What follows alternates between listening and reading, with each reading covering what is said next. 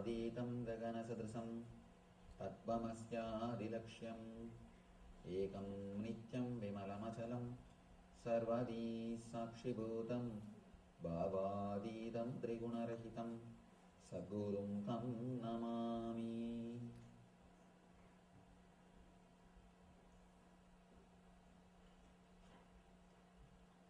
Partaya Pratibodhitam Bhagavatam Narayanena Swayam Vyasena Gratitam Purana Muninam Madhye Mahabharatam Advaitam Pratavarshinim Bhagavatim Ashtadashadhyayinim Ambatva Manusandadami Bhagavad Gite Bhavatveshini.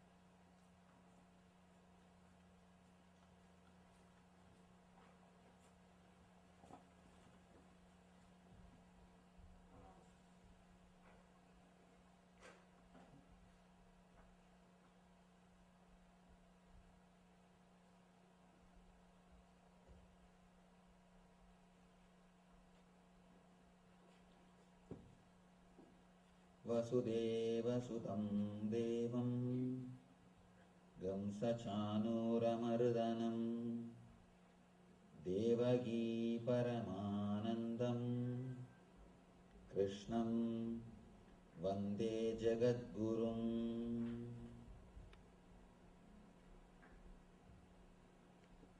Welcome you all with my love and respects.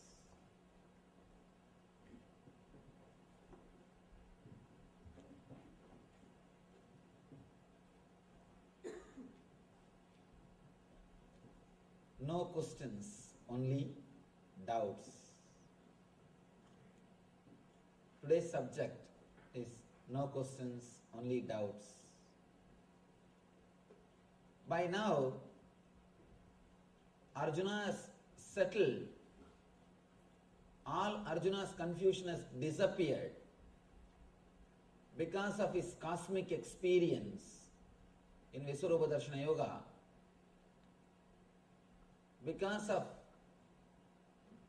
the first-hand spiritual experience, all the doubts of Arjuna has disappeared.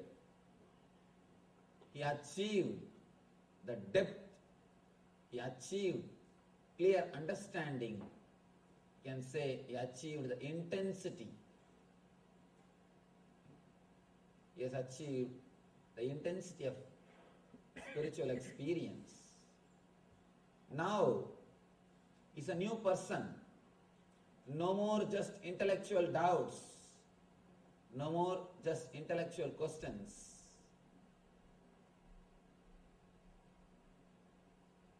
Now he is coming to a point where he is totally ready to receive Krishna. Understand? As long as you have question, you will not receive the answer. Question is just defending yourself, defending your prejudice, defending your understanding. Doubt means person who is ready to digest the master, who is ready to receive the master, who is ready to imbibe the master. Whatever words comes out of him is doubt. Doubt makes master to express himself. Question makes master to close himself. Question is violence. Of course, almost all questions are violent. Please be very clear. The words which you express can be categorized into two. One is question, another one is doubt. Question means violent, arrogance. Just to express you know something or to defend what you know is truth. Most of the time, people question just to show that they know something. That they know something. I have seen people coming and asking me big statements, sentence. Swamiji, that Brahma Sutra says Brahman is beyond comprehension, Brahman is beyond understanding, Brahman is beyond the intellect. Is it not right? You can see this very question says, all he wants to know, all he wants to do is, he wants to show. He read Brahma Sutra and he understood. That's all. This statement, the whole thing is not a question. There is no question in it. The question without quest is question. Question with quest is doubt. Question with quest is doubt. Doubt without quest is question. Now Arjuna has come to an understanding. Because of his first-hand experience, he has come to the level of doubt. No more questions. He is not asking what is more beneficial for me. All that calculation has disappeared. The accounts has disappeared. He is not asking anymore what is best for me. Or he is not asking what is this kim tat brahma kimatyatmam kim karma purushottama. He is playing with words. He is just showing what he knows in the earlier chapters. Now, no more questions. This whole chapter, Arjuna is silent. Please understand, in the first chapter, whole chapter, Krishna is silent. The first chapter, whole chapter, Krishna is silent. Arjuna goes on and on and on, quoting all the dharmas, quoting all the traditional subjects. Always, when a masters land on the planet Earth, this problem happens. Especially, see, innocent disciple is 1,000 times better than ignorant disciple. Small story. One guy goes to a music teacher and says, Master, I learnt music 4 years. Now I want to learn from you. How many years it will take? He says, it will take 6 years.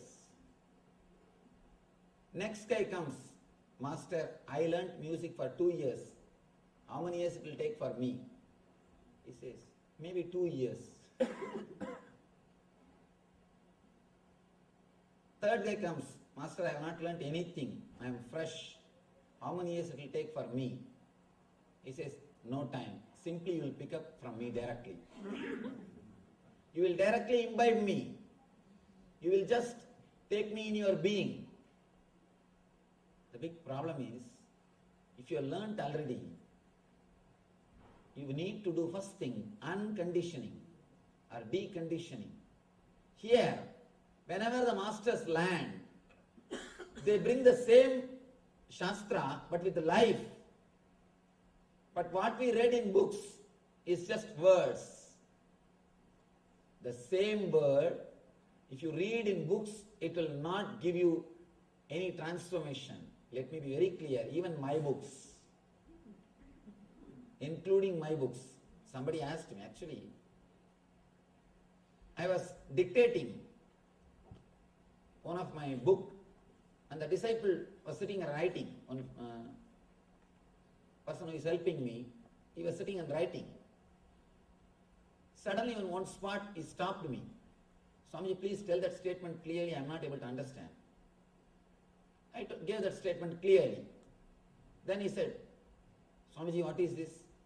Just 3 chapters ago you made another one statement, now it is contradicting. It will confuse people. I told him, write what I say. Don't talk more. Then he asked me, if I myself get confused, naturally people will get confused. Then I have to tell the truth. What for you think I am writing books? To tell you honestly, let me be very clear. Books are just to create little confusion so that you will start searching. You will start seeking the truth in reality. No book can give you the truth. Books are created just to create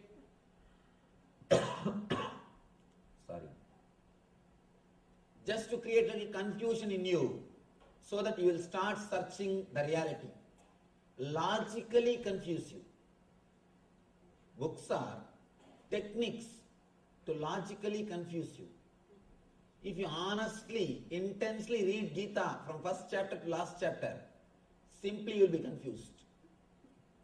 If you are not confused, be very clear, you are not read properly. No book can give you the truth. But the books are great inspiration. It will inspire you to search a living master. That is the only result. That's the only thing masters wanted. That is the only thing they wanted to achieve through books. So that when you are logically confused, you start searching a living master. But the difficulty is, there are some people who take books as an authority. Instead of living truth, they just start thinking intellectual knowledge is authority. And not only that, they start questioning. They start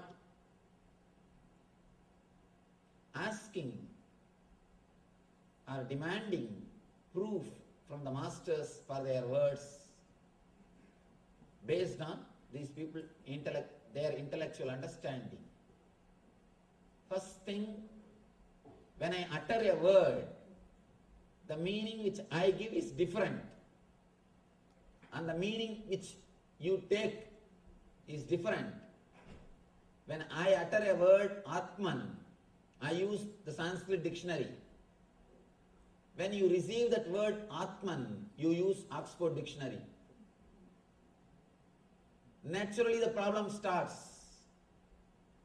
If you are with a living master in my presence, you can always question me. You can always clarify. Or a living master knows, by seeing the face of a disciple, he knows whether he has understood or not. He will go for further explanation. Things can be much more clear, straight. But when you are playing with books, you are just playing with your mind.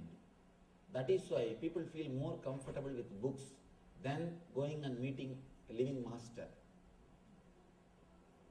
Please understand, you are seeking, your spiritual seeking, whether it is a real seeking or just a game, how to measure.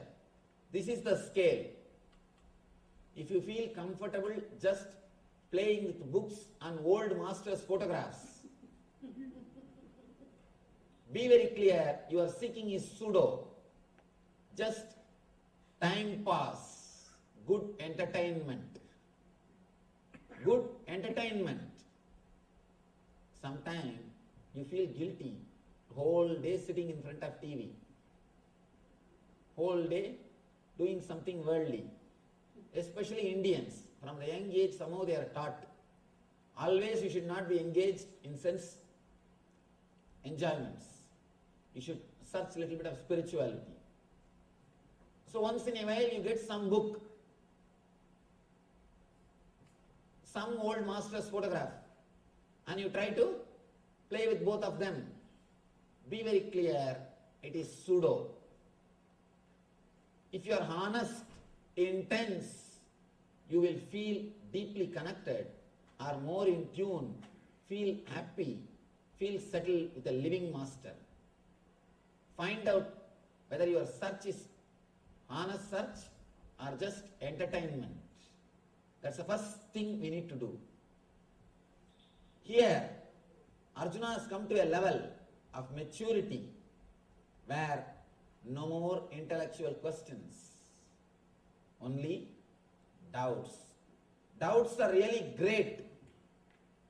Doubts are just a clear sign. You express, I am here to receive you. You put a big green signal. Doubts are green signals. Questions are red signal. With question, you just defend the master. You tell him, stop. Enough what you are speaking. First, reply for this. You try to bring the old intellectual words to defend the living energy. One more thing, when we can't practice, again, we question the authority of a person who is speaking. Here, Arjuna did everything. First, in the second chapter itself, the moment Krishna started speaking about the Atman, Nainam Chindanti Sastrani, Nainam Dagati Pavakaha, immediately Arjuna is asking, Sthita Prajnasya Kavasha. How an enlightened man will speak? Tell me the truth. What for he is asking? He wants to measure. With that scale, he wants to measure the Krishna, whether he is enlightened or not. It starts with violence, with questions, slowly. In the 9th chapter, when Krishna revealed the Rajavidya, Rajavidyam, the ultimate secret that existence is intelligence, cosmic universe is intelligence, the doubts are cleared. The questions slowly started settling. Next, when he heard the glory of Krishna, slowly the love started happening. When Krishna showed the cosmic form, he experienced the truth. He experienced the truth. In the 9th chapter, intelligence started. In the 10th chapter, the devotion started. In the 11th chapter, being, the energy, experience happened. Now, almost all the questions have disappeared. Ramakrishna says beautifully, in a marriage ceremony, before the food is served, people all will be sitting in a row and talking. What is going on? What is happening? How much dowry was given? What all the puja, what all the vessels they made? What all the jewelries they made? What is happening? All the talks will go on. Once the food is served, slowly the sound will reduce. Once the curd rice is served, only you will hear the sound chup, chup, chup. That's all. Nothing else. Only the sound of eating will be heard. Ramakrishna says, till you receive the experience, as long as you are reading the menu card, means only books, the talking, noise, sound will continuously go on. Once you started the experience, all the sounds will disappear. You will have only small sounds which expresses your experience, nothing else. Here, first thing, Arjuna has questioned the authority of Krishna and got cleared. Then he is questioning what is beneficial for me. The accounts mind. First resistance, then indifference, now acceptance. All that accounts mind has disappeared. You should understand one thing. Person who is creative, person who is Brahma, the energy of Brahma, the energy of Creator is different. The person who is accounting, continuously doing calculation, is totally different. Architects are creators, engineers are accountants. Architects are creators, engineers are accountants. Engineers may have money, but architects will have a tremendous satisfaction that they have created. When you create something, you become God. That is why the creativity gives you such a deep satisfaction. Nobody can create except God. Only God can create. If you are creating something, at that moment you are experiencing godliness in you. Please be very clear. Nobody except God can create. If you are creating something, at that moment you are experiencing godliness in you. That is why in the Vedic system, when a woman is pregnant, she is worshipped, respected. She is respected. Of course, in those days, not only they are respected, people believe at the time of pregnancy, if they touch somebody's head and bless, they will be healed. Because she is creating. When she is creating, she is radiating the divine energy. She is God. She is experiencing godliness. She is experiencing the divinity in her. Only godliness can create. Architects will have tremendous satisfaction. Engineers may have money, but not the satisfaction that they created. A small story. 2 architects and 2 engineers. Both of them are traveling from Bangalore to Delhi.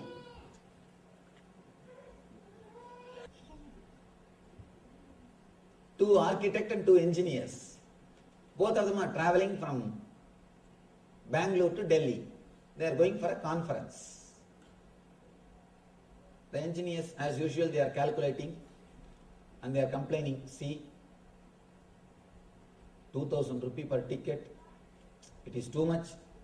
Such a small journey, 2,000 rupee unnecessary. 2,000, 4,000 rupees. What we will get from conference? The architect says, both of them, they reply, you see, we manage with just 2,000 rupee. We take only 1 ticket. We both of them manage. Engineers are surprised. How do you manage? When the ticket counter comes, how do you manage? Oh, that's just a simple job. When the ticket counter comes, we just go into the bathroom and see the drama what we do. TT came and these guys entered, both of them entered into the bathroom. TT came and knocked the bathroom. Only one hand came out. They asked, ticket please. One hand came out and showed the ticket.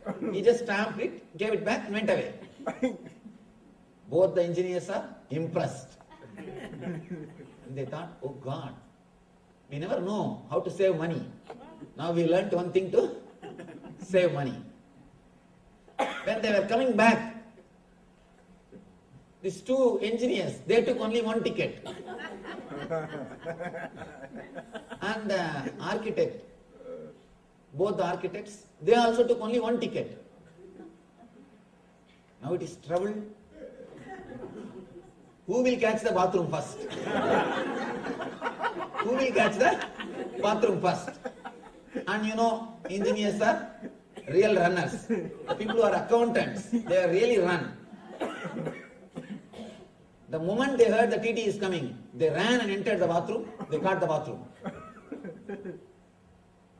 Now the architects both are discussing what to do. One architect said, don't worry, relax. He went and knocked the bathroom. Ticket please. The ticket came out, he collected the ticket and came back. He just came back and said, accountants miss the life. They know how to calculate, but they miss the life. When you calculate, sometimes you miss the reality. You just miss the reality. Here, all the accounts is over.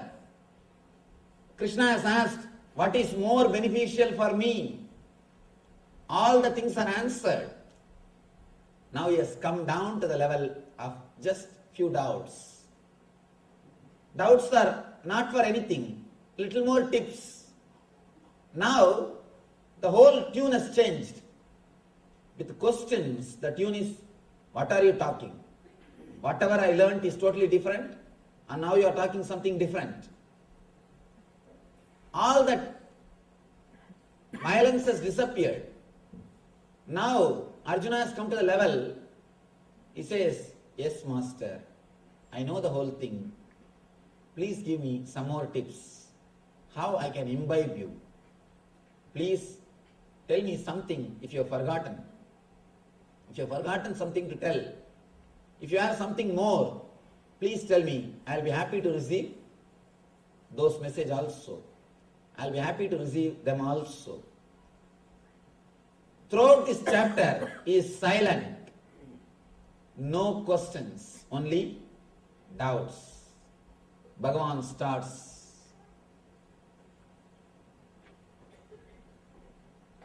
Sri Bhagavan Uvacha Urdvamulam Adaschaham Asvattam Brahuravyayam Chandam Siyasya Varnani Yastam Veda Savedavit. Bhagavan says, it is said that there is an imperishable banyan tree that has its roots upward and its branches down, and whose leaves are Vedic hymns. One who knows this tree is the knower of the Vedas. Now he is coming to the causal body. If you attended yesterday's discourse, you will be able to understand, because Krishna continues from the last chapter. Next, all the 3 chapters are completely connected to each other. Last chapter and this chapter, next and next. All these chapters are completely connected except the 18th, the 14, 15, 16, 17. All the 4 chapters are continuous discourses. Now Krishna comes to causal layer. Yesterday he spoke about the first 4 layers. Now he is coming to causal layer. He is explaining about the deeper layers. Of course, physical body, you know, body which is made out of flesh and bones, which you are having now. The next layer, these are all components of your being. All these 7 layers put together only you. You as you are is totality of all these 7 layers. The second layer, pranic body, is filled with desires. Filled with desires, which controls the air energy, prana, vyana, udana, samana, apana, all the different air movements of your body. And yesterday we saw the lessons from Krishna, how we are creating self-contradicting desires, how we are creating self-contradicting words and giving life to them and suffering. When we create self-contradicting words, it leads to restlessness, rajas, and the rajas leads to tamas, tiredness, dullness, depression. So this layer belongs to tamas.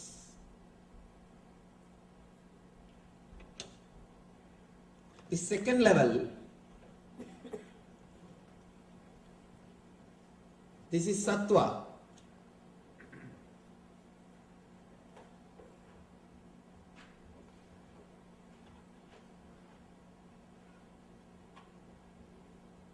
This third level is rajas, restlessness.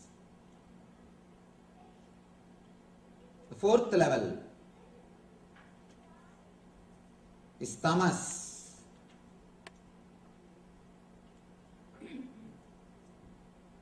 The fifth level, the causal body. This is called Karana Sarira. This causal body is what Krishna calls Urdhva Moola Madaschagam, where all our engrams are stored in seed form, in the form of seeds.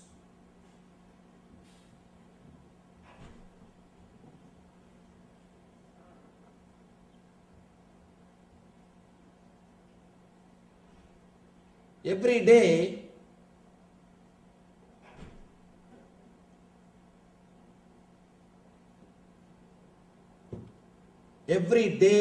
you enter into the causal body at the time of deep sleep.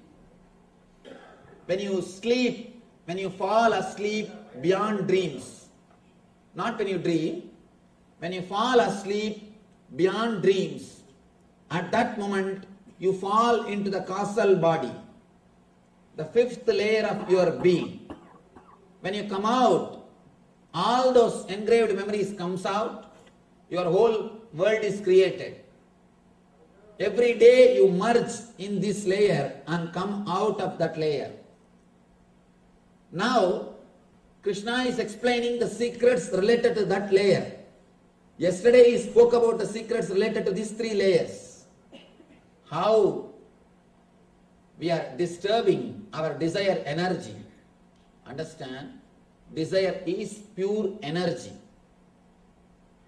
You create troubles only by creating self-contradicting thoughts. If you don't have self-contradicting thoughts, all your desires will lead you to deep fulfillment. Desire is energy. Yesterday, Krishna spoke how the energy can be used properly, how we are abusing it, how it can be used. Next, how we fall into restlessness by abusing it. Third, even after the restlessness, if you are not correcting your mistakes, if you are not clearing the self-contradicting desires, you fall into tiredness. It's like a one-side fire. You are creating fire and the pressure cooker is there. Inside the cooker the steam is getting and the pressure is getting developed. Other side, you put a weight and try to seal it. Naturally it will burst. Same way, even after the restlessness, if you don't clear the desire energy, or if you don't clear the self-contradicting thoughts which you are creating in you, you will fall into the depression, tamas. He gave the small, simple advice, techniques to clear ourselves and not to fall in that tree, not to be disturbed by that tree. Next, he goes to the causal body where we store all our engraved memories.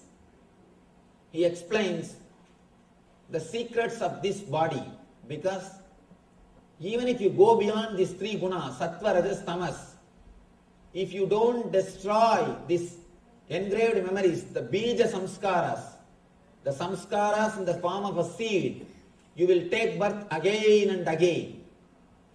So here he gives the technique. He explains how to go beyond the samskara, engrams, which is in the seed form. It may not express in you, but it will be there in the seed form. When time comes, suddenly it will come out. You can see.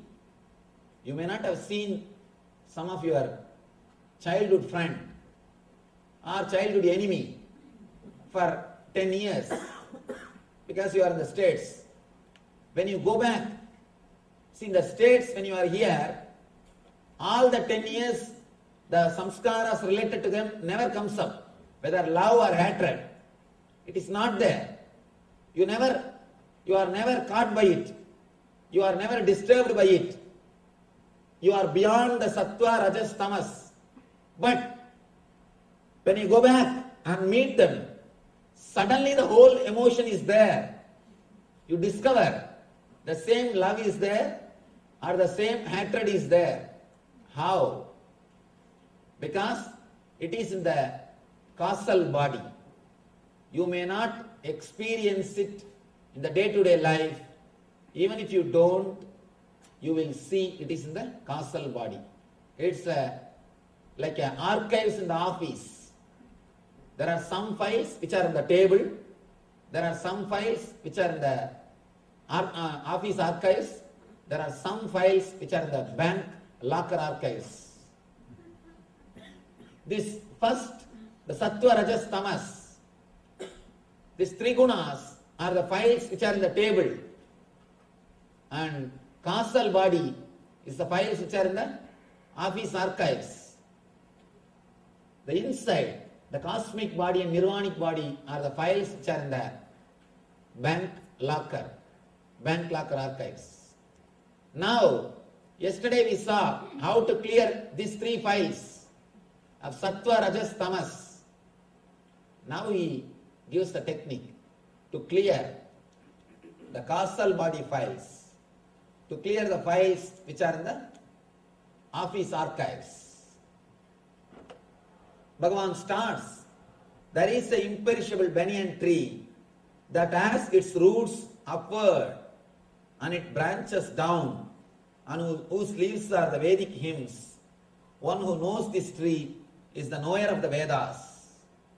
He is trying to give an example to explain the quality of causal body. Quality of causal body. He says the roots are upwards and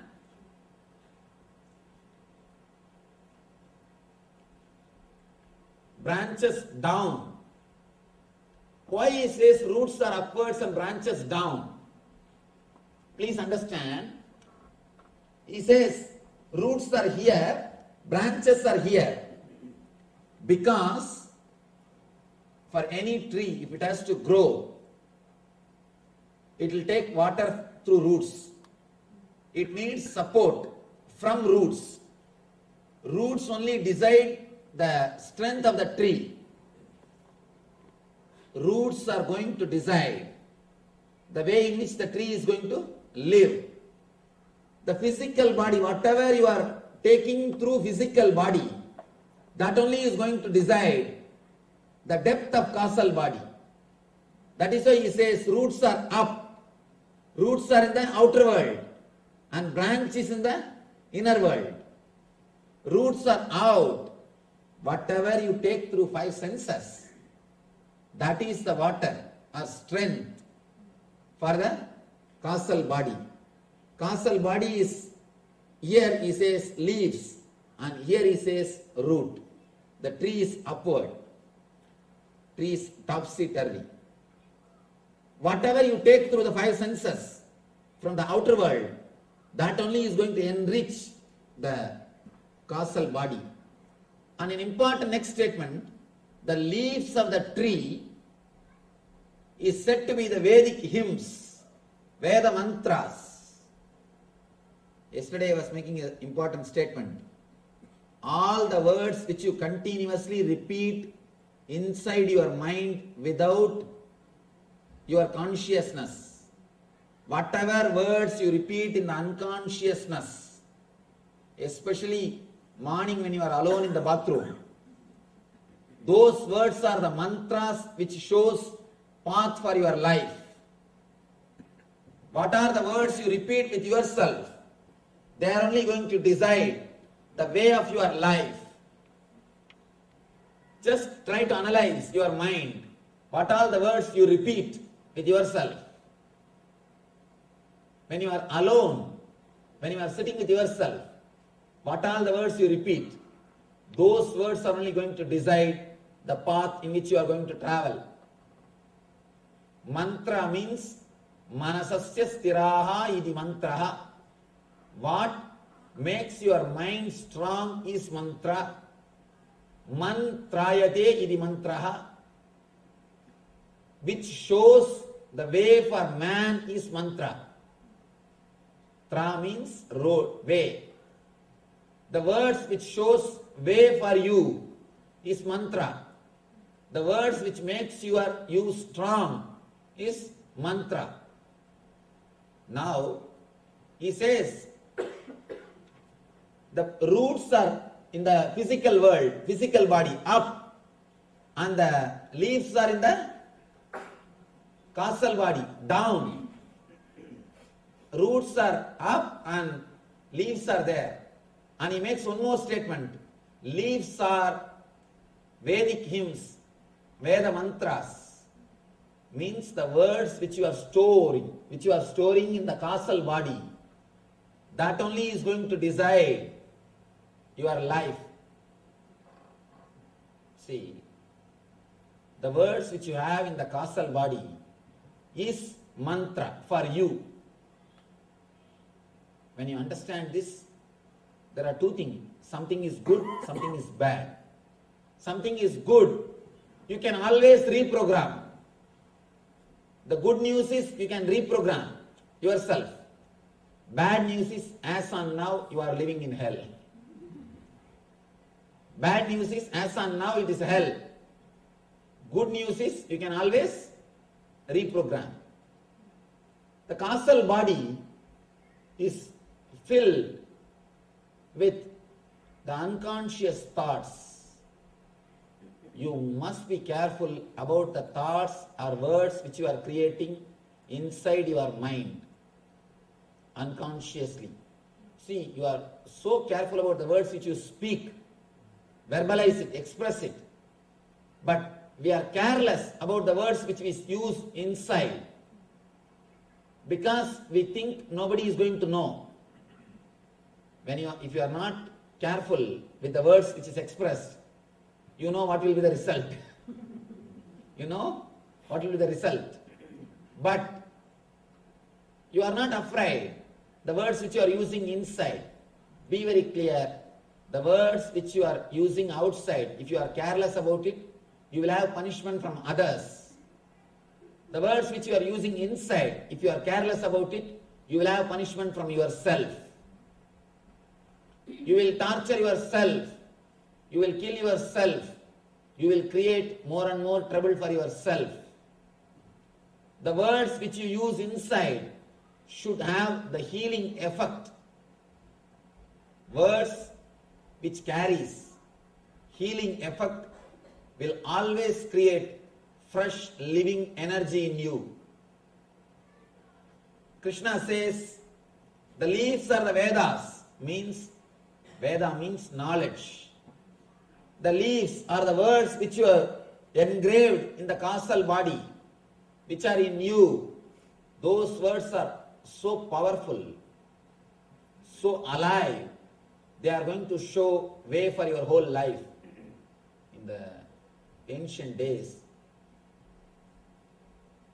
in our system, you are always advised not to speak wrong words, especially at the time of evening, Sandhya time. There is a belief, if you use wrong words, at the time of Sandhya, Lakshmi will leave your house. Be very clear, these are all truth. These are all truth. They may not directly mean what you believe, but they have different purpose. When you use the wrong words, which hurts others, naturally you will inscribe those words in your consciousness and you will use the same words to hurt yourself. You can see very clearly what words you are using when you are angry, the same words you will be using when you feel guilty. Please be very clear. People think, no, Swamiji, I am a little intelligent. When I throw words on others, it will be sharp.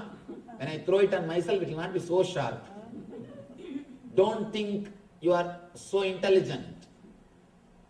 You are totally unconscious. You will not even know what words you are using towards yourself. What words you use towards others, the same words only you will use towards yourself also. That is why the person who is short-tempered will always have deep guilt. May not be for the character short-temper. In other cases, when he does mistake, in something else, he will have a deep wound of guilt in him. Because words which you use are double-edged sword. You will use the same sword to kill others and commit suicide. You are not so intelligent to have two different swords. No. When it comes to suicide, when it comes to killing others, I will have a big sword, Swamiji. When it comes to suicide, I will have a small needle. No. You are not that much intelligent. Try to witness your mind once in a while. Especially when you are alone. The times which you spend in the bathroom. The times which you spend sitting alone. At those moments, watch what type of words are coming in you. Sometime when you are alone, you will be just stretching yourself and uttering few words to yourself. I will not leave that fellow. I will do that. I will see that it happens. You will be taking some sankalpas to yourself. You will be creating some words to yourself. I should get rid of this problem. I will do something and come out of it. The words which you are creating to yourself, please be very clear, they are called Vedas. They are called mantra for yourself. Mantra for yourself. There is something good which we need to understand in the causal body, and there is something bad which we need to understand about the causal body. Bad is, as and now, it is completely corrupted. Good news is, it can be cleared. It can be cleared by a strong will, by a steady practice. Bhagavan goes on, the person who knows this tree is knower of Vedas.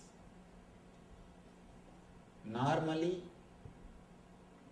the leaves of the tree is decided by the strength of the root and how you support the root.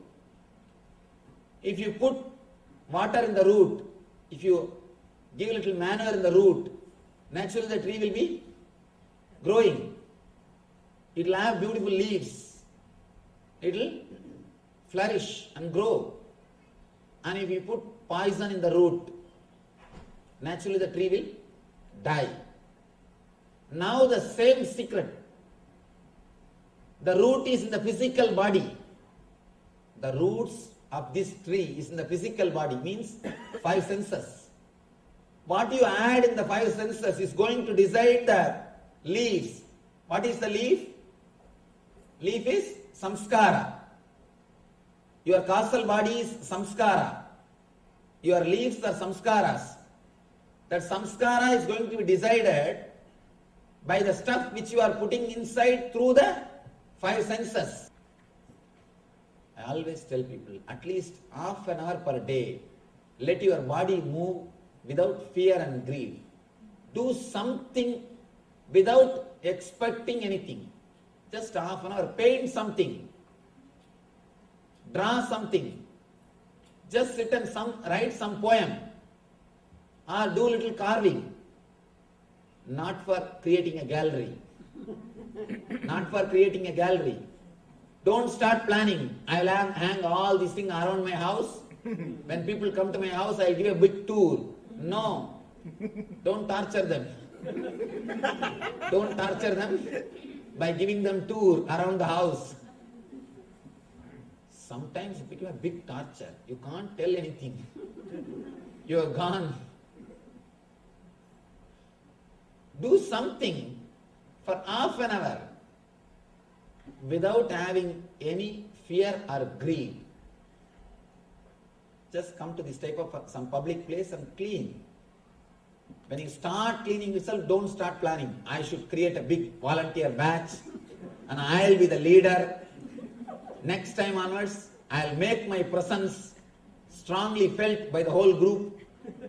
Whole temple should feel my presence. Don't do all this plan. Just do it for no reason. Half an hour, something.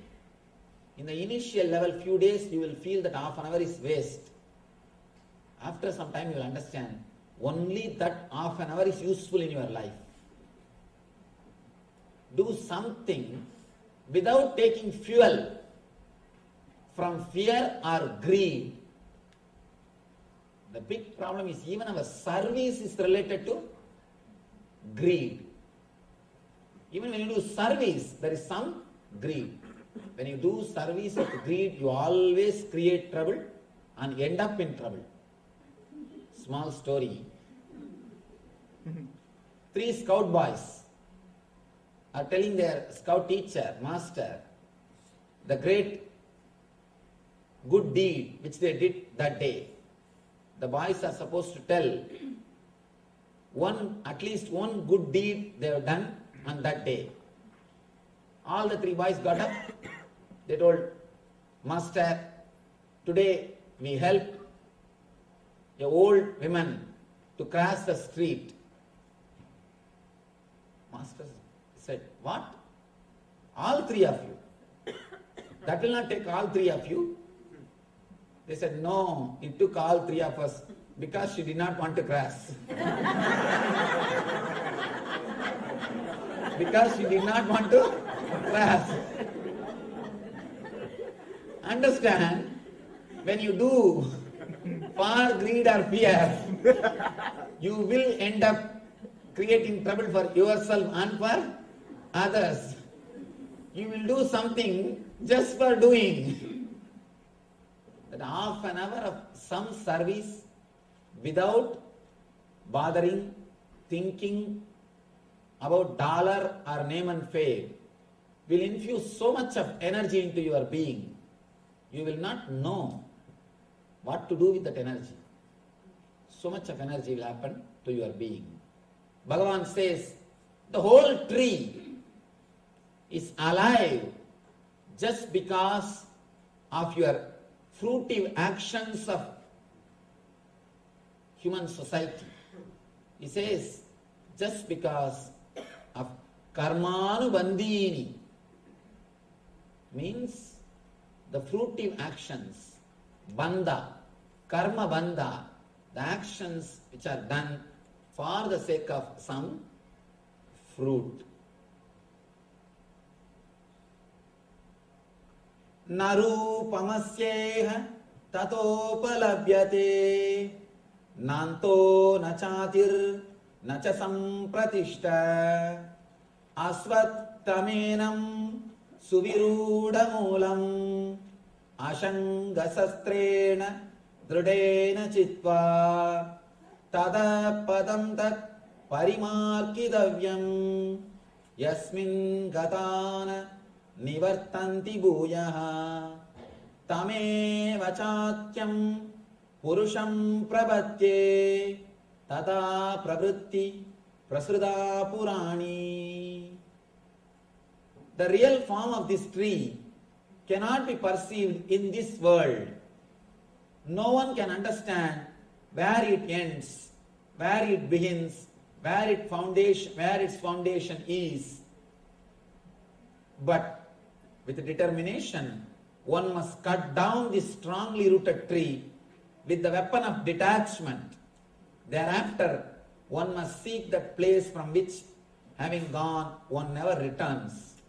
And there, surrender to that Supreme Personality of God, Supreme Eternal Consciousness, from whom everything began and from whom everything has extended since time immemorial. Such a clear explanation about causal body. Body where the samskaras are stored. That's why I say, Krishna is an extraordinary scientist. Scientist is a person who can honestly starts searching the truth, who is courageous enough to give up his faith and belief for the truth which he has discovered, and the person who is courageous enough to express the secrets which he discovered step by step. Now, you can see all the qualities in Krishna. He is honest in his expression or in his search, and he is honest to give up the small understandings when new things are discovered. When the new truths happen, he is ready to give up the lower level truths or the yesterday's truths. Please understand, yesterday's truths are only yesterday's truths. You cannot have last year train timetable and use the timetable and wait for today in railway station. You will never see the train. Of course, in India, even if you use this year train timetable, you will not see. That is different. But one thing is sure, with last year timetable, there is no possibility of even seeing the train. Who is courageous enough to update the intelligence? You can see chapter by chapter, he is updating his way of expression. And ultimately, who is ready to reveal all the secrets without keeping anything in reservation. Who is not bothered about trademark, copyright.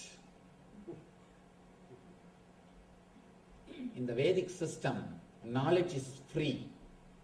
We have not invented any trademark, no copyright. The very idea did not exist.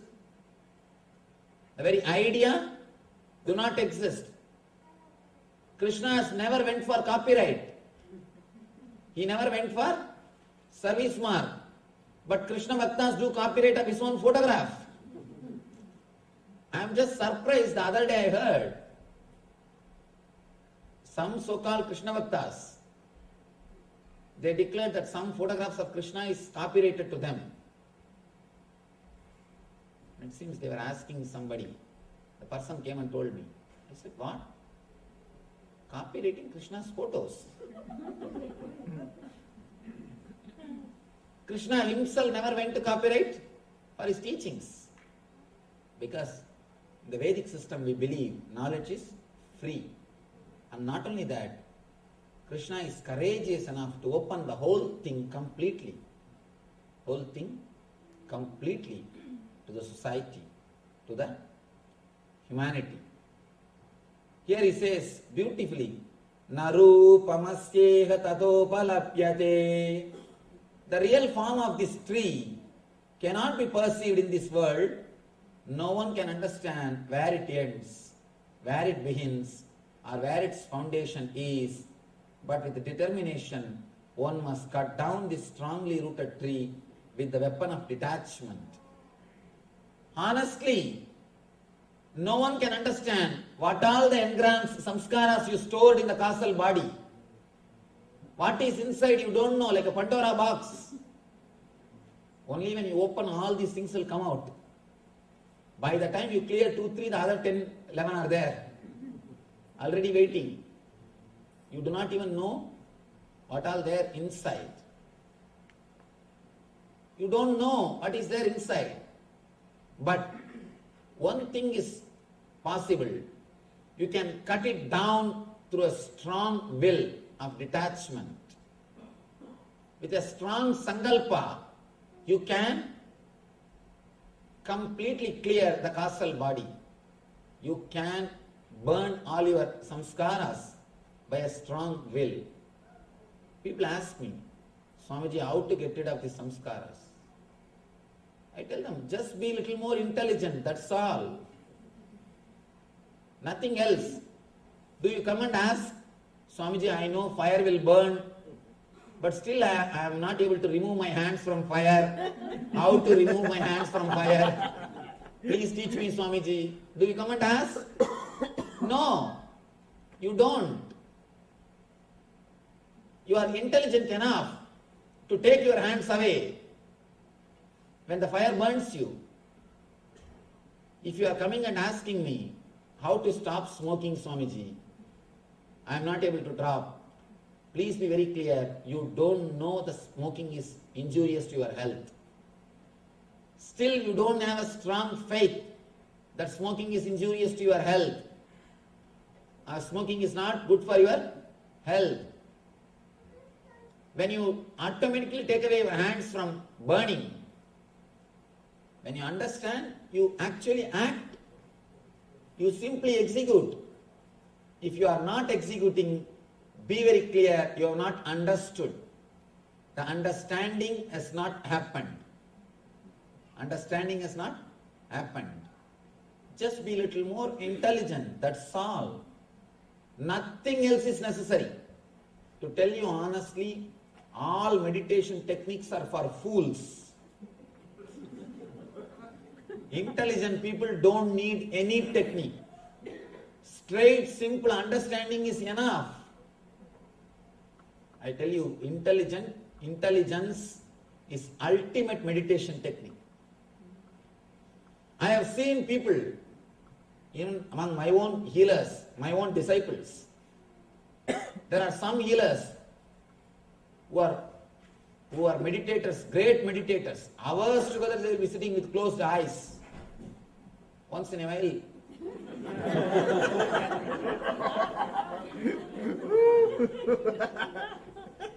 and not only dozing, sound sleep also. Sound sleep means sleep for themselves, sound for others.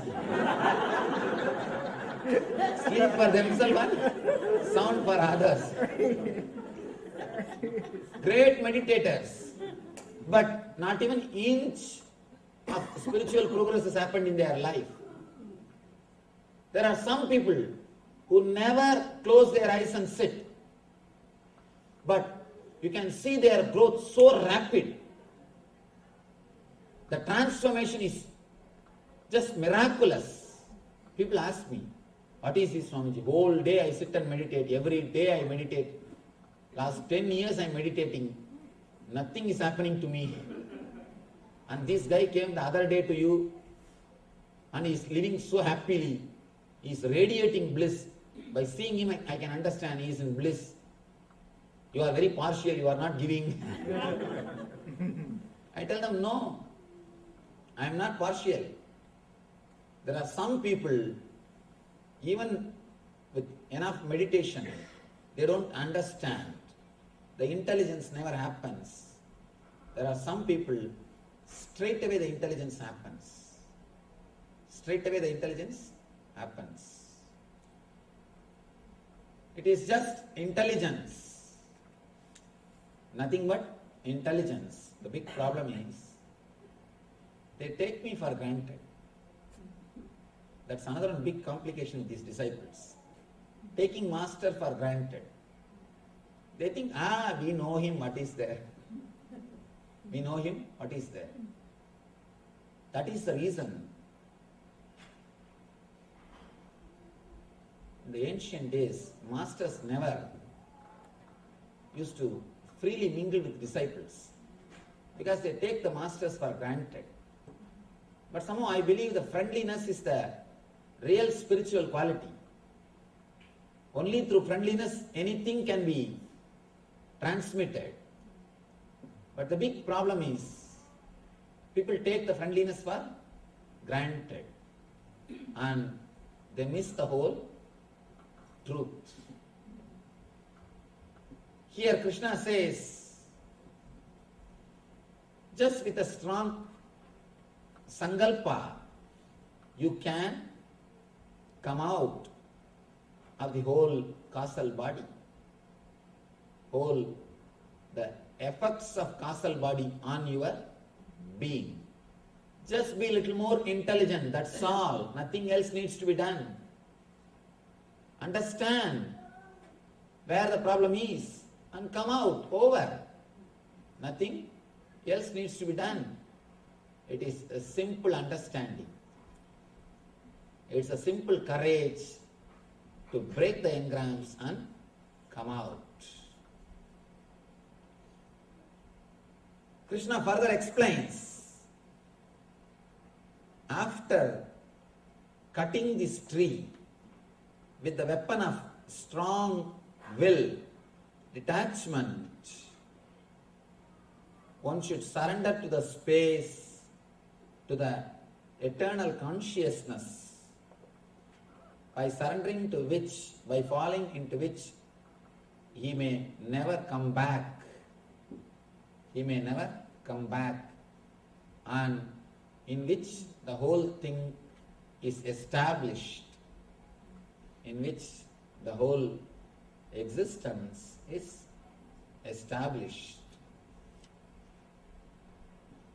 Nirmana moha jita sanga dosha adhyatma nitya vinivritta kama dvandvair vimukta sugadukka sangai gacchantyamuda padamavyayam tat. Again Krishna explains beautifully. On a deeper level, actually if you see, he uses the same words, but the understanding which happens in Arjuna's mind is different. Same words he is using in the second chapter, third chapter. Arjuna was not able to understand. The same words now he is using, Arjuna is able to understand. Because that time he was in the questioning mood. Now he is in the mood of doubts, just pure doubts. No questions. With the questioning mood, even when you listen, you are preparing your questions. You are just preparing your questions. You are not listening with doubts. You are ready to receive the master. You are just sitting with your open being. Your being is open. You are just waiting for the message. Ramakrishna says, on that Swati Nakshatra day, the mother pearl, it will come and wait to have one drop water from the sky. When that one drop water falls, it will go inside and work on that water and the pearl will be created. I don't know whether it is a truth or just a belief, but there is a beautiful concept behind it. He says, same way, the disciple will be waiting, a honest, truthful seeker will be waiting for the words from the master. The moment it falls into his being, he will close himself and go into the solitary place and he will start working on those words. They call Zen koans in Zen Buddhism. The disciple will be given just one word. He has to go and meditate on that word, work on that word, till he realizes the truth behind that word. Till he realizes the truth behind that word. Till the intelligence happens in his being. Then he has to come back. Now, Krishna is giving some Zen koans for us. Those who are free from false prestige, illusion and false association, who understand the eternal, who are done with the material lust, please understand, not who have renounced the material lust. Renounced is different. The word vairagya does not mean renunciation. Raga means attachment. Araga means renunciation. Viraga means beyond attachment and renunciation. Have you renounced your toys? Do you feel you are missing your toys? Are you attached to your toys? No. You are neither attached to your toys, nor you have renounced your toys. You have just gone beyond the toys. You have just gone beyond the toys. At the age of 7, you are attached. At the age of 8 or 9, you will be made to renounce. Your mother will tell, fool, still you are playing with toys? What is happening? Go and play with your friends. You will be forced to renounce. But now, neither you are attached nor you renounce. It is there. At the age of 7, when you see the toy in the house, you run and catch that. You start playing with it. Especially if you have brother or sisters. First you will run and catch it before they run and catch. Now it is there. You are neither attached nor detached. You are done with it. You are done with it. And you know you can afford. If you want, you can have. Otherwise, you can throw it away. There is nothing serious about it.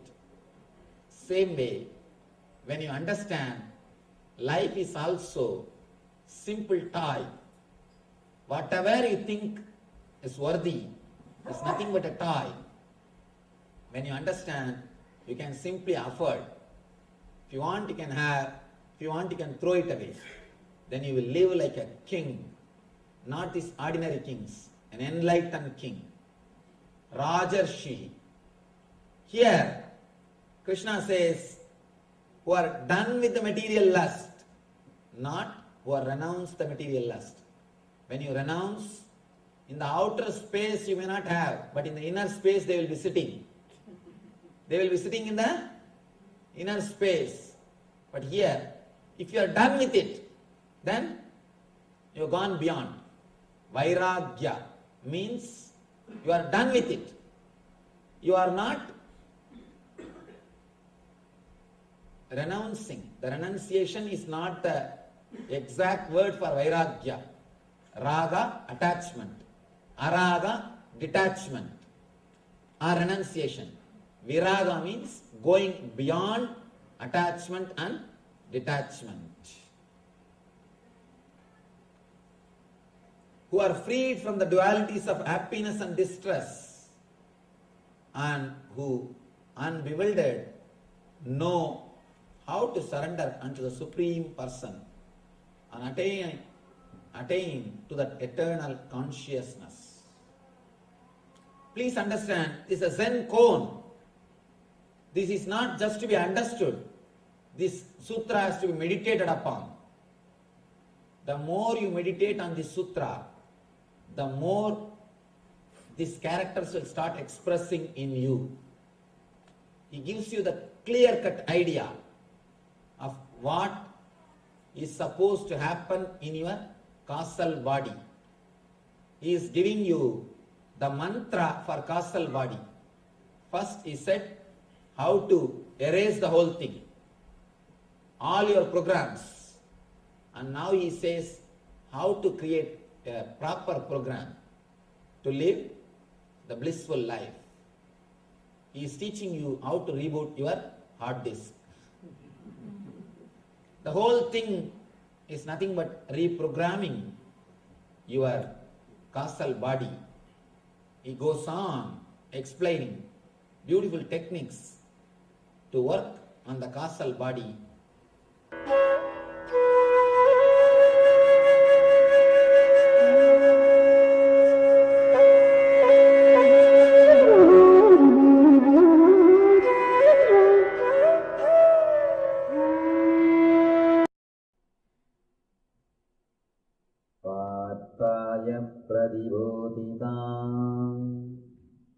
Bhagavatam Narayana Swayam Vyasena Kraditam Purana Muninam Madhye Mahabharatam.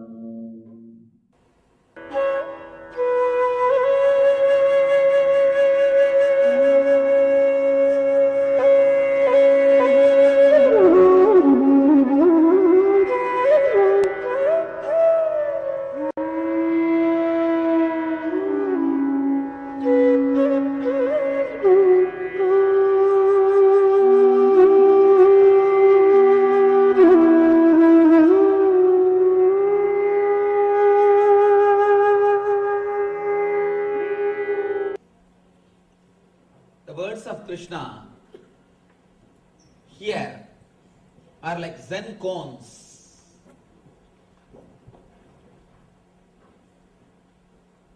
Actually is repeating the same words, even same expression.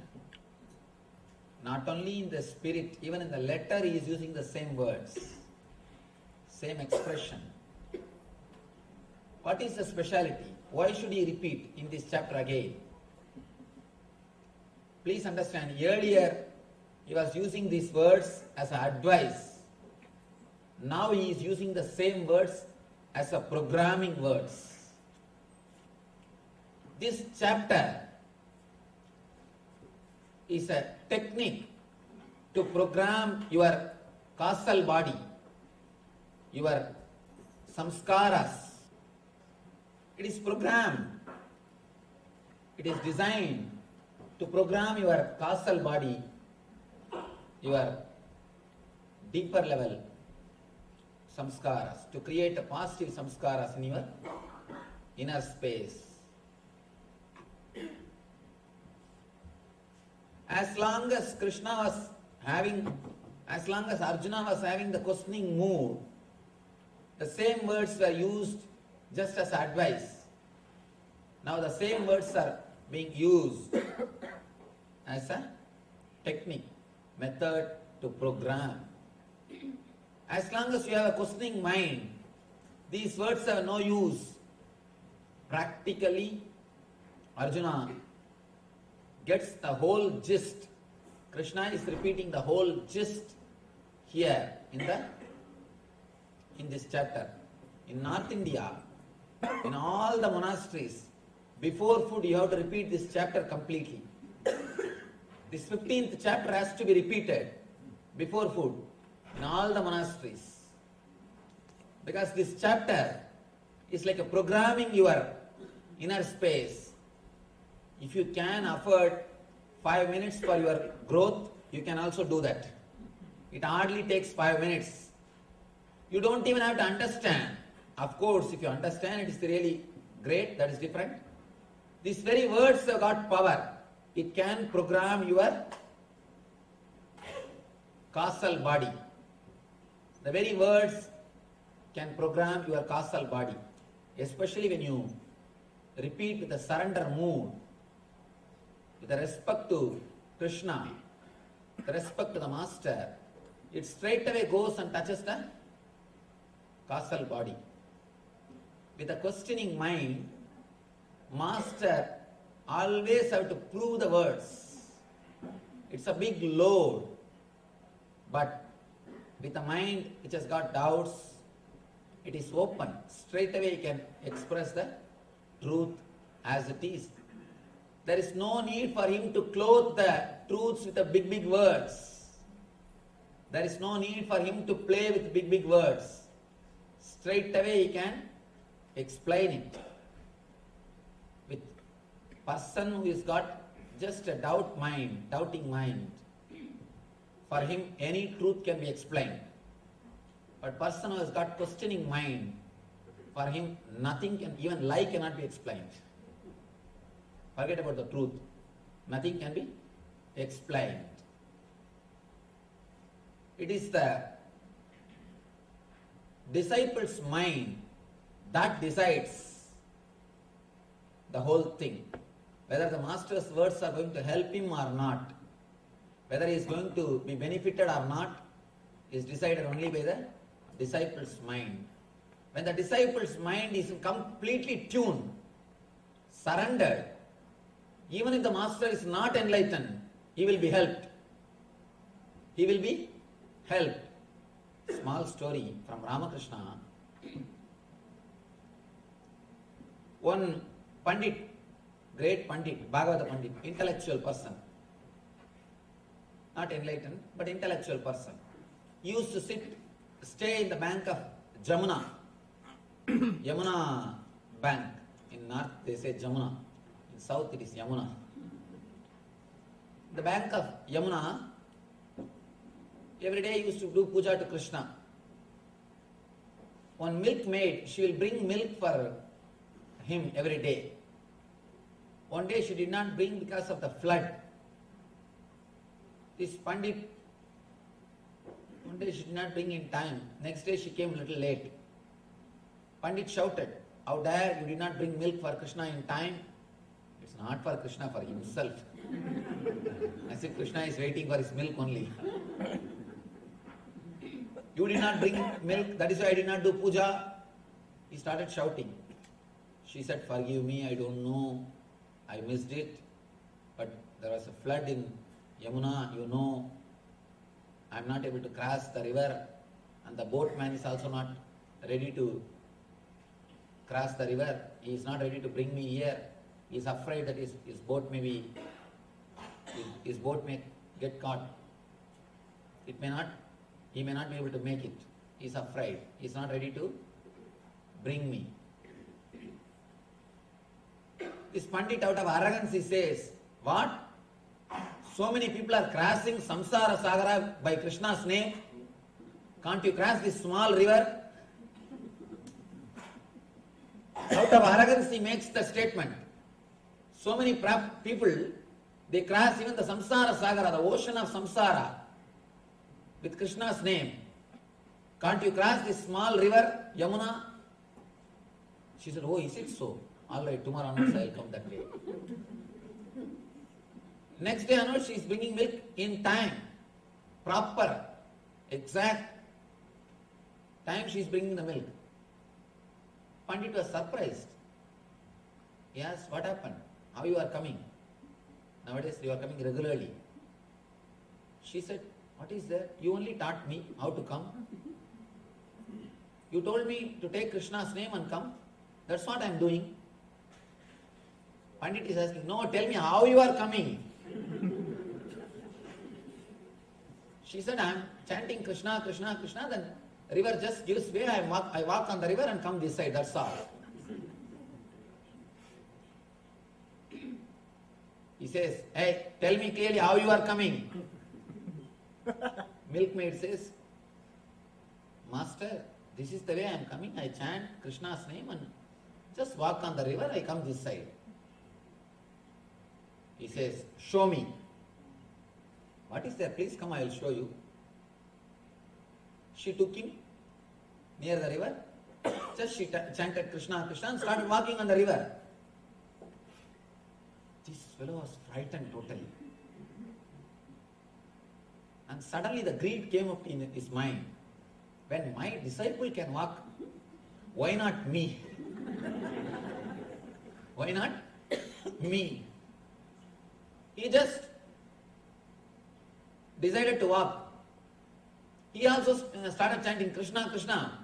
Went near the river and lifting the cloth. He is also chanting the name Krishna, Krishna and lifting the cloth. One side he is chanting Krishna's name, the other side lifting the cloth. Understand that master may not be enlightened, but if you have the deep surrender, once you are deeply in tune, even if master has not become enlightened, you will be helped by the technique which you receive from him. There is no need that master should be enlightened. If you are in tune, even an unenlightened master can help you. Even through him, you can be helped. All we need is just how much you are in tune. Many times people ask me, "Swamiji, are you God?" This is the most problematic question. Almost everybody falls in this one question.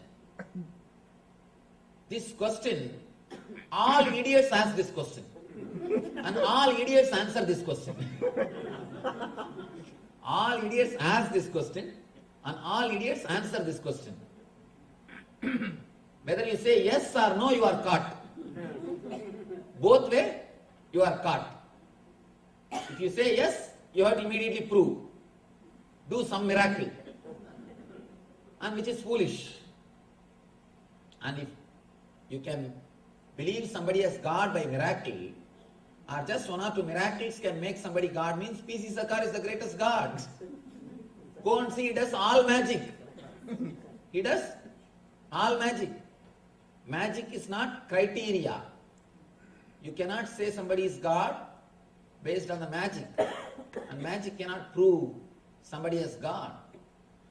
Anyhow, usually people expect that only.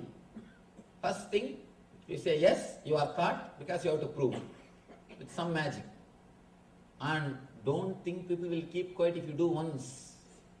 Once you do, you are gone. That's all. Every day that will become habit. You are nothing more than a showman. Every day you have to come, people will be waiting for something to fall from you. Something to fall from you. And if you say no, again, then you yourself have not experienced. Why are you coming and teaching all these things to us? And why should we meditate? Why should we practice all these things? These are all just stories. Both the way you are caught. Whenever people put this question to me, are you God? I tell them, it depends on you. It just depends on you. If you are totally in tune, whatever divine can do, it will do through me. If you are not in total tune, nothing can be done. Even if he comes down directly, nothing can be done. The more you try to prove your statement, more you create trouble. Any word, the person should be able to receive and digest it. If you try to bring logical proof, naturally you are in more trouble. A small story. One judge from a small local county comes back to the house late, very late, fully drunk. He vomited on himself, dirty. He is slowly entering into the house. And next day morning, wife saw and asked, what happened? He somehow managed to create a story. He said, no, yesterday night when I was traveling in train, one drunkard came and sat next to me. He vomited on me. He vomited on me. Anyhow, he somehow managed, went away to court.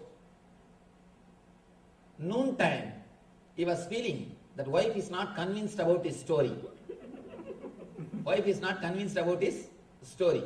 And especially, he is the type of person he needs witness for everything. So naturally, he also thinks the same way. The other person will not believe unless he gives the witness. So he suddenly rings up to his wife and says, dear, I got the same guy. Today they brought that guy to court. Yesterday who vomited on me, that same guy. I gave him 30 days. Wife says, no, give him 60 days because he made your pants wet and dirty. Give him 60 days because your pants are wet. Of course, if you understand. The wife has caught him. This guy is trying to prove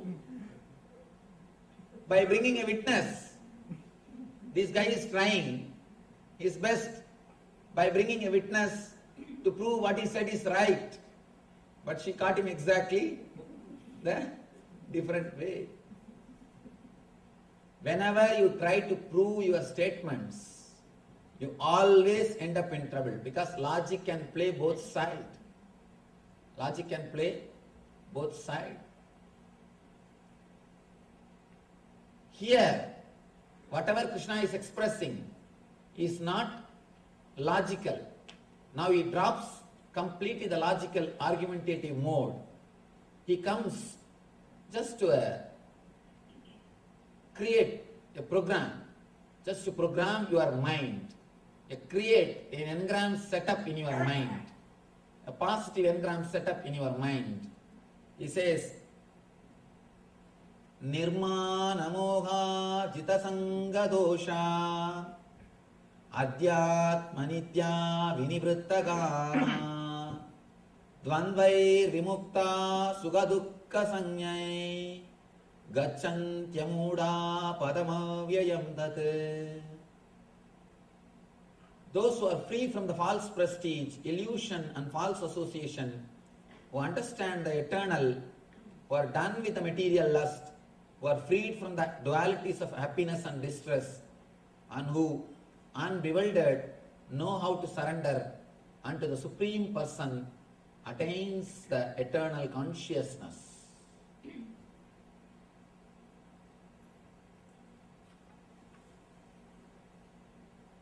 Na tat vasayate suryo na sasanko na bhavakaha yadgat panan nivartande taddama paramam mama. That supreme space of inner consciousness, eternal consciousness, my consciousness, is not illumined by the sun or moon, nor by fire or electricity. Those who reach it never return to this material world. These are all the words for meditation. Understand? These are not advices. They are not advices. Advice is the one thing everybody gives, nobody takes. Everybody gives and nobody takes. Here, he is not uttering all these words as advice. He is giving all these things as a dhyana sloka. Words to contemplate, words to meditate, to program your causal layer.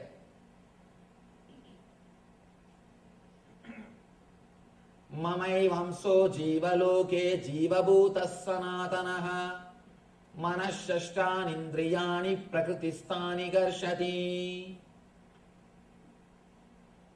The living entities in this world, conditioned world, are my fragmental parts. Due to conditioned life, they are struggling very hard with the 6 senses which include the mind. Here he brings the new word called conditioned. Let me tell you a small article which I read. They say, you walk with the 2 legs because you are conditioned. Recently they found a 17-year-old man who was brought up by wolves in the forest. In a tribal area, somehow that small child, it was taken away by the wolves. They took him and brought him up. Somehow they did not kill him. And he grew up in the forest. Somehow the scientists got him. They caught him and they tried to make him walk with 2 legs. He was walking with 4 legs like animals.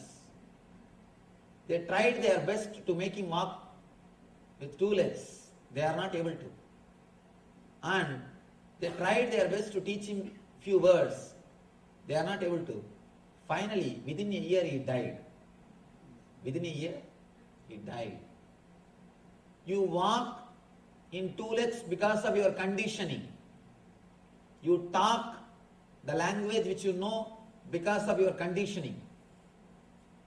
Please understand, as on now, whatever you think as you are is conditioning. In Zen Buddhism, they give you a technique how to come out of conditionings. They tell the disciples beautifully, 21 days you have to sit in a room and you must just throw away whatever you heard and whatever you have seen. That's all. Whatever you heard and whatever you saw should not be allowed inside your mind. You can eat and sleep, but inside your mind, in your inner space, you should not allow anything. No process. No data processing. Whatever you collected through ears and through eyes, both should be completely rejected. And it will be very hard. Leave about 21 days. They say in 21 days you can become enlightened. Leave about 21 days. 21 minutes you cannot sit like that. Try your best to throw. Something will be there. Something will be there. And here he says, conditioned world. The whole planet Earth is conditioned. All your right, wrong, honor, dishonor, everything is conditioned. Everything is conditioned. There is nothing in reality. If you, all your idea of honor is taught to you, that's all. You are taught from the young age. If you are given certificate, if so many people clap, then it is honor. Never think the crowd decides your importance. This honor idea, I think this idea which makes many people mad. Which makes many people mad. One person came and told me, of course in India satsangs, 40,000-50,000 people gather. In our meditation camps, our meditation programs, 40,000, 50,000 people gather. One guy came and asked me, Swamiji, in such a young age, you are having such big followers, so much of followers. Such a big crowd gathers to listen to you. What do you think about it? One journalist. Journalists are dangerous people. And whatever you say, tomorrow something opposite will appear in the paper. And you will be surprised. How did he make meaning out of, how did he make this meaning out of your words? Neither you know nor he knows. Anyhow, he asked me. I told him, let me tell you a small story. Once the Winston Churchill, he was giving a lecture. Huge crowd in front of him. He was asked by a journalist, what do you think seeing the huge crowd? Don't you feel happy? He said, never judge the crowd. Never judge me based on the crowd. Today, 10,000 people are here. Tomorrow if you announce, I'll be hanged. There will be 1 lakh people. 100,000 people will be there to see that scene. Today if you announce, I'll be given death punishment, death sentence in the public, 100,000 people will be there to see that. So never judge somebody is right or wrong by crowd. Crowd cannot judge right or wrong, honor or dishonor can never be judged by the crowd. How much you are integrated, how much you are centered on your understanding, how much you are honest to the truth which you believe, how much you are able to experience, how much you are able to execute in your life, that only is going to help you. Not how many people think or how many people recognize you. How many people think you are great or how many people recognize you are great is no way going to help.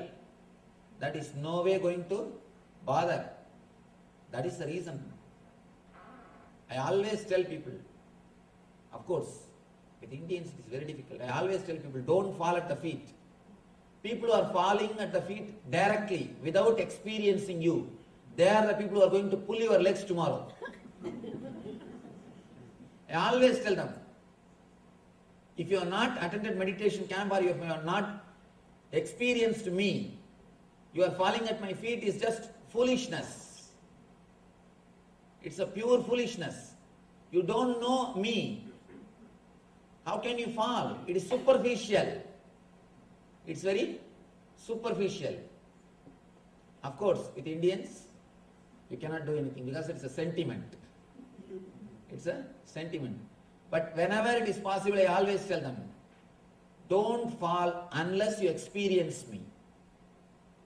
Unless you have the courage to experiment my words, don't fall. Have the courage to experiment my words and see whether it works or not in your life. Once you are benefited by the words, by these great techniques of our masters, once you are benefited, then after that, out of gratitude, when you fall, it is real falling. When you fall out of gratitude, the real namaha will happen. In Sanskrit, that word namaha should be understood. It's a beautiful word. You surrender I and mine. Mama. Mama means mine. You surrender the mine. Namaha means you just surrender the I and mine. And if you just say verbally Namaha and fall at the feet, that is not the real falling. Out of gratitude, after having some experience, when you fall, it's a truth, honest thing. I always tell people, especially when people invite me for their houses, I tell them, unless they are healers, I never go to their house. I tell the organizers, unless they are healers, don't take me to anybody's house. Because what will they know? If they just take me, they will do all the Pada Puja, every ritual. But as a ritual, the feeling or connection will not be there. Just for pride. You know, Nithyananda Swami, very popular. He came to our house. See the photograph? He has visited our house. See the photograph? And I am one more showcase piece in the house. Among their different glasses, I am also one more showcase piece. I always tell them, no, never do that. And never fall at anybody's feet unless you feel the gratitude, unless you receive something, unless you had the benefit, never fall. If you fall without having benefit, it will be just dead ritual. And the falling should be so beautiful. If you fall honestly with the real meaning of Namaha, you will rise as a new human being. You will rise as a new human being. Krishna says here, beautifully, when you cut the causal body with a strong determination, then after that you should surrender in the space from where you never return. He just says, let you surrender into the space from where you never return. Usually, our actions can be categorized in two categories, pravritti and nivritti. Pravritti means doing the action without the spirit behind it. Without the spirit, just doing the action. Nivritti means having the spirit. When you have the spirit, whether you do it or not, that very spirit will guide you. When you don't have the spirit and just do the action, the whole thing will be reduced to ritual. It will not be spiritual. It will not be spiritual. I always tell people, don't do, at least with me, don't do this Pada Puja and Pada Namaskar, all these things as a ritual. The big problem is, without understanding they will fall. And tomorrow, without understanding, they will blame. Both the way, these guys will be superficial. That is what we do with everybody. Before we fall, we don't inquire. We are not clear to whom with whom we are associating ourselves. Are we really doing right thing? We don't inquire. And once you get some idea through somebody, some rumor, again you don't inquire. Straight away start talking. Both the way we are superficial. Superficial people never be benefited by the spiritual knowledge or the spiritual science. And here, Krishna gives these dhyana slokas to program the mind, to program the being, to take you beyond the social conditioning, to take you beyond the social conditioning. Whatever you think as you is nothing but pure social conditioning, including your language, your life and everything. Man was gone beyond the social conditioning. Small one-liner, beautiful one-liner. One Sufi mystic, he goes to a king and begs. He says, "O king, please give me one square meal." Mystics are always supposed to live by begging. So he goes and begs, "Please give me one food, one meal." Bhagavad Bhikshan, he just asks one meal. The king shouts, "How dare you come here and beg? Nobody knows you here. Get out."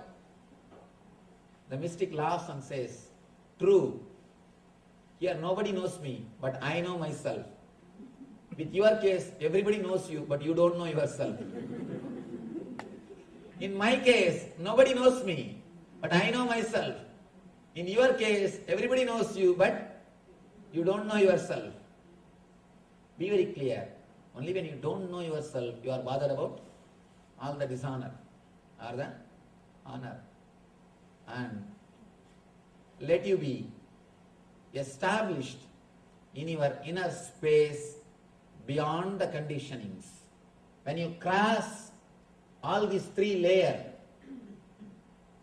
sattva, rajas, tamas, and go beyond the causal body, you enter into the space where you are free from all the conditionings. Mamai vamso jivaloke jivabhuta sanatanaha manashashtan indriyani prakritistani garshati. It's the same sloka. He says, people struggle with 6 senses. Shashtan indriyani, including mind. He says, you have 6 senses. 5 senses are this. The mind is the 6th sense. One thing, important thing you should understand. According to me, mind is the only sense which needs to be controlled.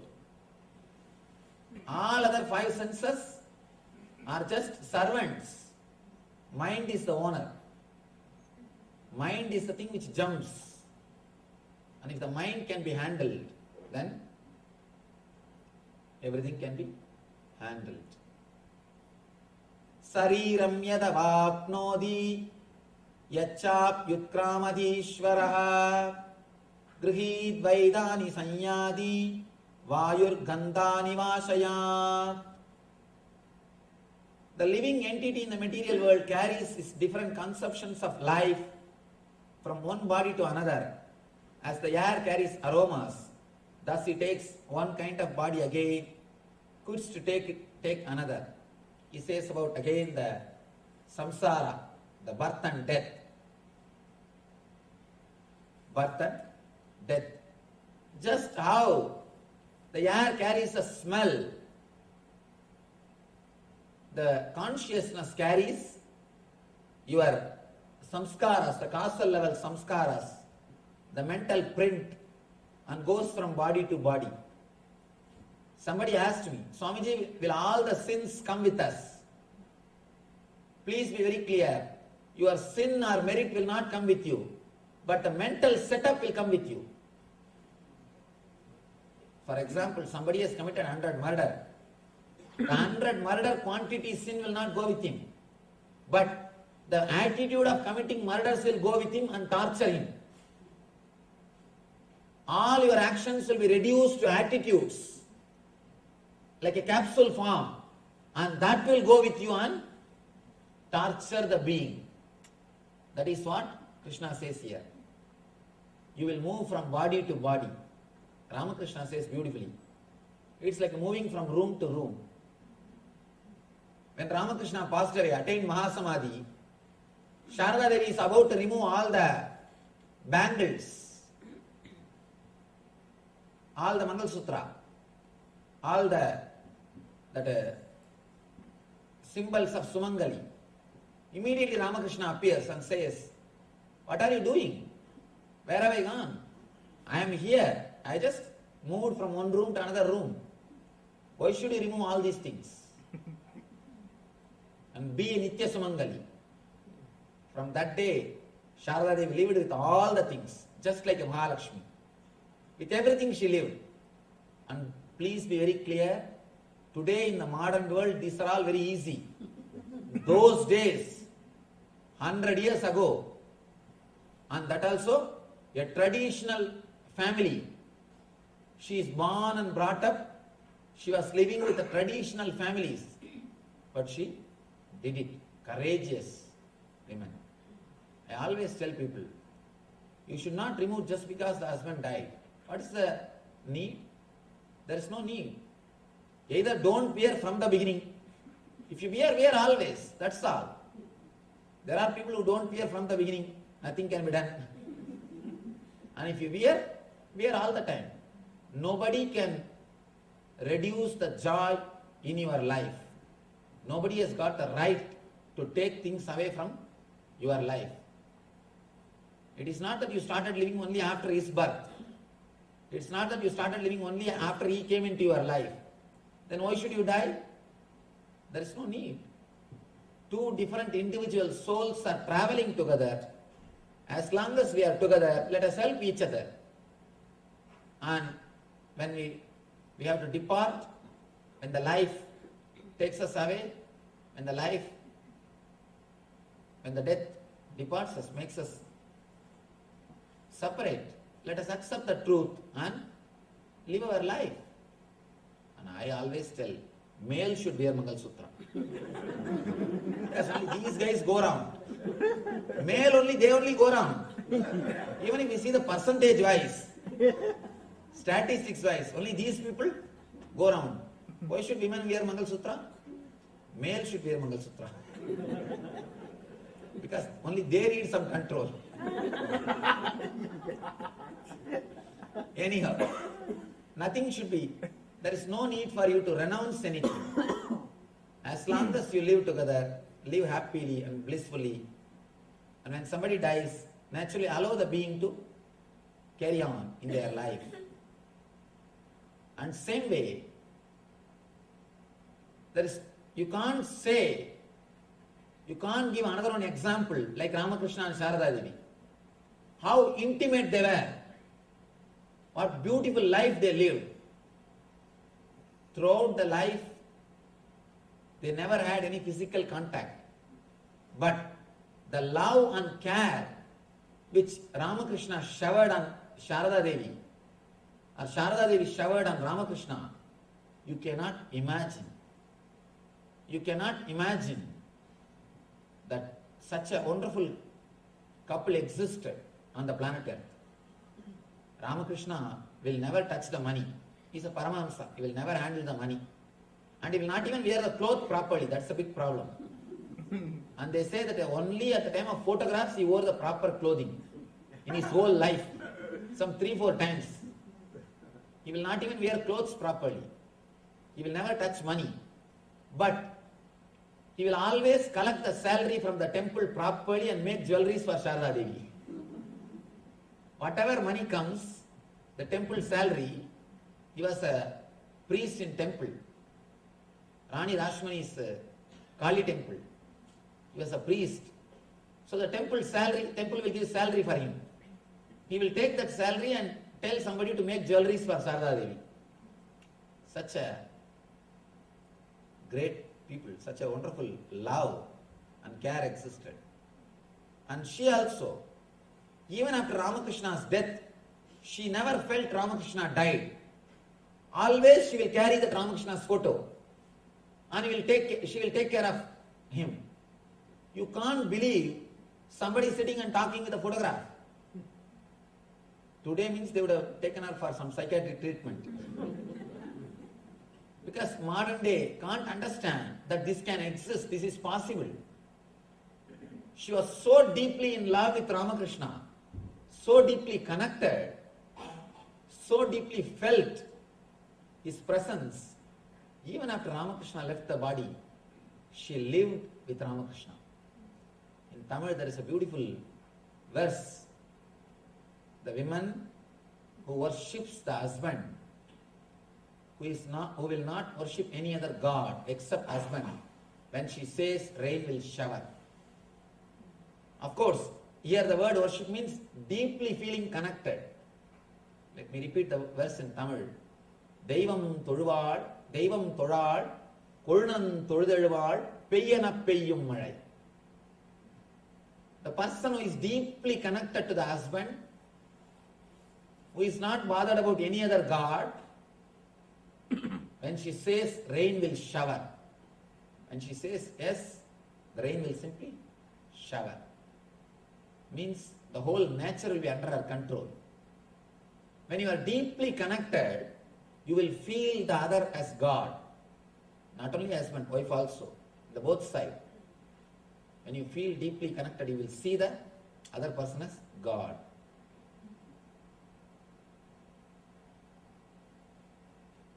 All the social conditioning, when it is dropped,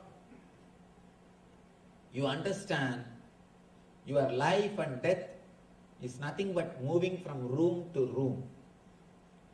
You suffer because you are not able to leave the situations which you created. You created, working so hard, you created a beautiful house, got a big car, created a big bank balance. Everything is ready. Now you have started living. Suddenly Yama appears and calls you, "Hi, enough now? Come, it is time for you to come." The only problem is, whatever you created, that is being taken away from you. That is the problem. That is why you are afraid. When you are out of the social conditionings, you are not afraid of death. You know it is just moving from one body, one room to another room. Srotram chakshus parshananja rasanam granamevacha adhishtaya manaschayam vishayan upasevate. The living entity, thus taking another grass body, obtains a certain type of ear, eye, tongue, nose and sense of touch, which are grouped about the mind. He thus enjoys a particular set of sense objects. One more important secret he reveals here, Krishna reveals. Based on your engraved memories in causal body, based on your engrams in causal body, you will create new senses. Understand?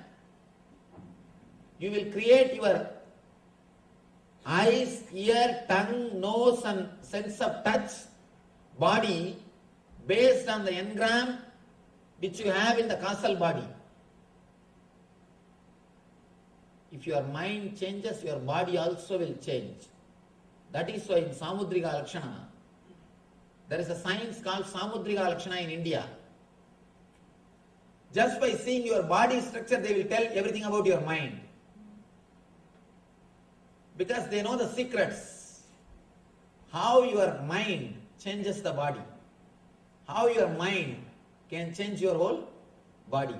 Here Krishna says, living entity creates your Srotram, Chakshu, Sparshanam, Rasanam, Granam Evacha. All the five senses are created by your mind. Please understand, not only every time you take birth, every day when you wake up from bed, your senses are recreated. If you can change your thoughts, I can assure within 6 months your face will change. Many people come and tell me, Swamiji, after I started meditating, in 2 months my face has changed. My whole body has changed.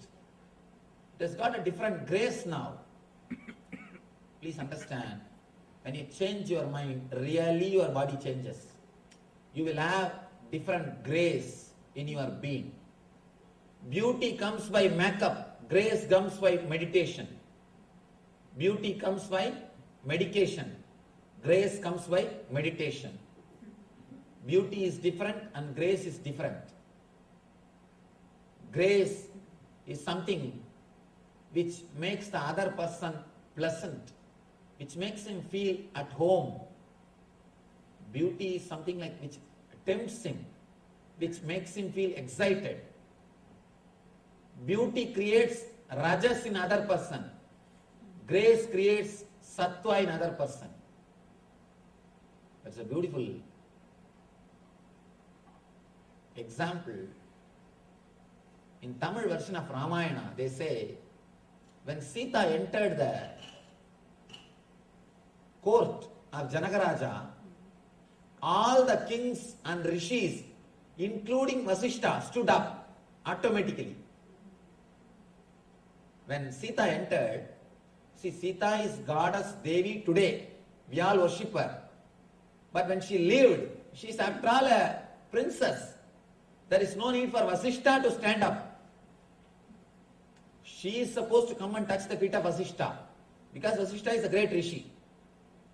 But just because of her grace, not because of beauty. Beauty will not create respect in other person. Beauty will create only temptation in other person. Grace only can create respect in other person. She is so graceful. She is radiating grace. The moment she walked in, including Vasishta, everybody stood up and respected her. The being, inner being, the mind creates the body. Mind creates the body. I wanted to tell you an important thing. In Zen Buddhism, they say, when you walk, if grass does not die, if you don't create path on the lawn, you are qualified for sannyas. No, really. They live in small cottages, Zen monks. In front of whose cottage there is no pathway. In front of whose cottage the pathway is not created. He is considered to be spiritually evolved soul. They say, your feet should be, your walking should be so graceful, grass should not die. You should not kill the plants. I thought, how can it be possible? Just by the very weight, the grass will die. I was thinking, analyzing, till I went to one forest in Tamil Nadu. I went to a forest where they take you on the elephant safari. They will make you sit on the elephant and take you around. I went for that safari. They took me around, they made me sit on that elephant, and then the man who takes care of the elephant, Mahut, we call him Mahut. What do you say in English? Alright, understand the word, same word Mahut, that's all. This Mahut guy is walking. He is taking us for safari. We went round and suddenly it became dark. Of course, it became evening and dark. I asked him, now how will you go back? And this guy is neither having torch, nothing, or any flashlight. How will you go back? He said, no Swamiji, I know the route because every day I walk, my path will be there. I have created a path by walking every day. I know how to go back. And I asked him, elephant doesn't create path. He said, no. Understand, elephant also walks with him. Both of them walk in the same path. Man creates path, elephant is not creating path. When elephant walks, grass is not dying. Plants are not dying. Then usually all the intellectual mind, next step it will go, no, elephant has got 4 legs. So the weight is distributed. Man has got only 2 feet. Too much of weight is concentrated. Then I started calculating. What is the square feet? 4 feet. What is the space which is touching the ground? And the weight of the elephant. And man's space, how much of space is touching the ground? And man's weight. After calculating, I understood 4 times more weight, more load is put by elephant on the ground. But elephant is not making the path, man is making. Then, apart from the weight, apart from the pressure, something else is there. That is why Zen monks, they say, when you walk, you radiate your some engrams. You radiate your samskaras. If you carry the negative engrams, because man as such always carries violence. You can see, even when you walk casually near a garden, just pluck one leaf. You will pluck one leaf. And you will be slowly making it bit by bit, piece by piece. When you are standing, somebody walks, you should just pinch you and go.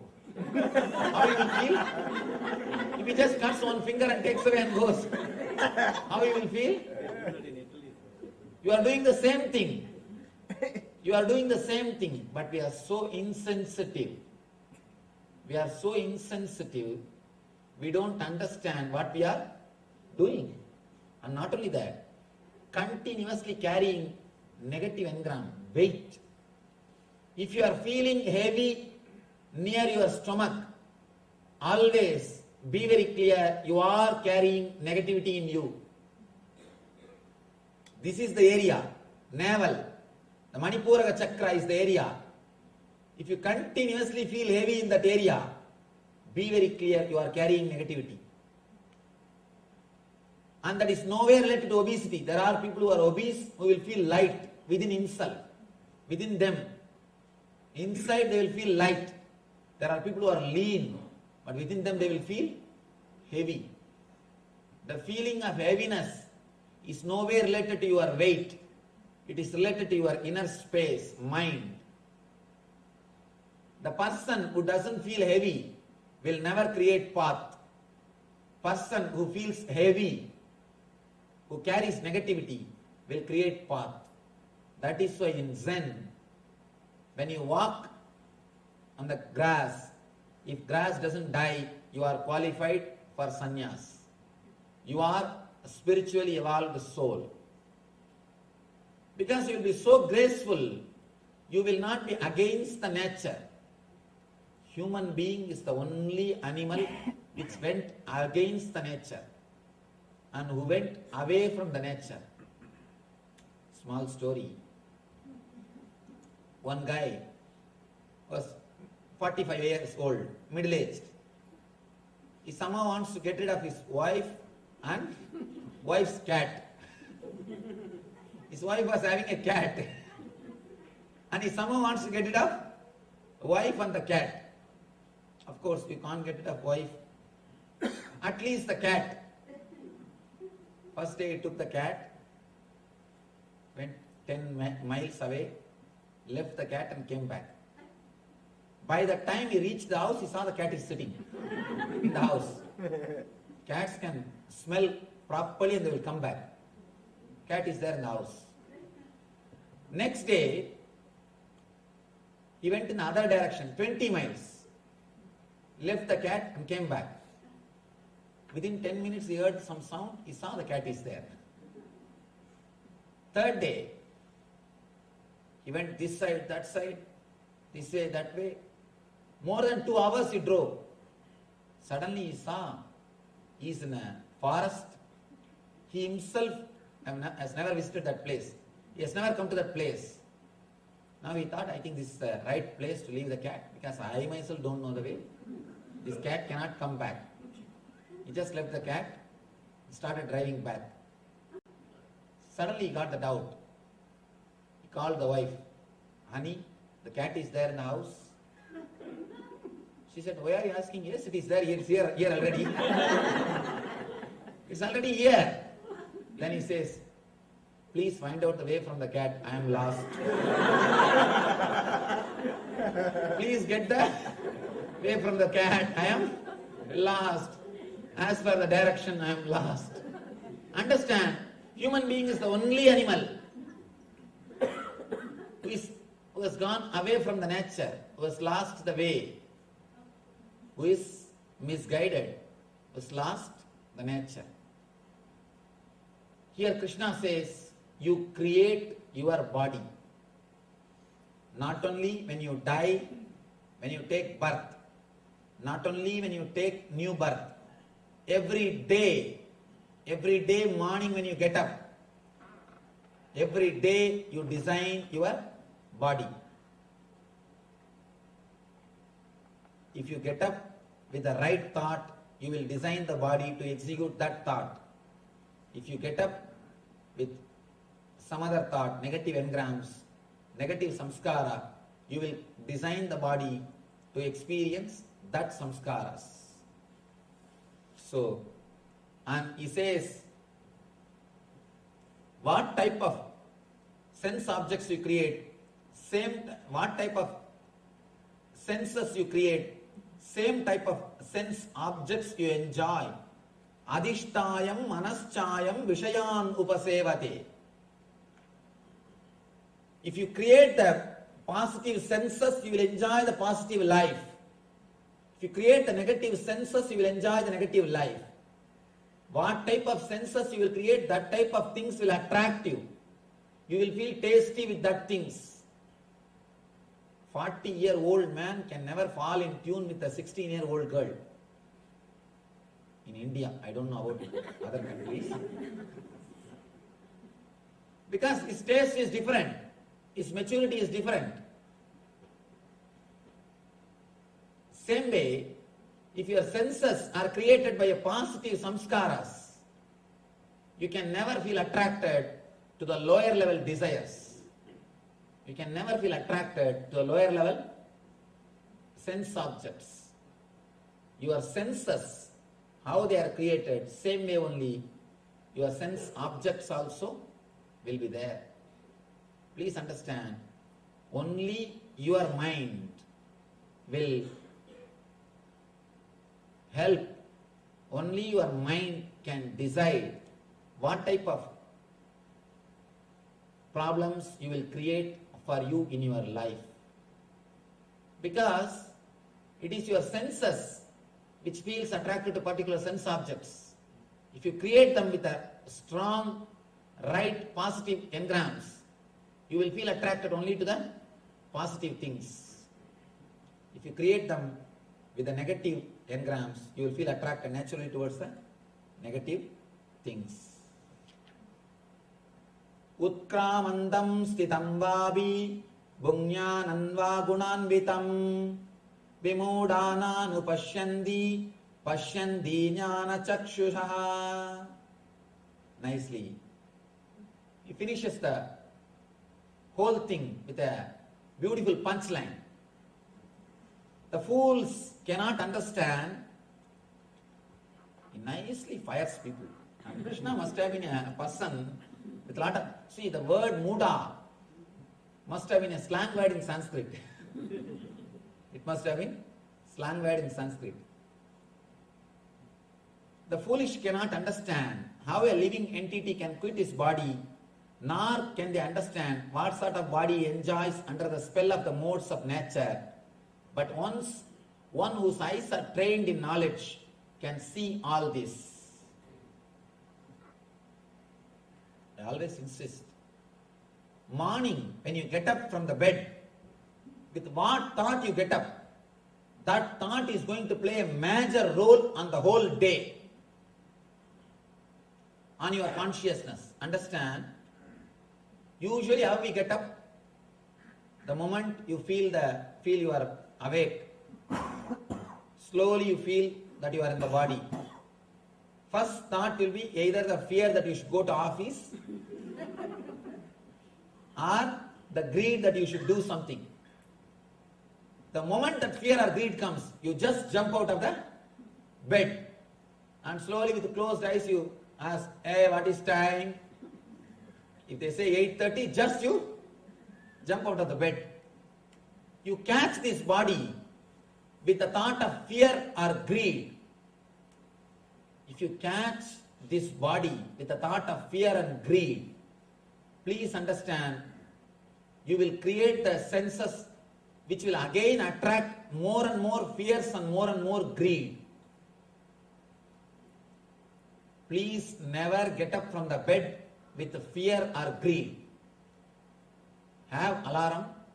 The moment alarm rings, it will be just 2-3 days practice. After that, it will become an automatic system in you. Just for 2-3 days, the moment you feel that you are awake, remember either your Ishta Devata or God or some spiritual things. If you are attached to some master, remember your Guru. If you are attached to some God, remember that God. Something spiritual. Please don't enter into your body through fear or greed gate. There are so many doors to enter into your body. Don't enter through fear gate or greed gate. Then you will create the body which will attract more and more fear and more greed. Morning, the first thought should be spiritual.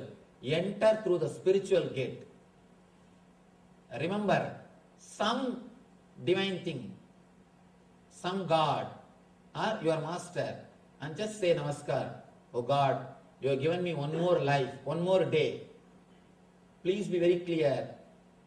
You are waking up just because of His grace. It is not that everybody who has gone to bed is waking up. It is not that everybody who has gone to bed is, they are waking up. No. Be grateful. You extended one more day. Extended stay. Just like extended stay America, we have to say extended stay planet Earth. Your every day is extended stay planet Earth. Please be very clear. Just be grateful for one day extension. So nice. You gave me one more day extension. Oh Lord, thank you. Let me come out and live in your world happily. One more day. Please be very clear. Don't think waking up is your birthright. No, it's a pure gift. It's a pure gift. It is not your birthright. Even your birth is not your right. What to speak about? Waking up. It's pure gift. Just feel grateful for that great gift and get up. When you wake up with the spiritual thought, whole day you will see, you will have that same consciousness, same kind of inner space. You can see practically. Morning if you get up with an irritative mood, whole day you will carry the same mood. Because that samskaras, that engrams will stay with you till you again fall into the causal body. From causal body you get up and come out. When you reach that physical body, on the way, what samskaras you pick up? It's like a mall, that three bodies. Sattva, Rajas, Tamas. The pranic sarira, mental body and etheric body. From causal body you travel up to physical body. That time you see a big mall. Whatever you samskaras you pick up, based on that only you will design your physical body. Every day you recreate. If you want to see the reality, truth behind these words, just 21 days, get up with a spiritual thought. Today go and take photograph of your face. Passport size photograph. 21 days, get up with a spiritual thought. With the remembrance of divine, you will see your eyes will be totally different. Your eyes will be totally different. And one more thing, when I say some word, I take responsibility for that. I know the truth behind this word. That is the reason I am explaining. Please be very clear. I am not giving you some theory. This is the science with which I worked. At least 100,000 people are regularly practicing the meditation techniques which I expressed from my experiences. I tell you from that authority, this is one of the ultimate, I can say, deeper level technique to transform your whole consciousness. Don't pick up tamasic, rajasic engrams when you come out. If you pick up the greed or fear engrams, you will create the body which will radiate greed and fear, and in turn you will attract the incidents, greed and fear in your life. When you get up, come out of causal body to physical body, pick up sattvic engrams, sattvic samskaras, peaceful, blissful memory. Remember some God, some Guru, something which gives you the spiritual thought. Come out. That is why our masters say, early morning when you get up, do meditate. Meditate a little bit. At least that first few seconds, your whole inner space will be new. So he says, only a person with knowledge can see the truth of this science. So now, whether you are a person with jnana chakshu or muda, only you have to decide. Here Krishna says, foolish cannot understand. Person with jnana chakshu can see the truth and understand. Now the whole truth is in front of you. It is up to you to be a muda or to become a person with knowledge eyes or jnana chakshu. It is now up to you. Let us pray to the Parabrahma Krishna, ultimate energy, universal consciousness, cosmic intelligence, to give us all the experience of eternal consciousness and make us beings with jnana chakshu and establish us in eternal bliss, nitya ananda. Thank you. Vasudeva sudam devam gamsa chanoramardanam devagi paramanandam krishnam vande jagadgurum.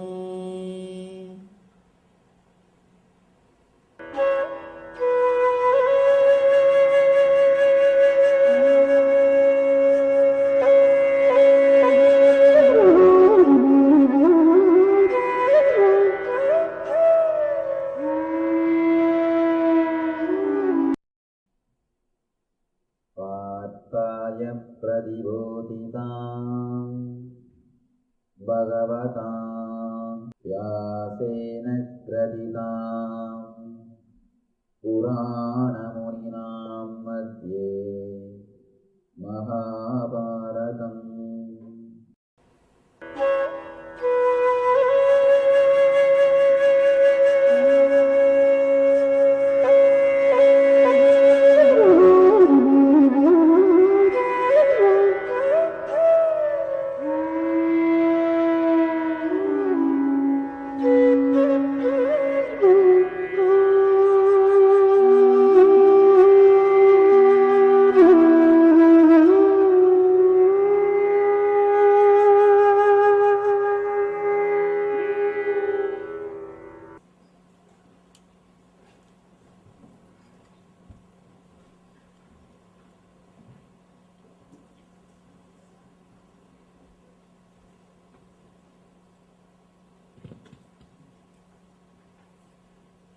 Brahmanandam Paramashugadam Kevalam Jnanamurtim Dvandvaditam Gaganasatrisam Tattvamasyadilaksham Ekam Nityam Vimalamachalam Sarvadi Sakshibhutam Bhavaditam Trigunarahitam Sadgurum Tam Namami.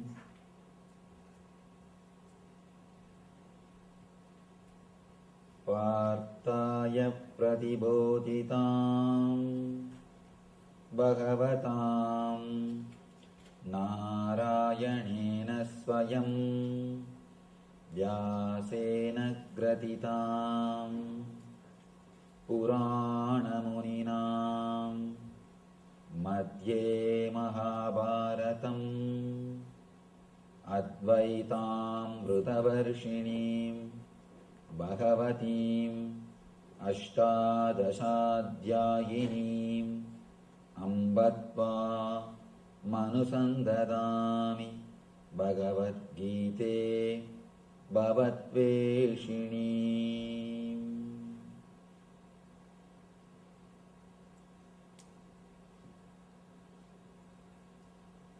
वसुदेवसुतं देवं कंसचानूरमर्दनं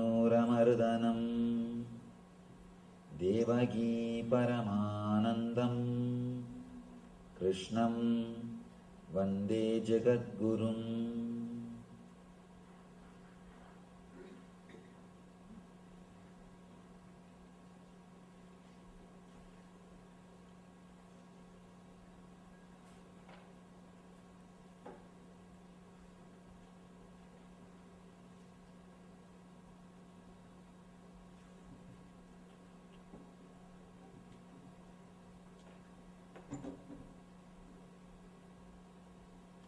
I welcome you all with my love and respects.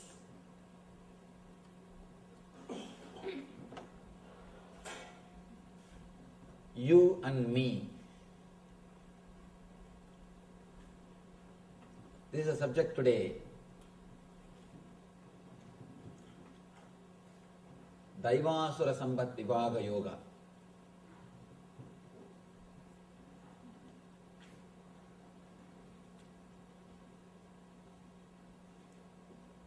Krishna goes much further today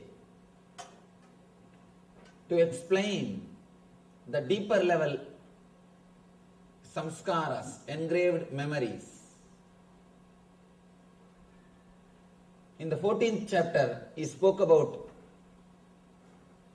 Gunatraya Vibhaga, the Sattva, Rajas and Tamas, 3 layers of Prana Sharira, Mana Sharira and Sukshma Sarira. Then next, yesterday, he spoke extensively about causal body in the Purushottama Yoga, how Urdhvamula Madaschagam Asvattam Brahuravyayam, how the roots of the tree is centered, roots of the tree are in the physical world and the branches are in the causal world. That is why he says, Urdhvamula Madaschagam Asvattam Brahuravyayam Chandamsi Yasya Varnani Yastam Vedasa Vedavit. The roots are, usually the roots of the tree will be in the ground, under the ground, unknown space, and the leaves will be in the known area, known space. But this tree is opposite. The leaves are in the unknown space, the causal layer, the underground area. The roots are in the known space, conscious space, the physical world. And he explains the leaves are the Vedas, means the words which you are using continuously in your being. And he further explained how to remove the engraved memories in the causal layer and how to program the causal layer towards bliss, towards eternal consciousness. Now he goes one layer deeper, the cosmic layer. He speaks about the Daiva Asura Sampat, the qualities of divine and demon. Both, the beauty is both words have got same root. Of course, it is not accidental, because both qualities are rooted in the same energy. Just a simple decision. When you choose the word you become divine. When you choose the word me, you become demon. That's all. Same energy. Ramakrishna says beautifully, no energy can be destroyed. Your love can never be destroyed. It has to be turned. It has to be turned. There's one more beautiful example of Ramakrishna. He says, as long as the calf says aham, aham, the calf, as long as it says hum, hum, it has to work, suffer, and it will be beaten, all torture. Once it is killed and out of that skin they will make a music instruments. When you beat that, it will start saying tumi, tumi, tum, tum. As long as it says aham, aham, it will have suffering. When it starts saying tum, tum, it will start singing the glory of divine. It will be used for divine purposes. Beautiful simile, beautiful example. Of course, I am not able to exactly translate. In colloquial Bengali, he explains. As long as you have that idea, aham, aham, ami, ami, me, me,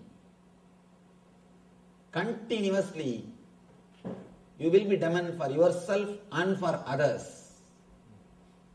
The moment the cognitive shift happens in you, you will be a blessing for yourself and for others. Here, in the causal layer, you have all the engraved memories. All the engraved memories are stored. But in the deeper level, in the cosmic layer only, you decide. You decide, you are me. Let me explain it a small diagram where we take that decision. How usually our mind receives the data and processes, and how the cognitive shift can happen in our being. By now I think all of you know the drawing. Just for the sake of newcomers, I'll give a simple explanation. You receive information through eyes. For example, this scene. The file goes to Chakshu. In the Chakshu, the whole file is converted into digital file. Whatever scene you are seeing, that is converted into a biosignal file so that the file can be processed. The file goes to Chitta. There the excluding process of neti, this is not happens. Where you understand this is not a tree, this is not a plant, this is not an animal. Then the file goes to mind. Mind starts identifying. This is it, this is it. This is a man. He is standing with a saffron robe.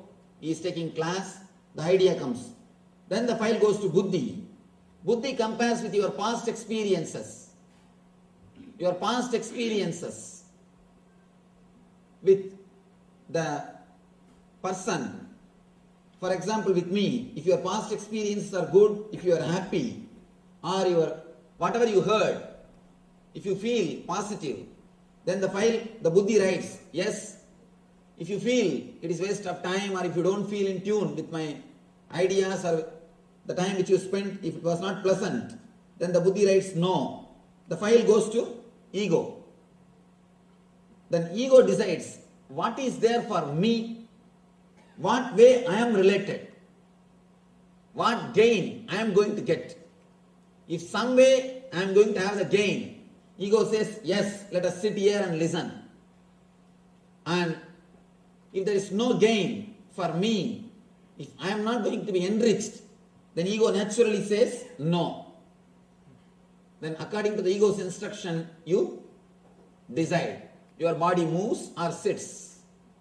This is the way the process happens. This is the spot where you choose what is there for me. Your vested interests come. Please understand, sometime the whole process will say, yes, I will have to sit. But this one spot will say, my vested interest is getting affected.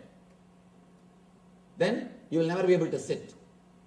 This whole thing may accept what you are doing. But if this one thing is not ready, the whole decision will be changed. And same way, if whole thing says no, if this one thing says yes, you will decide yes.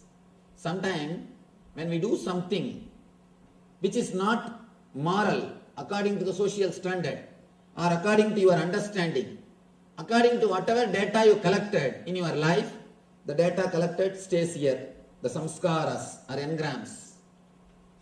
You have so many data, so many informations. The data is available here. According to your data and the whole process, the final report comes no. But suddenly your ego feels, I get strengthened by doing this activity. Let me do it. So you simply decide to do that. You simply decide to do that. This is the place where you decide you are me. That's the only small difference. When you take the decision of you always radiate the divine qualities. When you take the decision of me, you always radiate the demonic qualities. Whatever strengthens your ego, please understand, even, let me be very clear, most of us sit here because it strengthens the ego. It strengthens the ego. Now you know much more than other person. You can go on, tell him, what do you know? Many times we sit and listen just for ego satisfaction. So if you sit and listen, even if it is Gita, if you sit and listen for ego satisfaction, be very clear, it is going to be only trouble for your being, no way it will be help. In the cosmic layer, this is the area you decide. If you decide with the attitude of you, the whole thing will become divine. If you decide with the attitude of me, the whole thing will become demon. And what you collected, see the engrams here, as such they are neither negative nor positive. The mind which is working here, as such it is neither negative nor positive. The chitta which is doing the process here, as such it is neither negative nor positive. So none of them are neither negative nor positive. Please be very clear, including the gunas. Even the tamas, by their quality they are neither negative nor positive. There are so many enlightened masters. You cannot make any difference between them and laziness. You cannot make any difference. Raman Maharishi, throughout his life, he was sitting in one place, one city. He never moved out. But you can't say he was in tamas, because he never took any decision out of me. The whole process was happening, you as a center, not me. As such, whether the chitta or mind or samskara, you cannot tell they are bad or good. In the superficial layers, they are neither bad nor good. But the decision which you make in the cosmic layer, in the deeper layer, that only makes them as good or bad. Please understand, passion and compassion are one and the same. Passion and compassion are one and the same. When you decide based on me, it is passion. When you decide based on you, it is compassion. We need to understand one important thing.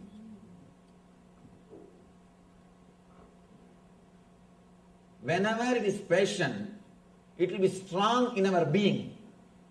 But when it becomes compassion, it will not have that much of intensity.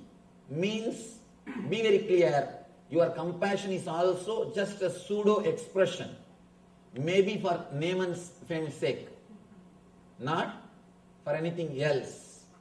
If you don't have that intense compassion, the way in which you experience passion, with the same intensity, if you don't experience compassion, be very clear, all your activities are purely out of ego. Including this Gita Jnana can become ego when the decisions are taken out of I and me. If the decisions happen out of you, not this Gita Nyanenga, even ordinary activity which you do in your life can become divine. See, we don't have to work on the doing, we need to work on the being. Doing can never lead you to anything. As long as you believe doing can lead you to ultimate, you are called karmagan, the person with karma. It is called Puramimamsa. Only when you understand the being can lead you to the ultimate, you are called Uttaramimamsi. In Vedas, there are two major portions. People who believe in doing, people who believe in being. People who believe in transforming the being, they are called Vedantis. People who believe the transformation ultimate can be achieved by doing, they are called Karmagandis. They continuously believe in doing. Of course,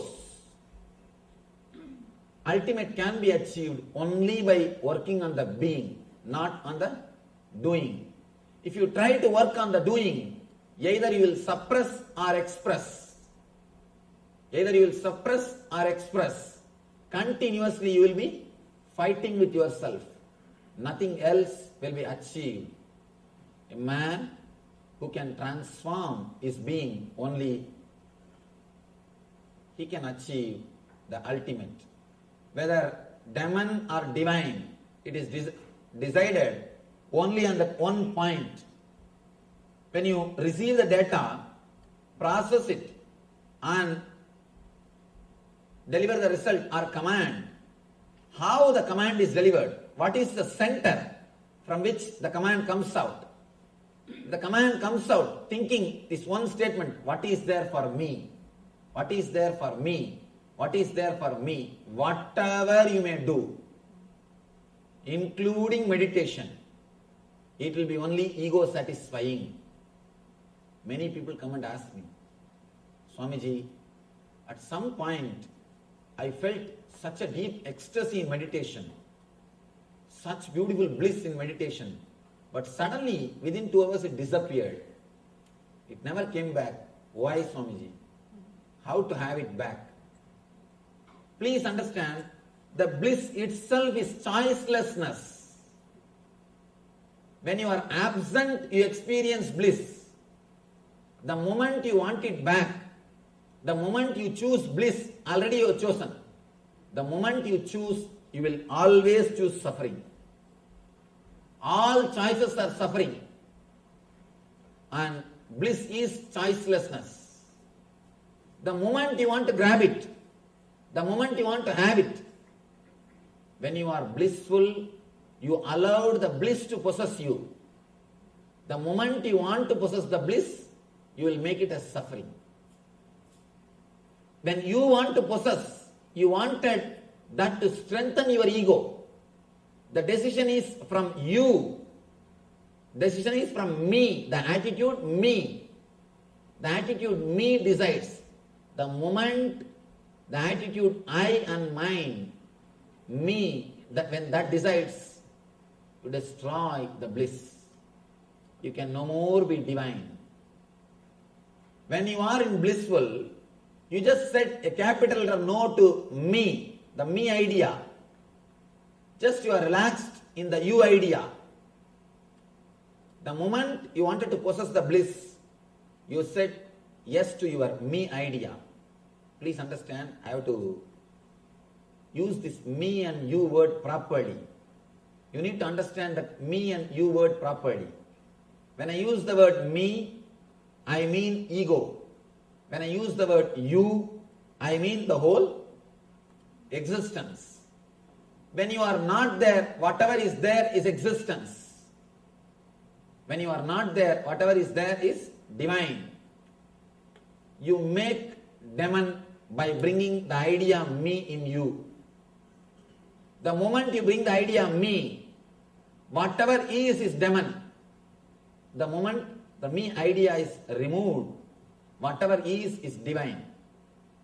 With me idea, whatever you do, whether it is meditation or rituals or whatever, receiving the knowledge, learning, everything will only strengthen the ego. Anything done with idea of me to improve the me naturally will lead to more and more ignorance and dukkha. Anything done with the idea of you, anything will naturally become divine and will lead to bliss. Pravritti, nivritti. Nivritti is centered on the idea of you. Pravritti is centered on the idea of me. Whatever you do out of me, it will lead to pravritti. Whatever you do with the idea of you, it will lead to nivritti.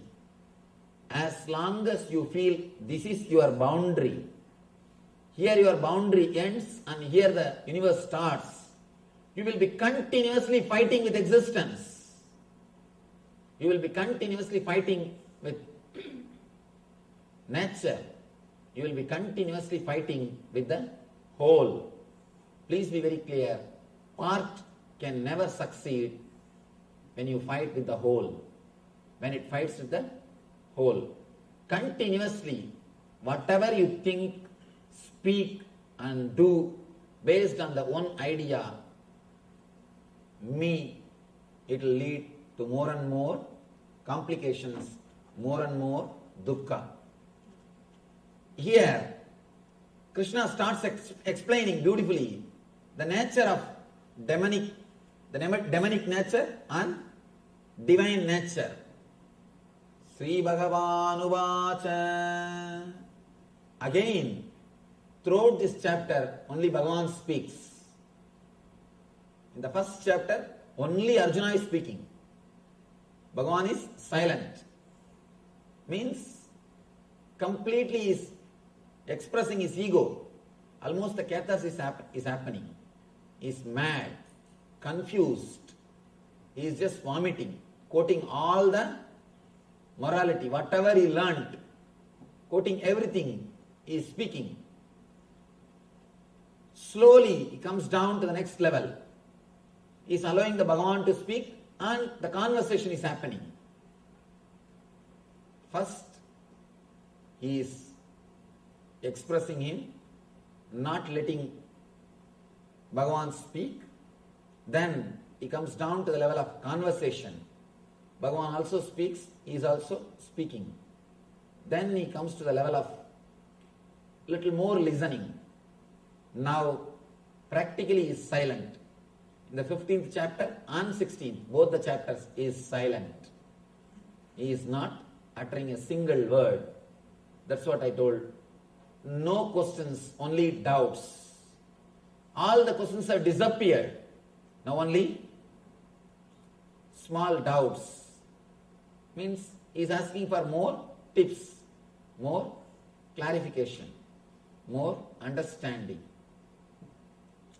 Bhagavan Uvacha Abhayam Sattva Samsuddhir Jnana Yoga Vyavastitihi Dhanam Tamascha Yajnasya Swadhyayastava Arjavam Ahimsa Satyam Akrodas Tyagas Santirabhaisunam Taya Bhudeshvaloluptvam Mardavam Hrira Chapalam Tejatshama Dhrudissaucham Adroho Nadimanitaha Bhavandi Sambadam Daivim Abhijadasya Bharata.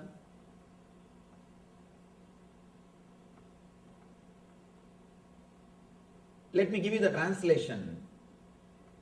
Bhagavan says, fearlessness, purification of the being, cultivation of spiritual knowledge, charity, and centered on the being, performance of sacrifice and accumulating knowledge, austerity, simplicity, non-violence, truthfulness, freedom from anger, renunciation, tranquility, aversion to fault-finding, compassion for all living entities, freedom from covetousness, gentleness, modesty, steady determination, vigor, forgiveness, fortitude, cleanliness, and freedom from envy, and from the passion for honor. These transcendental qualities, O son of Bharata, belong to divine men endowed with divine nature. Now, when you listen all these things with the attitude of me, usually what we do? Start practicing all these things. Start practicing all these qualities. Be very clear, if you start practicing all these qualities, one thing is sure, you will become mad. You will become mad. Nothing can be done. Because you will be fighting with yourself. You will be controlling your senses to strengthen your ego. When you try to understand all these things, when you try to understand all these ideas with your attitude of me, I, you will start practicing them to strengthen the idea of me, to strengthen yourself as a better being. Again and again. Masters prove. Masters are not better beings. They are totally transformed beings. Better beings are different. Transformed beings are different. The other day I was telling you that lion and sheep lion story. The story told by Vivekananda. Beautiful story.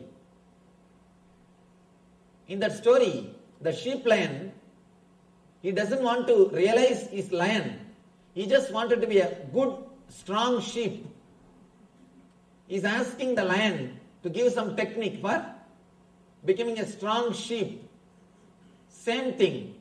If you straight away start practicing all these things, you may have little strong ego. Understand, that is why all these so-called tapasvis, people who repress themselves, will have a strong ego. Will have very strong ego. People who do tapas, people who repress themselves, you can see very clearly they will be radiating ego. Because they are doing all these things to strengthen. When you do all these things, naturally you will strengthen your ego. You will strengthen your ego. When you are completely blissful, relaxed, then if austerity happens, if tapas happens in you, you will never expect others also to do tapas. I have seen so many sannyasis, especially in India, continuously they blame the householders. Continuously they blame them. You don't do this, you don't do that, you are not right, you are not pure, you are sinner. The problem is, when you suppress, when you force yourself to do tapas, you are continuously burning inside. So naturally, sometimes you yourself get the doubt whether you are in the right path or what you are doing. Is it right? You get the doubt. Then naturally what we think, we have to do something. The doubt is coming up. Let us make others guilty. When you make others guilty that they are not doing right thing, you feel now, yes, what you are doing is right. When you make others feel guilty that they are not right, you feel you are right. When you see, when you suppress, when tapas is done by force, you naturally expect others also to do that. If they don't do, you create guilt in them, and by creating guilt in them, you wanted them to come to you and confess. When that happens, you feel more and more strong. Tapas is supposed to happen out of joy and bliss. Just as a natural thing, anything done by force is not going to help you. It will neither help you nor it will help the society. I have seen so many people doing tapas like Ravana. Ravana did tapas, but all his powers It never helped him or others. He has become demon for himself and for others. He was killing others. Finally, he has destroyed himself. Because the tapas is from the attitude of me. What is there for me? To strengthen the I and mind. The whole thing happened to strengthen the I and mind. Please understand, whatever you do, whether it is studying the spiritual scriptures, or the charity, or social service, or the spiritual things, or puja, or meditation, whatever you do, to strengthen the I and me will always lead to suffering.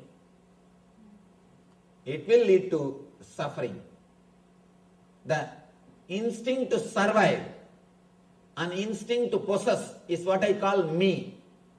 Me means instinct to survive. Instinct to possess. Instinct to survive is I. Instinct to possess is mine. Person who understands both are illusions. You cannot have the instinct to survive. Whatever you may have, you cannot survive. Please be very clear. The instinct to survive is pure illusion. At the most, you can survive as you think yourself 70, 80 years. 70, 80 years you can be alive as you think you are. How you visualize yourself. In that form, in that way, you can be alive maximum 70 to 80 years. But the instinct to survive tries to extend it, tries to make the life as eternal. Naturally, you are walking towards suffering. As long as you carry the instinct to survive, please be very clear, again and again and again, you will be hurting yourself. You will be hurting yourself. Just today morning, I was talking to an ashramite. She was complaining to me that she is hurt even by a small words which comes from others. She was telling, I am too sensitive, Swamiji. I said, stop that word. You are not sensitive. A real sensitive person will be porous. He will allow the words to pass through him. Only arrogant people get hurt. If you are hurt, please be very clear, you are arrogant. You are strong like a stone. That is why words come and hit you and you are hurt. If you are sensitive, porous, you will just let the words pass you. You will just let the words pass you. You will never suffer. Suffering is always from arrogance, never from sensitivity. Person who is sensitive will never suffer. Because you will just allow the words to pass you. You will not stop them. You suffer by a word when you stop them, when you resist them, when you make meaning out of them. When you don't make meaning out of words, you never suffer. Words can never create suffering when you don't make meanings out of it. It's like just playing with words. We always choose nice words to support our ego. We don't want to say, I am hurt because I am arrogant. We always use the polished word. I am hurt because I am sensitive.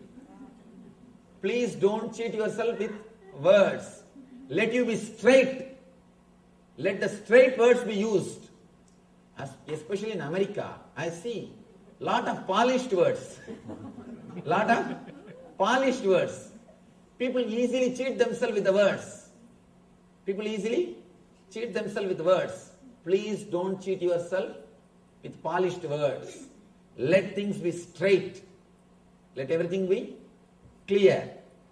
Never ever use the polished words. You can use the polished words to cheat others, but don't use it on yourself.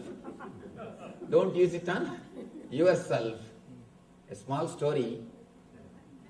One contractor wanted to donate a car, gift a car, a sports car to an official.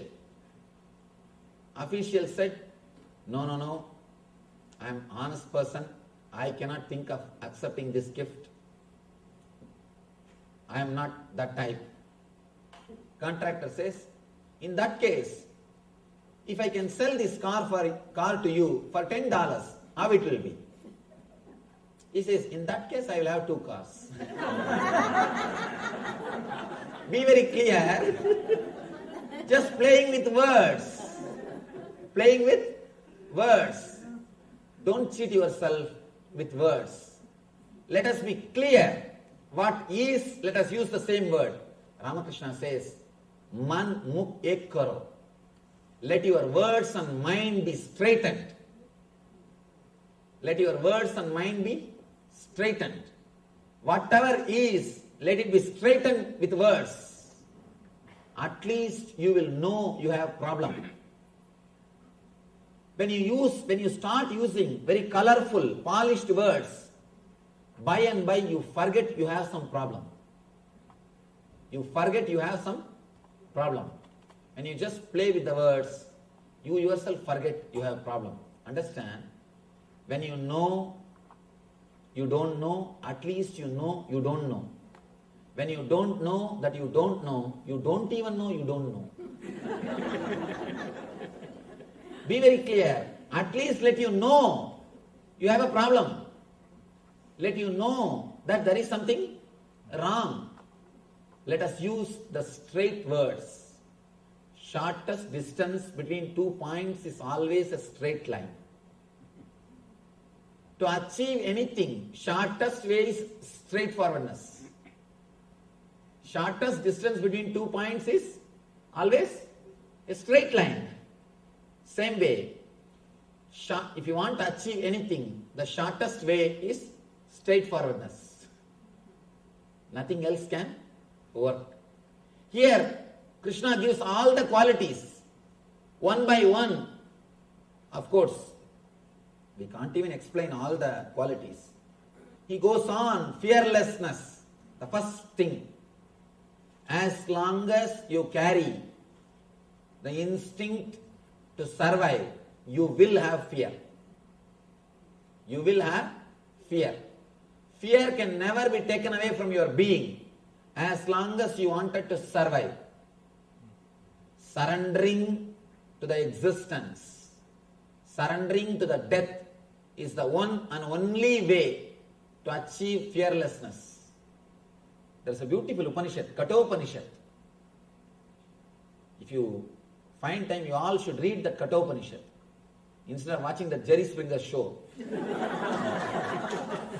That's what the most popular show in America. When it comes to some Shastras, we all tell no time, this is not there, that is not there. But somehow we find time for everything. Instead of watching all those shows, you can better read this Kathopanishad. Understand, this is a beautiful Upanishad. Nobody, see, we can't compare any other system with Vedanta or Vedic rishis. They have gone so deep into the science of death. West has dedicated its whole energy for life. And the East has dedicated its whole energy to understand death. That is why rishis, they live even when they die. They live when they die also. Even after death they live. They exist. They discovered the art of living even after death. But people who are caught in the material world, they die every moment even when they live, when they are alive. The Upanishad is the science of death. Beautiful story. Young boy goes to the Yama's abode, Lord of Death, Death's abode, and the story is beautiful. Yama receives him. Of course, 3 days he was not there. His servants tried to receive him, but the Nachiketa is the hero. He says, no, I'll wait till Yama comes. When Yama comes, he comes and receives him. He welcomes him. Understand? Nobody goes to Yama's abode. Only he comes to our abode. Always he comes. When you try to escape from him, he is death. He will take away all your eye and mind. All your possessions will be taken away from you. You cannot sign your check anymore. You cannot use your car anymore. You cannot have your relations anymore. Whatever you think as yours or you, everything will be taken away from you. Yours, all the wealth, relationships, your bank balance, everything. And you, what you think as you is that body. Even that will be taken away. Everything will be taken away when death comes to you. But when you go to him, see the story. Story says, Yamadharma receives Nachiketa with love and care. First thing, he becomes your host. Loving host. Next, he says, please have 3 boons. I'll bless you with 3 boons. Let me give you 3 boons. And Nachiketa first asks for relationship. He says, when I go back to my family, my father should accept me, love me and take me into his family. Yama blesses him with the relationships. Next, Yama gives him all the wealth and shows the path to create wealth. Nachiketa Agni, all the pleasure and comforts. He teaches him the method to create wealth and pleasure, all the comforts. He is behaving like a god. First, he is behaving like a loving host. Then he is behaving like a god. Next, ultimately, he gives the Atmajnana. He is behaving like a master, enlightened master, and he gives Atmajnana. Because Nachiketa asks for the secret of death. Then he blesses him with the enlightenment. Look at the life, the paradox of the life. When we run away from death, even then you can't run away. He will chase you wherever you are. He will chase you. He will chase you. He will take away all your wealth, take away all your relationships, take away whatever you think as you and yours. Here, the whole scene is different. When you surrender to him, when you go towards him, first thing is a loving host. He is not terrible as you think. Always we portray Yama with a big mustache, sitting on the buffalo, black, with a big rope in his hand, that pasa rope, and with an arrogant smile or a arrogant face, egoistic. But here, the whole scene is different. He is saying, Swahatam, please come. He is welcoming. You are the form of Agni. See the Vedic culture, Aditi Devo Bhava. In Vedic culture, we respect Aditi, guest is God. Aditi means man who comes without informing in which Tithi he will come. Tithi. He will come without informing in which Tithi he will come. That is why he is called Aditi. Not the person who sends you email, then phone call, then fax, then he will appear. You go and receive him in the airport. No. He is not Aditi. He is your relative. You have to take care of him so that he will take care of you. That's all. It's a pure business. Please understand, all our things are pure business relationship. Aditi means a person who straight away comes to your life. The big problem is, in this country, the Aditi concept is lost. People can't believe, still in Indian villages, All houses' doors will be kept open in daytime. At least in the village I am born and brought up. Whole day the doors will be kept, the doors of the house will be open. And I have seen, I will go to any house in that street and eat. And any kid will come to the house and eat directly. And the very idea Aditi is disappeared. People always tell me, Swamiji, India is poor country. I tell them, no. You don't know the value of that culture. For example, if you have to be received, taken care, and you have to stay for 3-4 days for your business purposes, how much you will spend? But in India, you have some friend, just one phone call. The whole thing is done, of course.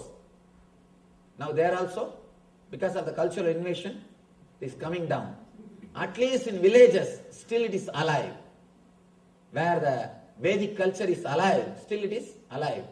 Aditi Devo Bhava, we respect the guest as God.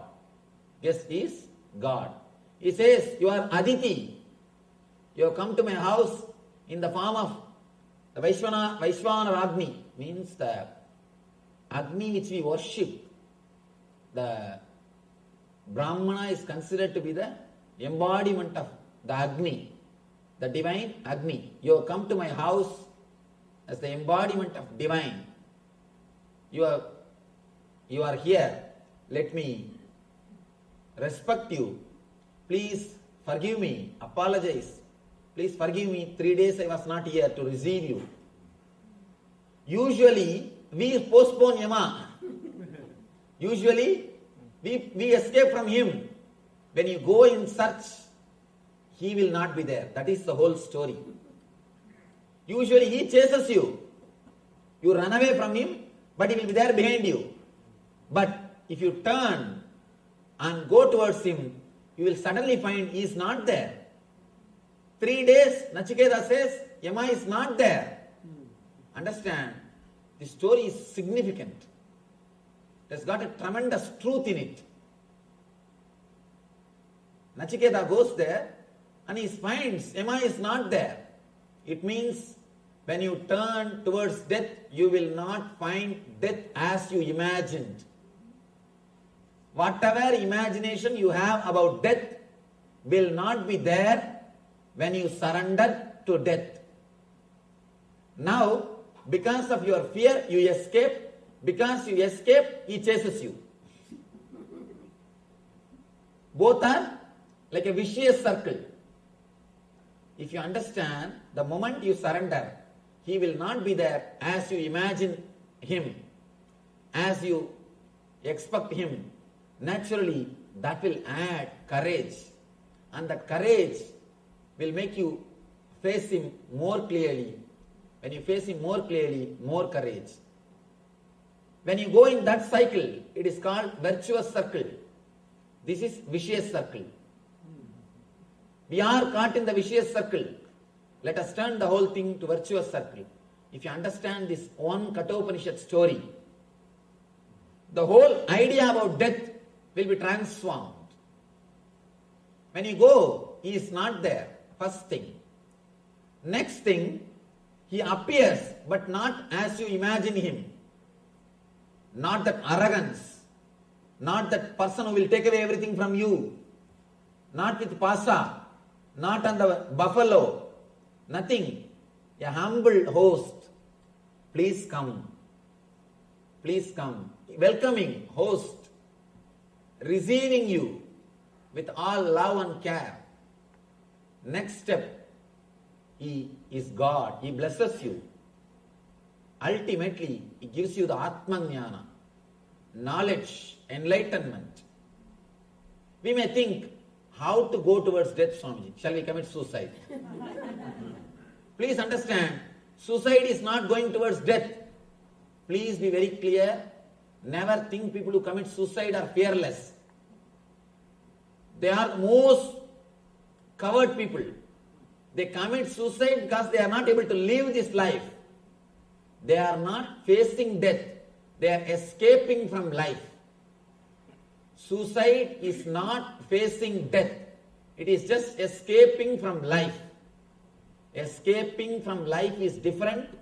Facing death is different. They just escape from life. Escaping from life doesn't mean they are facing death. Suicide is not the thing. Suicide is not the way. Face the fear. When the fear is created in you, when the fear happens, just go through.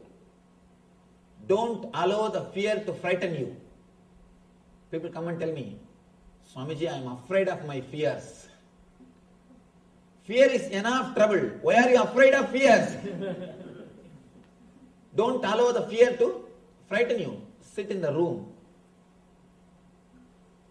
Be yourself. Just sit with yourself. Let the fears come up. How long you will postpone the fears? How long you will control them? How long you will escape from them? Allow them to come up. Your whole being may shake. Tears may roll. You may have the deep depression. Let everything happen. Whether you allow this fear to happen or not, the incidents are going to happen. I can say our fears can be classified as a major 5 category. 1, fear of losing your wealth, comfort. Next, fear of losing some part of your body in accident or disease. Third, fear of losing your near and dear ones. Fourth, fear of losing your mental well-being. Fifth, fear of unknown, fear of death, fear of ghosts, fear of God, everything. Fear of unknown, fear of hell or heaven, everything. These are the 5 major fears we face in our life. All your fears can be brought under these major 5 categories. Major 5 categories. Allow them to come up. Sit with yourself. Give half an hour for your fears. Tell them, today I am going to face you all. Today, let me see what happens. Let your mind speak everything. Let everything come out. You may have the depression. Tears may roll. Whole body may shake. Let it come out. What can be done? You can't do anything. If you can, you would have done it. If you can, long before you would have done it. Very clearly, your very existence proves you are not able to do anything. That is why you are just keeping quiet. So now what can be done? Nothing can be done. Allow the fear to happen. Let everything happen. Let the fear come into your being. Allow the fear to come up to your conscious layer without suppressing. Yes, I have the fear. There is a possibility for all these things to happen. There is a possibility it can happen. There is a possibility my wealth can be stolen. There is a possibility my near and dear one they may die. There is a possibility of me facing the accident. There is a possibility of me dying. There are all these possibilities. Yes, what can be done? This is life. This is what I call facing the reality as it is. Only kids need fantasies and imaginations to face the reality. But you need to understand the truth as it is. You can't escape from reality. You can't escape from the truth. The more you try to escape, the more they will haunt you. They will be behind you. They will be chasing you. So allow. Let the fears come out. Suddenly you will see, when all the fears leave you, you will see you become more responsible. You become more intense. In our meditation programs, in the second level program, we have a meditation called Death Experience. It is based on Ramana Maharishi's experience. People always feel frightened to enter into the meditation. But the moment they come out, they always tell me, Swamiji, now I feel really my responsibility. I was postponing so many things without doing. Now I decided the first thing after going from here, I'll do all those things. Naturally, they become intense. They understand the values of relationships. Again and again, people report to me, after that meditation, I really start respecting my spouse, Swamiji. I don't take her for granted anymore.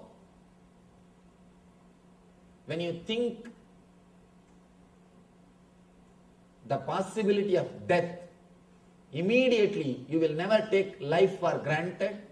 You will not take a spouse for granted. You start living.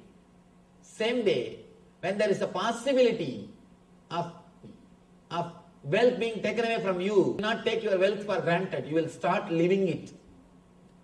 You will start living them intensely. You will not take things for granted. When the possibility of death, when the possibility of being taken away from you, when it enters your being, you start realizing your responsibility. Granted, a small story, how we take things for granted. There was a king. After 45 years, he felt completely bored. Because whatever he wants, he is having. Whether it's comforts, luxury, or women, whatever enjoyments, he's got everything. Now what to do? All the excitement is lost. Feels bored. Let me tell you, all kings live in hell. When I say all, I mean capital letter A-L-L. If you want to live like a king, go to hell. Straight away you will become king. All kings, because you will have everything. Tremendous boredom will happen. If you don't have something, you will have the excitement, you will work for that. There is a need for continuity. There is a need to live. You will have some goal. There is need for continuity. When you have everything, what for you should live? Nothing. Never imagine when you have everything you will be happy. Be very clear. Never imagine you will be happy when you have everything. You will be in hell straight away when you have everything. This king, he entered into the hell because he got everything. And he is totally depressed, bored. He doesn't even want to come out of the room. Whole day is lying. These ministers, they tried all their best. Whatever they can do, they tried to bring him out, to make him again alive, to give him a little excitement. They brought best comforts and luxuries from all over the country. They brought the best things from all over the country. And they brought all possible pleasures. But nothing worked. He said no. Finally, they decided to do one thing. King, there is an enlightened master in the forest. He may be able to help you. Why don't you come and see him at least once? He will bring you out of depression. Because many people have been helped by him. King said, I am not interested in coming anywhere. Enough. He says, no, please try once. King said, all right. Anyhow, you are all telling so much about him. Let me try. He comes, but with all the doubts, with all the questions, and he is not ready to trust that person. First of all, he is suspecting whether he is enlightened or not, who knows. And he goes to the master and he just asks straight away, see, I just wanted to know, can you help me to come out of depression? That is the way these guys will question. Because they have come just to check out. They have not come to learn. They have just come to verify. I have seen so many people coming and asking me, can you show some path to achieve God? I tell them, please, I will try. Why don't you be seated? Why don't you have your seat? I will try. And they will come as if they have come to check me. And it's really fun. One young guy, well read in all these, the modern day books, Ramakrishna's life, Vivekananda, all these modern day saints' lives. This guy came and asked me, Swamiji, have you seen God? I just smiled at him. And I asked him, did you read Vivekananda's biography? He said, yes, I read Swamiji's Vivekananda's biography. I know how Vivekananda asked Ramakrishna, same way I am asking you. First thing I cut out of his shirt so that he should not run away. I cut out of his shirt. You see, when Ramakrishna told, I have seen, Vivekananda simply followed Ramakrishna. Gave his whole life to Ramakrishna. Dedicated his whole life to Ramakrishna. Now I am not only saying I have seen, I will show you, come.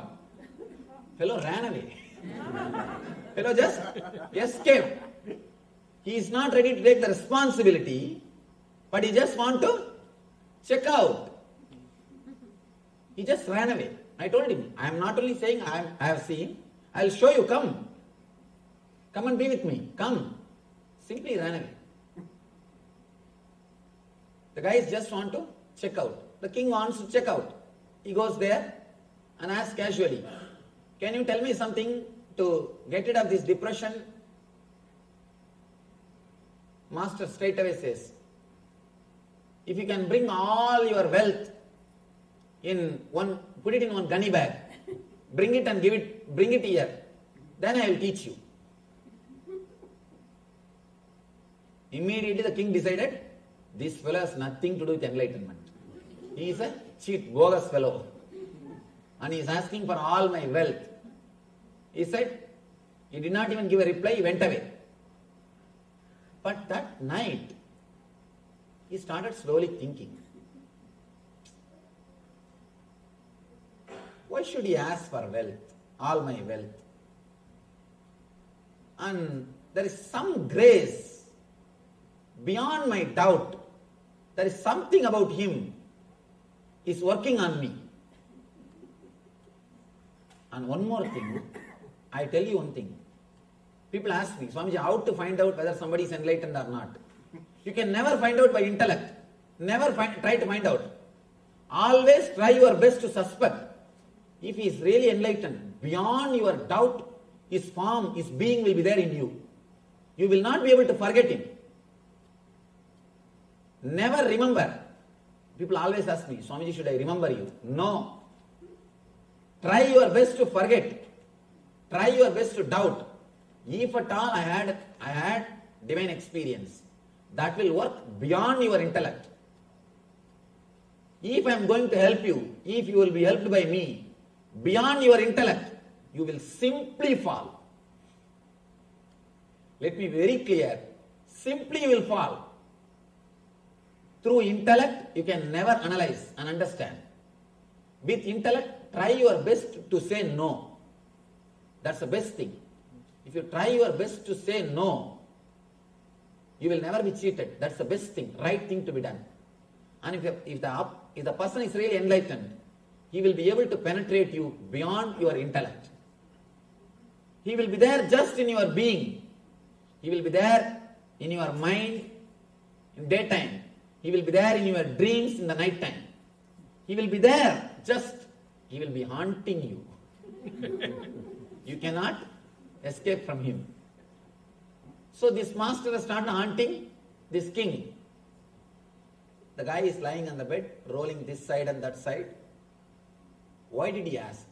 Shall I try? After all, what can he do? Even if he takes away, I can easily catch him. It's after all my kingdom. He started doing all the calculation. And anyhow, I am not happy with all this wealth. Even if he takes away what is there, anyhow it is not useful for me. At least let him have. So he decided to risk. He decided to take the risk. Next day, he converted his whole wealth into diamonds and put in a gunny bag. He brought the gunny bag. With the gunny bag, he came to the master. He was standing in front of master. Without saying a single word, suddenly the master snatched the gunny bag and started running. Started running. King understood. This fellow is a cheat. No doubt.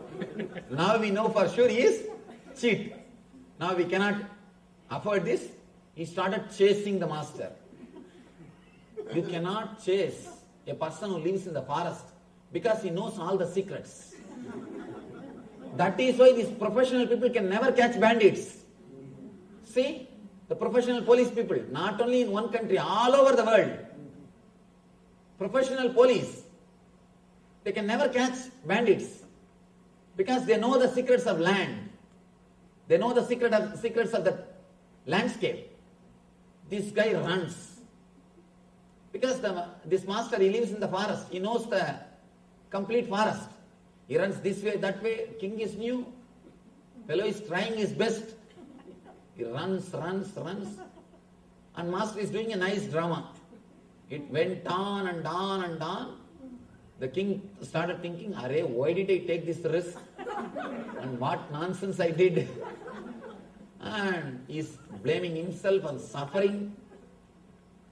What will happen now when I go back to the country? There is nothing. I will be like a beggar. I will have to beg and eat. And he started already visualizing his poverty scenes. And he started suffering the poverty. Already the poverty has entered in his mind. When he is rich also, he was suffering. When he was rich, he was suffering. Now he is suffering by poverty. That is a paradox. Money, when it is there, it will give you suffering. When it is not there, again, it will give you suffering. And this guy started suffering. Already he started visualizing about poverty and suffering. Somehow, when it was evening, the king was about to give up. I think now I cannot do anything. This fellow knows everything about forest. Now I have to go back. At that moment, suddenly the master stops running. The moment the king saw he stopped running, he jumped and caught hold of him. Caught hold of him and caught hold of that bag first. Then master laughed. He started laughing. King, he was not able to understand what is going on. Master says, fool, now take this and enjoy. Now take this wealth and enjoy. Suddenly king felt he has become rich guy. His own wealth. One day ago it was his wealth. Just because he missed the wealth for one day, suddenly he felt he has become rich. Suddenly he felt he has become rich. Master said, fool, you are depressed because you took it for granted. Now, the same wealth, you lost it for one day. Again it has come back. You will be able to enjoy. Go and enjoy. King has come out of depression just because of one day missing the wealth. In our life also, when you allow the insecurity consciousness to happen to you, please understand I am using the word consciousness. Feeling of insecurity is conscious thing. It is truth. If you allow the insecurity to happen to you, you will never take your life for granted. You will start really enjoying life intensely. Just miss what you have for 12 hours. One day. You will never take your life for granted. You will never take your life for granted. Live one day without eyes. As of now, you are taking your eyes for granted. Try to live one day, 12 hours without eyes. Decide without opening eyes I will live. then you will never take your eyes for granted. Same way, you will never take your life for granted if you know it will be taken away. You forget it will be taken away. You suppress the fear. You suppress the insecurity idea in you. That is why you never enjoy the life. You take life for granted. The moment you experience insecurity, the moment you understand it is insecurity, life will be taken away from you any moment. You will start living intensely. You will never take life for granted. Please be very clear. If you are depressed, bored, just lose everything for 12 hours. Just lose everything for 12 hours. You will suddenly understand the truth and you will never take life for granted. The king, he felt bored because he took life for granted. When you face the death, when you face insecurity, immediately you understand how you took life for granted and you will start living intensely. That is what this story means. Yamadharma gave relationships to Nachiketa, wealth to Nachiketa, finally enlightenment to Nachiketa. Means the very understanding. I have seen many people, when they come out of the death meditation, they tell me, Swamiji, now I understand the value of relationship. Means they are blessed with relationship by Yamadharma. They say, now I understand and I know the value of my wealth. It means Yamadharma has blessed them with wealth. Now they will start living. They say, now I know that the life is the big blessing, ultimate blessing. And naturally, the blessing is showered on them by Yamadharma. And they understand, when they do intensely, they understand, body may die, there is something which is beyond body and mind, which exists in them. That's what I call Atmajnana. You will have all the blessings of relationships, wealth and enlightenment when you face the fear, when you face Yamadharma. Here, when Krishna says fearlessness, he means face it. Only then fearlessness can happen. Only when you face the instinct to survive and instinct to possess, you will enter into the zone of fearlessness. Till then it can never happen. If you can face the instinct of survival or instinct of possessiveness only by taking the decisions based on the concept of you, not on the concept of me. As long as you work, act, speak, think centered on me, you will be Daman. You will be working for the survival of instinct, the instinct of survival and instinct of possessiveness. When you start working based on the concept of you radiate a new energy. Just try for 1 week to live for others. Just try a simple experiment. I am not telling you to give away all your properties. No. I am not telling you to give away all your properties. I am not telling you to give away anything. Usually, always you think, what is there for me in this? What is there for me in this? If your wife calls you for a movie, you will say, no, I want to go to beach. You always stand with your preference. 1 week, just 1 week in your office, in your house, in your wherever you go, try to work, try to decide with the attitude of you instead of me. Just a simple things, very simple things, very simple decisions. I am not asking you to give away your properties. Just day-to-day life, simple decisions. Immediately mind will tell, no. If I start thinking based on you, people may take me for granted. People may exploit me. People may cheat me. All right. Now nobody is cheating you. You are living centered on the idea of me.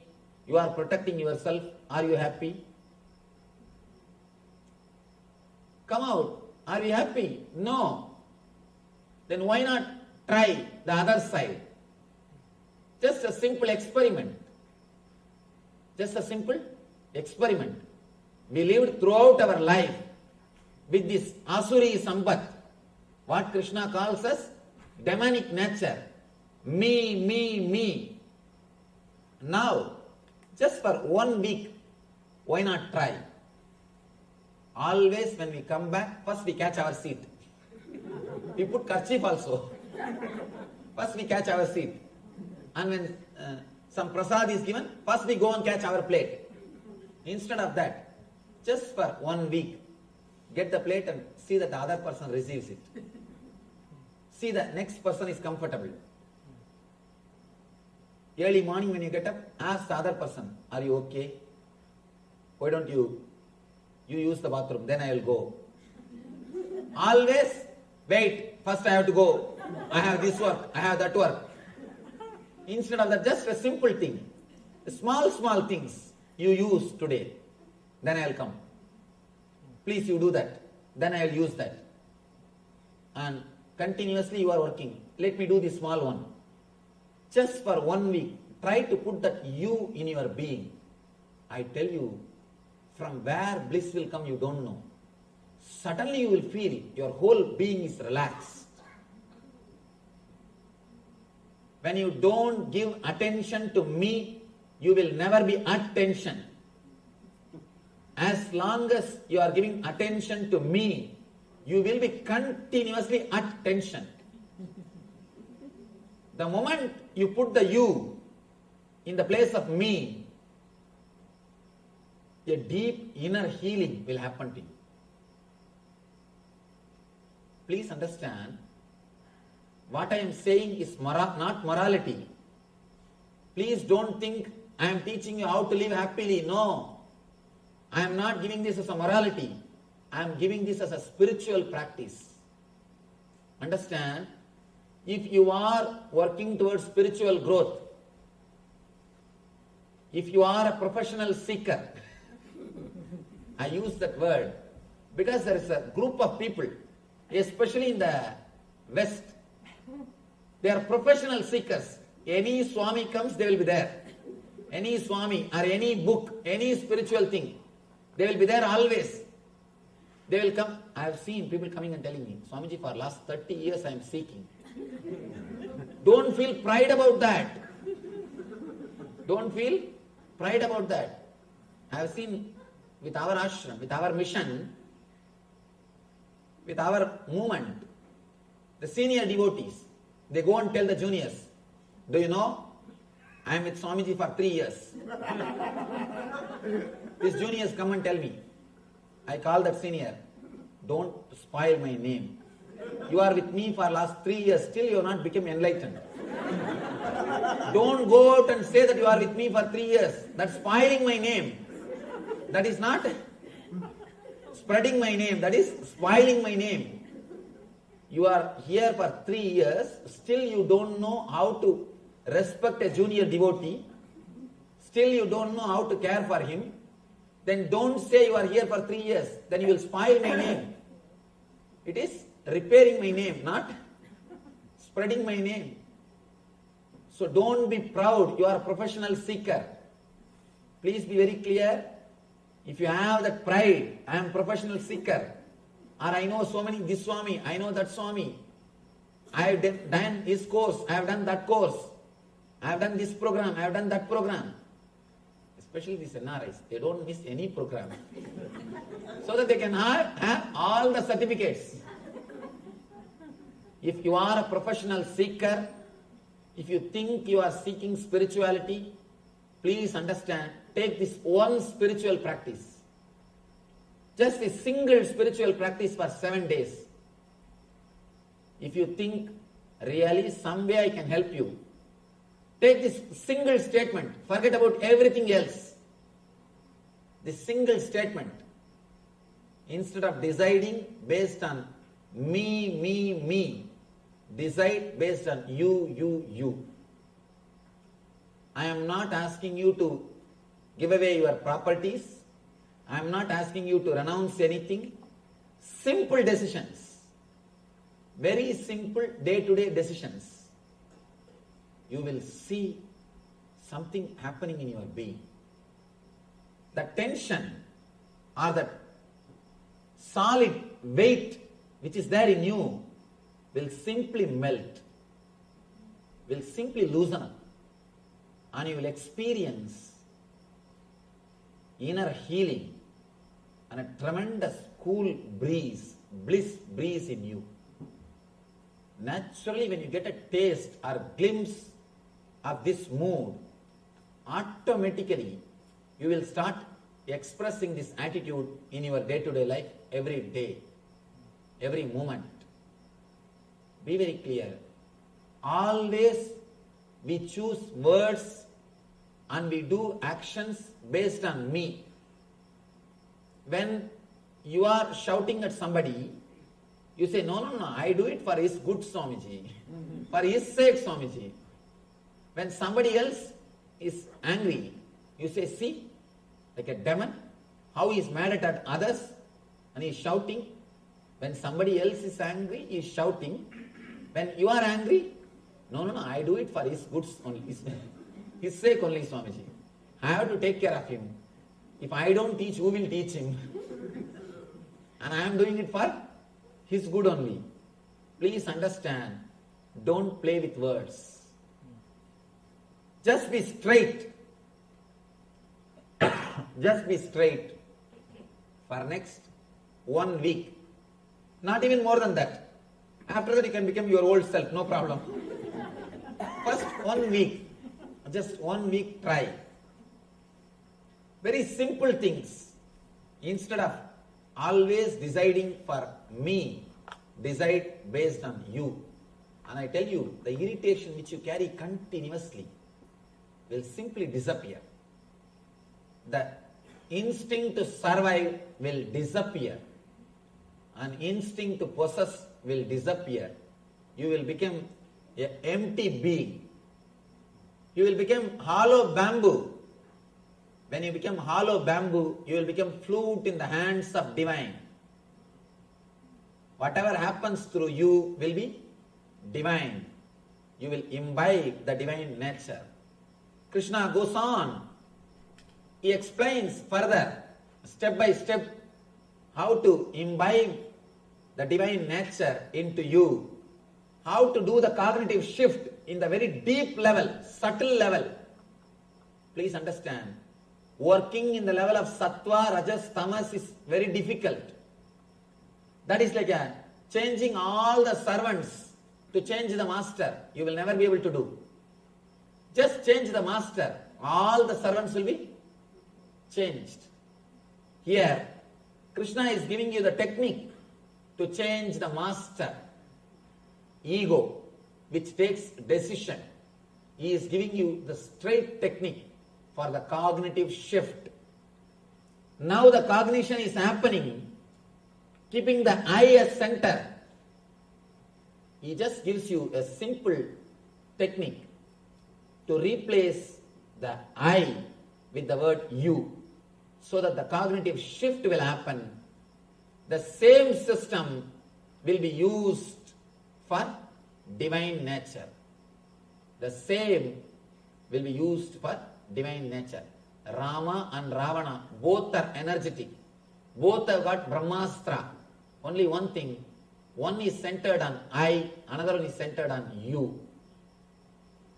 That's the only thing which makes one person as divine, the other person as demon. Now, Krishna goes further, deep, and gives you the subtle techniques to experience the consciousness of you, the ultimate consciousness, the consciousness of whole. He gives the techniques to experience the Daivi Sambat, divine nature of your being through this cognitive shift.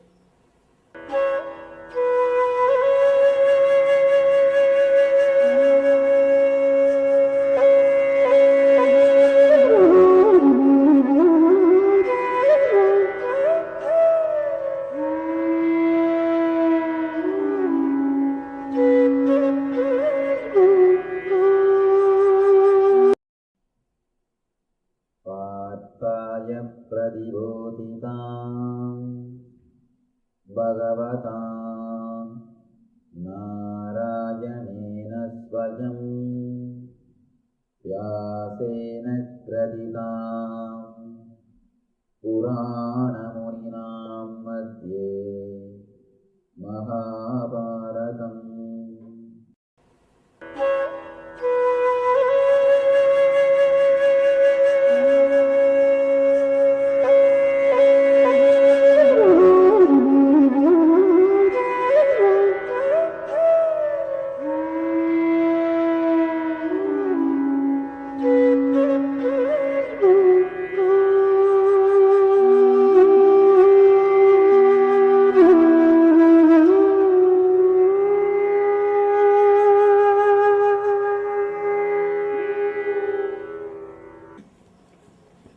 Krishna continues to explain step by step all these great qualities. As I was telling you, please don't try to practice these qualities separately, individually.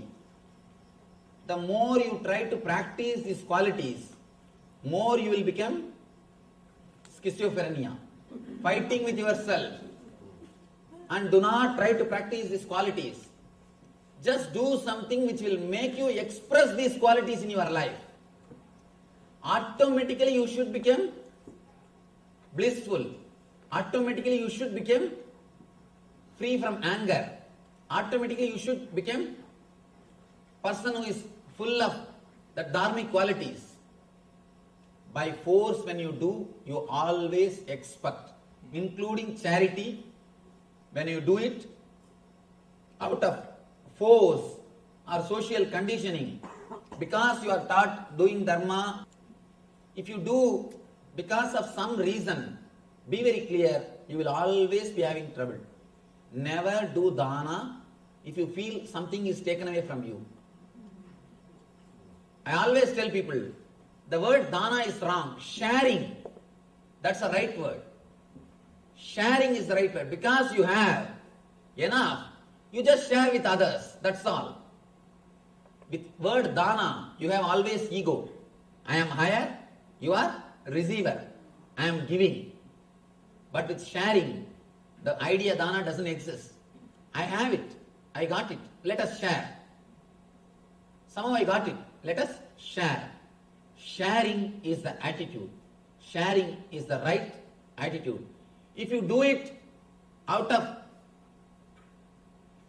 the concept I, even after doing charity, you will verify whether your name appeared in the plaque or not. Is there any spelling mistake or not?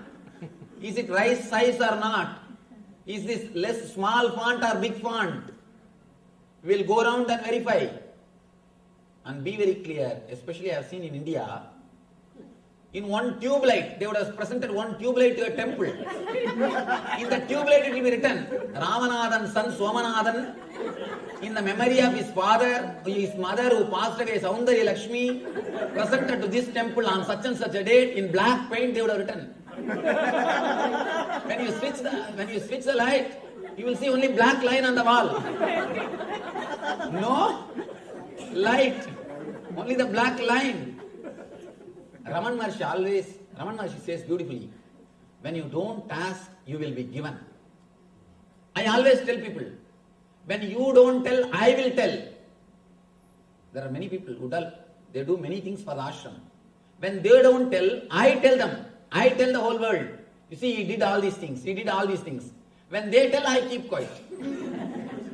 Who's telling will work? When they tell, I think, all right, they themselves are telling, why should I tell? When they don't say, I tell the world. Please understand, when you don't do out of the idea of I,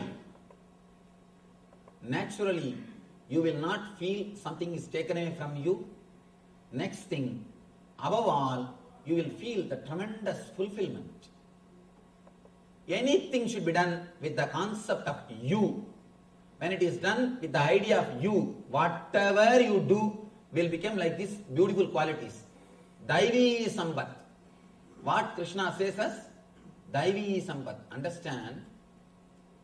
Even Yasoda had that small idea of I. Let me tell you a great story from Bhagavata. A great devotee called Tarangini. She is a devotee of Krishna. The other day, I was sitting with our chief priest, Nasim Bhattar. He was telling me the story. Beautiful story. Of course, to tell you honestly, I never read this story. It is he who told me this story. And beautiful story. Let me tell you that story. It is such a wonderful expression of love. And exactly this I and you concept is expressed there. See, this Yasoda, from day one, within 24 hours of Krishna's birth, he was handed over to Yasoda. Within 24 hours, not even 24 hours, 12 hours. Because night he took birth, before the sunrise he was brought to Yasoda. He was brought this side. Because if the sun comes, then Gamsa will come in search of Krishna. Within 12 hours he reached Yasoda. Yasoda brought him up practically till he left Vrindavan. But when Yasoda asks him to sing or play the flute, this guy will not play. But this Tarangini, she is actually from a low caste or suppressed caste. She is a great devotee of Krishna. Because she is from a lower community, she will not come in front of Krishna. She will stand in one corner and just enjoy. Just enjoy the Krishna's presence and his music or whatever he does, naughty things. She will stand in one corner and enjoy. Such a great devotee.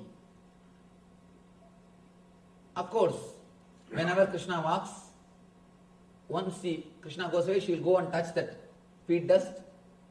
And one day, Krishna left the flute and went away. He forgot. Of course, he wouldn't have forgotten, he must be playing.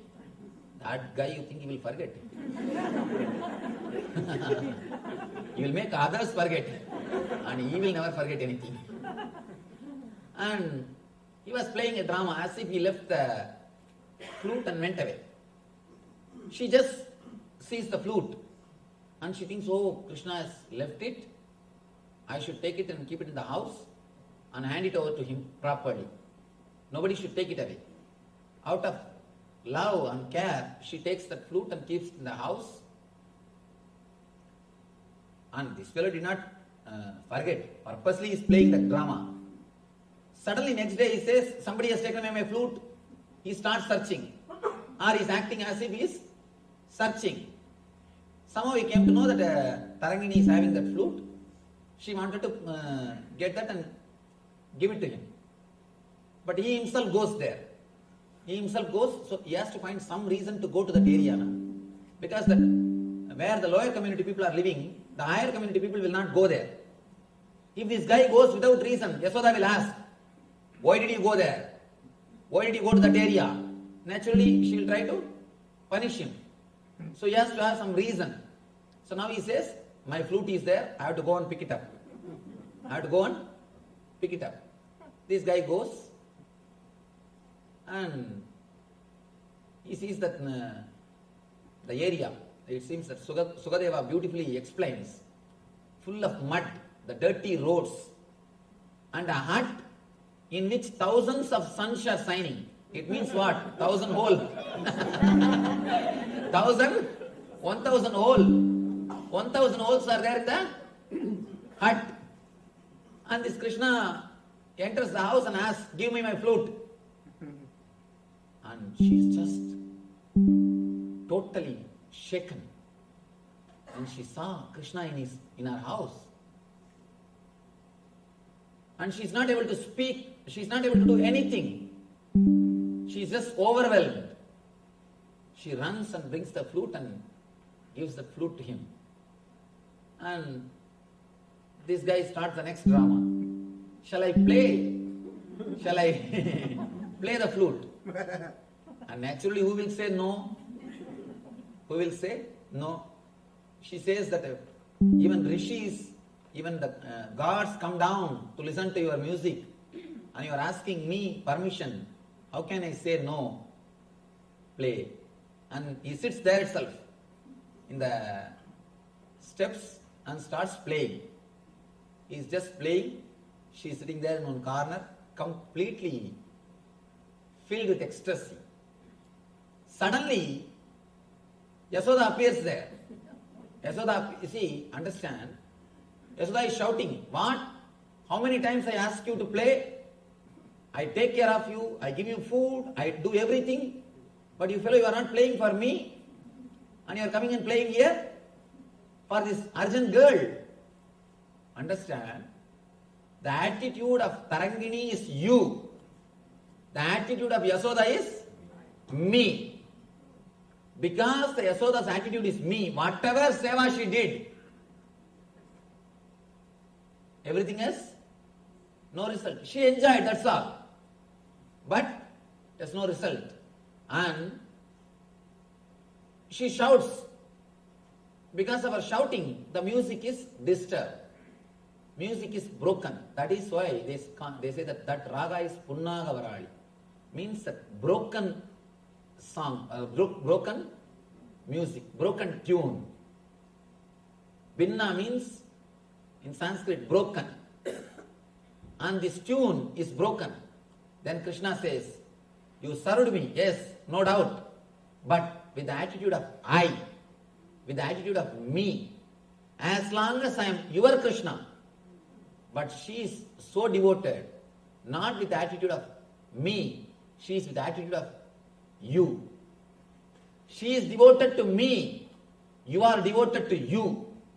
As long as I am your Krishna, you will take care of me.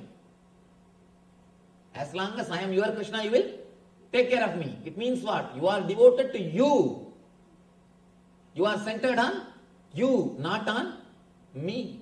That is why even 5 minutes of separation you are not able to digest. Possessiveness, instinct to possess. You have come here all the way. You are not giving even 5 minutes space for her. She never asked me that. She never asked me to come to her house. She never even expected I'll play for her. She is totally dedicated, only with one attitude of you. Then Krishna blesses us, blesses her. You will have the Samibhya Mukti. Means you will become a Shenbaga flower and you will reside in my garland and you will stay with me forever. There are 4 muktis, 4 enlightenment. Salogya Mukti, Sarubhya Mukti, Samibhya Mukti, Sayujya Mukti. Salogya Mukti means you will be allowed to stay in the Vaikuntha. You will have one apartment in Vaikuntha. You will be given one apartment in Vaikuntha. That is Salogya Mukti. Sarubhya Mukti means you will have his own form. You can see Jaya Vijaya. They will be standing exactly like Venkateshwara. They will have that same Sangha Chakra, same all the Ayudas of Venkateshwara. That is called Sarubhya Mukti. Same Swarupa is given to them. Jaya and Vijaya, you can see the same way of Urthabundra, Shankha, Chakra and all the Ayudas. Just as Venkateshwara has got, they will have. It is called Sarubhya Mukti. The next level, Samibhya Mukti, being in the inner circle. Being in the inner circle.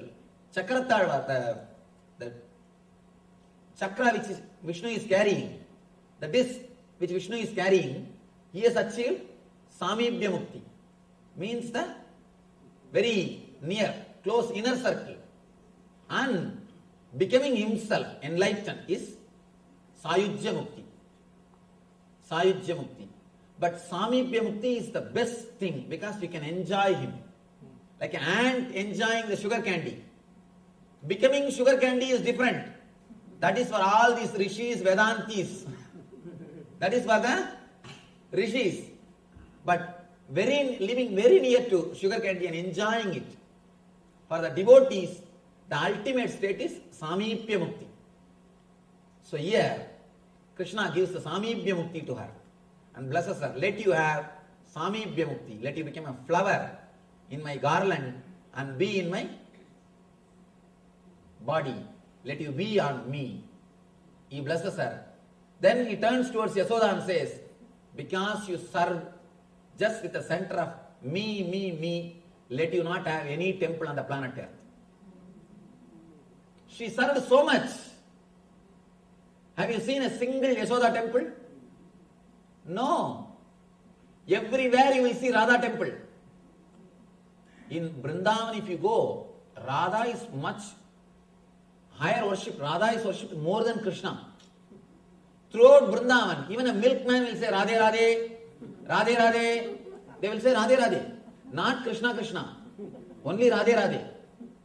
Throughout Vrindavan, only you will hear word Radha. Have you seen a single Yasoda's temple? No. Because whatever service she has done, yeah, okay, great. But she did with the attitude of I.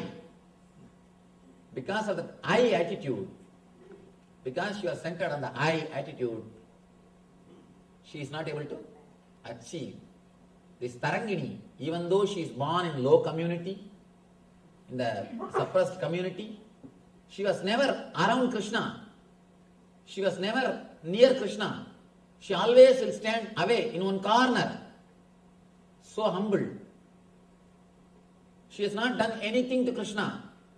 I don't think, of course, she will not be even allowed to serve Krishna because of her community. But just because she lived with the attitude of you, Krishna goes to her house and she goes and blesses her. She goes and gives her liberation. The people who live in the world, as long as they live with the attitude of I, even if they run behind divine, divine will run away. When you have the attitude of you, even if you live in your hut, which has got 1,000 holes, you will see Krishna will be there in your steps waiting for you. In your steps waiting for you. There are thousands of stories we can tell. This wonderful story to express how the I drives the divine, you brings the divine. And it is just one attitude change, the cognitive shift, which took care of the whole thing. Let me tell you one more small story. It's again the fight between Shankha Chakra and Paduka. See, Vishnu has got a Shankha and Chakra and Padukas. One day, when he comes back after some picnic or dating, he comes back. Of course, Vishnu, you know, every day with one person he goes out. And he is a blissful energy. Not like Shiva sitting always in that old smashana, nothing to do. What to do? One or two old bulls are there. And nothing to see, nothing to enjoy. But Vaikuntha is totally different place. Vaikuntha is a fun place. And continuously dance goes on, and all variety foods are served, and everything is great. Vaikuntha is different. Vaikuntha atmosphere itself is different. And this Kailash, all these old fellows with a long beard sitting and always chanting Om Namah Shivaya, Om Namah. How long you can hear? After 2 years you will feel so bored. And you will ask for some entertainment. But here Vaikuntha is an entertaining place. And he comes back. He goes to his bedroom. He leaves the Padukas outside the room and goes to the bedroom to rest on his beautiful bed, the serpent bed, Adisesha. The Shankha and Chakra, they look at the Paduka and laugh at them. Laugh at the Paduka. See, you may carry Bhagavan whole day. When it comes to the room, you have to stay out, we will go near. You are not really at Samipya. We are the people who stay 24 hours with him. Night 12 hours you are out. So you have only half Samipya Mukti, not full Samipya Mukti. Only 12 hours when he comes out, you will be at his feet. When he goes to bed, only we will be there around him. We are having 100% Samipya Mukti. You are having only 50% Samipya Mukti. Then Paduka says, all right, what can be done? Whatever Bhagavan says, whatever Bhagavan thinks, let it happen. Next day when Bhagavan comes, Paduka asks Bhagavan, these two guys are making fun of me. Shankha and Chakra are making fun of me. Is this really true that you are angry with me? And I have only 50% Samipya Mukti. Is it really true? Please tell me, what mistake did I do? Then Bhagavan laughs and tells, don't bother. Attitude at time doesn't mean that you are important or you are not important or they are important. Attitude at time does not show favoritism. I have no favoritism. Let you understand, each one has got different place, different work, different things to do. Then Bhagavan says, by worshipping Sankha or Chakra you cannot get Mukti. Only by worshipping you people can get Mukti. They can have liberation, enlightenment only by worshipping the Paduka. Not by worshipping Shankha or Chakra. See that? Chakra kills. Shankha declares the victory. That's all. By worshipping Shankha and Chakra you cannot get liberation. But by worshipping Padukas you can get liberation. Then Bhagavan says, they have their duty is different. Your duty is different. Your responsibility is different. Your place is different. Understand, the Shankha and Chakra cannot give enlightenment. Only you can give moksha. Only by holding you people can achieve moksha. Then he says, whatever is said and done, these guys have made fun of you. Let both of them take birth in the planet Earth and worship you for 14 years. Sankha and Chakra take birth as a Bharata and Shatrugna, worship the Paduka for 14 years in Ramayana. They come down as Shankha and Chakra, worship the Padukas for 14 years. Just because they made fun, 14 years, let them worship you. And understand, only you can liberate them. The Bharata and Shatrugna do Paduka Puja. 14 years, Paduka is only kept in the throne. And Shatrugna and Bharata, they do service to the Paduka. Paduka is the king. If you know the Ramayana story, you know. In Ramayana, both of them, Shankha and Chakra, are the Bharata and Shatrugna. They both serve the Paduka and get the liberation. So understand, some may have some responsibility. Some may have different responsibility around the master. But if these guys think some are important, some are not important, the difficulty will be, there will be difficulty. The person who thinks he is important, he will be made to stand in front of a person who is considered as unimportant. Shankha and Chakra, they started thinking me. So, naturally they have to suffer. The Paduka says you. Naturally, it receives the worship. And then Bhagavan blesses. Let this Shankha and Chakra worship you and then have the liberation. Then they will never talk about you. So the centered, how we are centered, that is the thing really which makes your life demonic or divine. Divine or demon is only one concept, you and me. Now, the next sloka, Krishna says, Daivi sambat vimokshaya nibandaya surimata masuchas sambatam daivim abhijatosi pandavaha.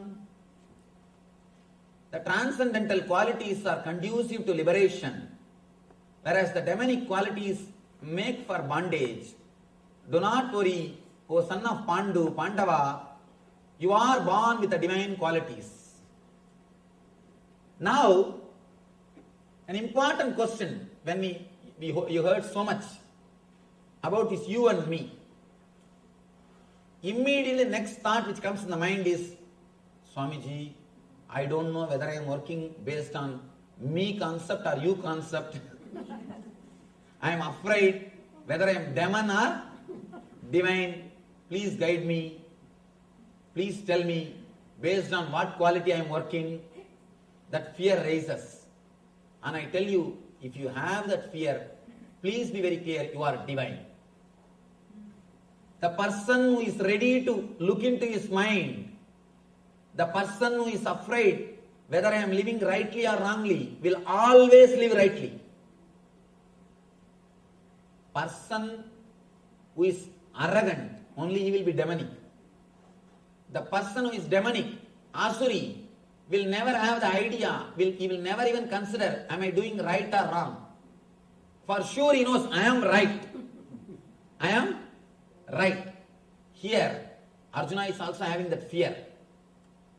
Bhagavan, am I living with the divine nature or demon nature? He is not expressing, but the face shows. The face shows. And now Bhagavan expresses.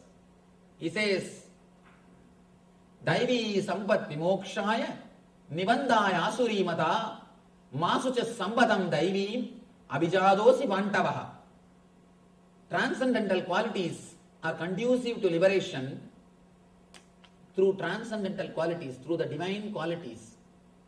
Living with the attitude of you achieve the liberation, enlightenment, means nivritti. By living with the idea of I, you will start creating more bondage. The demonic qualities make for bondage, means pravritti. It starts the pravritti. Do not worry, O son of Pandu, please don't worry. You are born with the divine qualities, he assures. By hearing all these great words of I and you and me, in the gap time, the 10-15 minutes of gap time, if you really contemplated, am I living with you or am I living with I? How I am living? I don't know. Am I living with the demonic nature or divine nature? If you have contemplated, if you had the doubt, if you have suffered with a little fear, if you had a little bit of that fear or thinking, guilt, be very clear, you are born with the divine nature. If you think, no, I am living properly. Anyhow, I did not have any other entertainment, so I am sitting here and listening. Let him say whatever he wants to say. Anyhow, I have come, let me listen. If you are with that attitude, now you know what. If you have considered, if you have seen, at least once, if you look into your being, am I living with demonic nature? Am I living with divine nature? What is my nature? If you try to measure with the scale about you, your inner being, at least once, be very clear, you are Arjuna, you are in the position of Arjuna, be very clear, you are born with the divine qualities. Daivim abhijadosi pandavaha. He says, you are born with the divine qualities. Daivim abhijadosi. You are born with the Daivi, divine qualities, O Pandava, O son of Pandu. So if you are worried for a few minutes, listening after these words, now you don't have to worry, you are born with the divine qualities. That's the scale. Whenever a person who is dharmic, when he listens to these higher words, he always verifies once. Because he is centered on dharma. The people who are adharmic, even if they listen all these things, he speaks all these things as if he is living what he is living. Let us go and see how he is living. Then let us see what he is speaking is falling in tune with his ideas or not. Person who is divine tries to chisel himself, tries to correct himself. Person who is asuri tries to correct the others. With asuri sambat, he is holding the chisel and hammer in this way. with the divine sambat. He is holding the chisel and hammer in this way. When you carve yourself, you become God. So, here, if you look into yourself, be very clear, you are born with divine nature. Now, Arjuna has become mature. The moment he listens these truths, he starts looking into his being. So, naturally, Krishna says, you are born with divine nature. Dvaubhuda sargau loke asmin daiva asura yevacha daivo vistara saprokta asuram partame shrunu.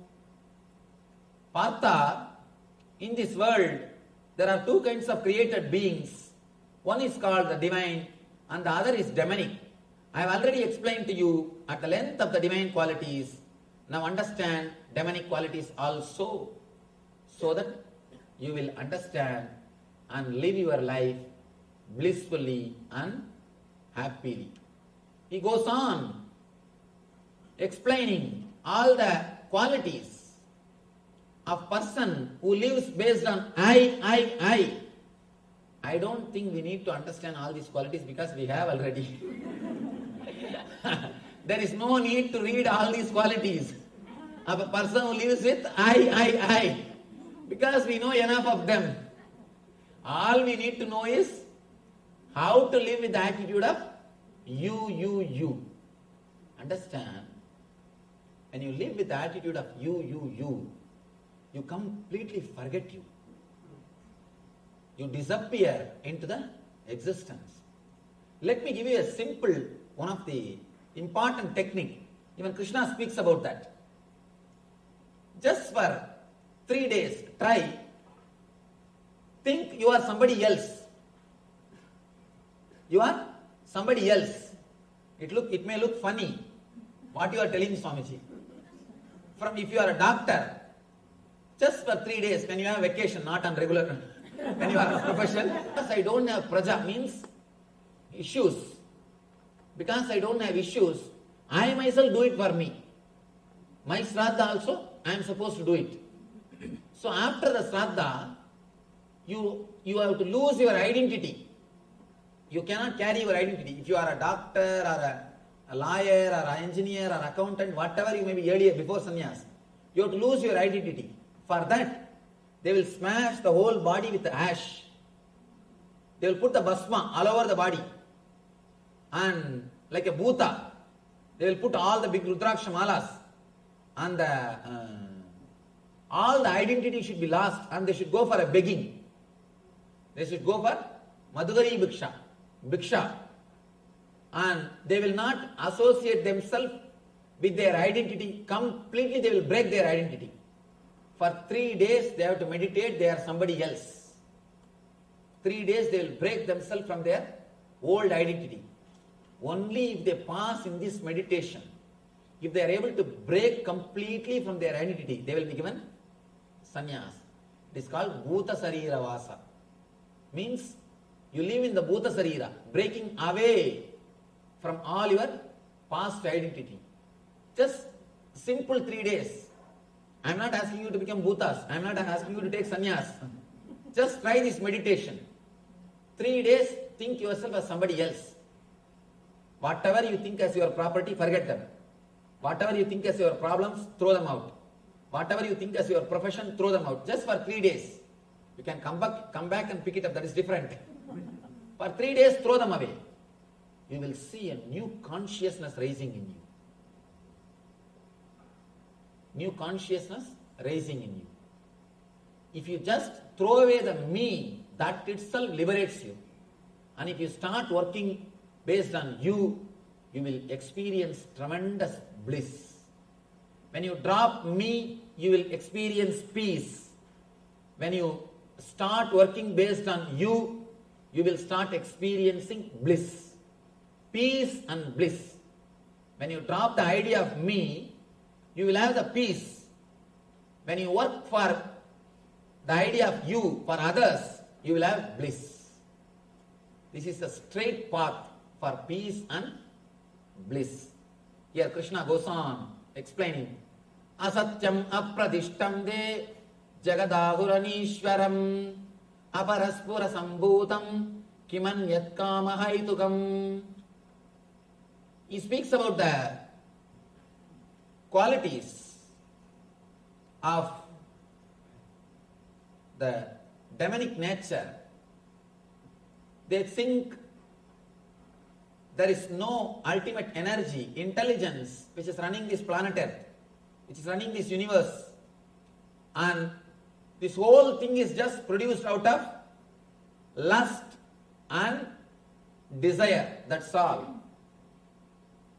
They believe in material. Of course, modern day, even the scientists have started understanding, and they are giving new concepts. Even they started speaking. There is a cosmic intelligence which is running the whole thing. It is not dead. It is not just matter and matter. They say world is not pure chemistry. People who think world is pure chemistry, they become demons. If you think the whole thing is just dead, naturally you will try to acquire more and more by killing everybody. Hook or crook, right or wrong, do what you want. Only when you understand the whole thing is intelligence, it responds to your thoughts, your activities, you will start living properly, or you will start really living. Small story. Group of scientists, little arrogant, who think that they can do anything and everything. They challenged God. They said, "Oh God, now you are not necessary. Whatever you do, we can also do." What do you say? You are creating human beings. We will also clone and create. What do you say? You create all the whatever is available in the planet Earth, the trees or all those things. Now we can also do all those things. Our department has developed everything. We can do anything. And here I am surprised. See the size of banana and see the size of fruits. All scientist creation. And the scientists have called God for an argument or competition. Come, face us. We will do whatever you do. Now better you go and rest. We don't need you anymore. God said, all right, let us face them. Both of them came, and God created a plant. Immediately they also created the same tree in a much better way. And one by one, continuously they are doing. Suddenly God took little dust and created a man out of it. This guy said, that is not a big deal. Let us do. Now cloning has come. They took the dust and they were about to create a man. God said, stop. Bring your own dust and do. Bring your own dust and do. Don't do it. My dust. So be very clear. Whatever you may achieve, wherever science may go, divine is alive. God exists. And there is a cosmic intelligence which runs the whole universe. You may create man out of dust, but from where will you get the dust? You cannot create dust. So be very clear. There is a pure intelligence and energy which exists. But people who are demonic, who are centered on I, and me, they think everything is me. They think the whole world is known to them. They think the whole logic and calculation of the world is known to them. They think, I know all the logic and calculation. This is the way things happen. This is the way it has to be done. They think they know everything. Person who thinks he knows everything, one simple thing should be done. He should be simply get married. You should get him married. Just put him in, just get him married. Then everything will become all right. And I have seen these young guys, when they come, these parents will force them to fall at my feet. I never like forcing somebody to fall at the feet. And these guys, if they don't want to fall, they can go. But they will not go. They will stand there and will ask me questions. Why should they fall at your feet? And I tell them, I am not telling. But their arrogance is so much. They will be asking all questions. I tell them, I am not asking you. Why should you stand here and argue? But their arrogance will not come down. Just for argument's sake, they will argue. In the mind, I used to think, let him get married. After 1 year when he comes, after the marriage, simply Sashtanga Namaskar. Because in 1 year complete training happens. What we can't do in 10 years, 1 year training. Done. Whole thing is done. The fellow will simply fall flat and now he knows how to listen. Now he knows how to listen. Completely will be polite. He will be polite and yes Swamiji, yes Swamiji, yes Swamiji. And now he knows the power of yes mantra. Power of yes mantra. Simply getting married. And that is what we should do. The Asuri people, nothing else needs to be done. Simply get them married. And all the Asuri qualities will disappear. Maybe, I think that is why God created this marriage idea. That is why He created the marriage idea. Anyhow, they say the world is unreal. The foundation, with no foundation, no God in control, they say it is produced of sex desire and purely by lust. Asatyam, apradishtam, jagadahuranishwaram, aparaspara sambhutam, kimanyat kama haitukam. Kama is the hetu. Hetu means reason. Kama is the hetu for the whole thing. Reason for the whole thing. Please be very clear. Kama cannot be reason for whole thing. It is intelligence which is reason for whole thing. The Shakti or the divine is the cause and effect of this whole Jagat. That is Karana and Karya. In both the level, it is divine which is responsible for the universe. But when you think the lust is responsible or just you are the responsible, you start thinking, you start working with one idea of me, me, me. Here,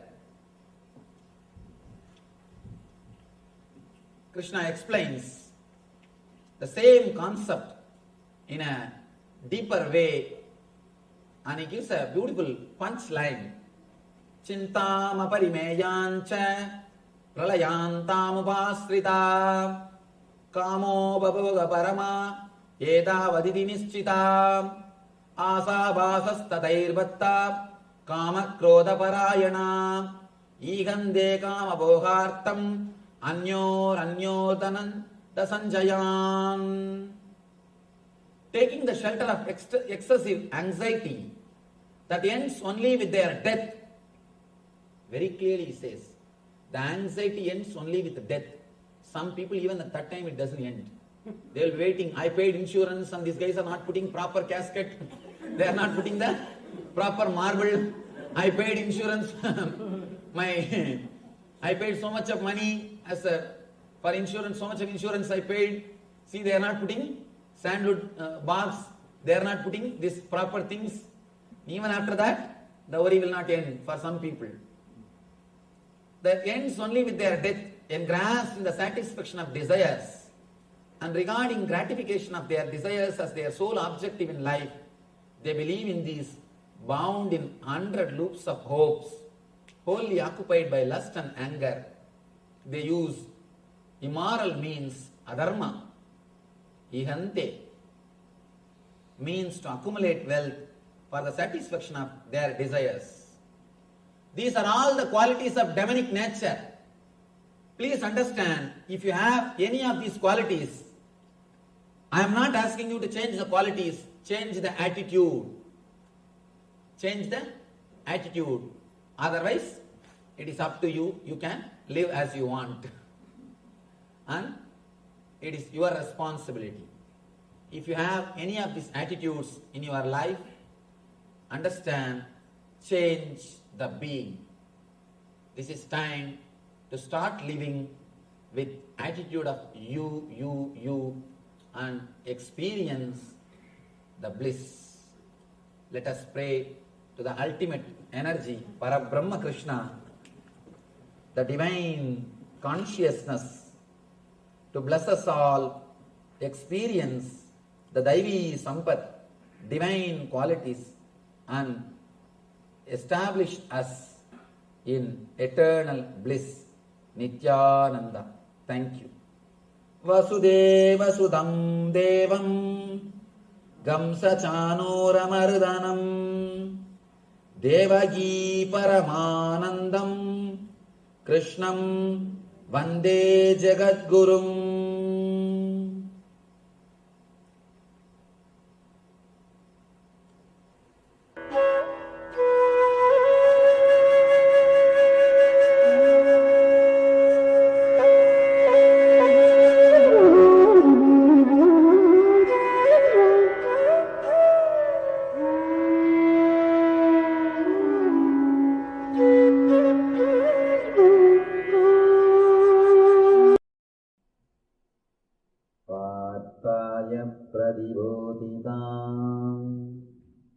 Bhagavatam Narayana Swayam Vyasena Kraditam Purana Muninam Madhye Mahabharatam.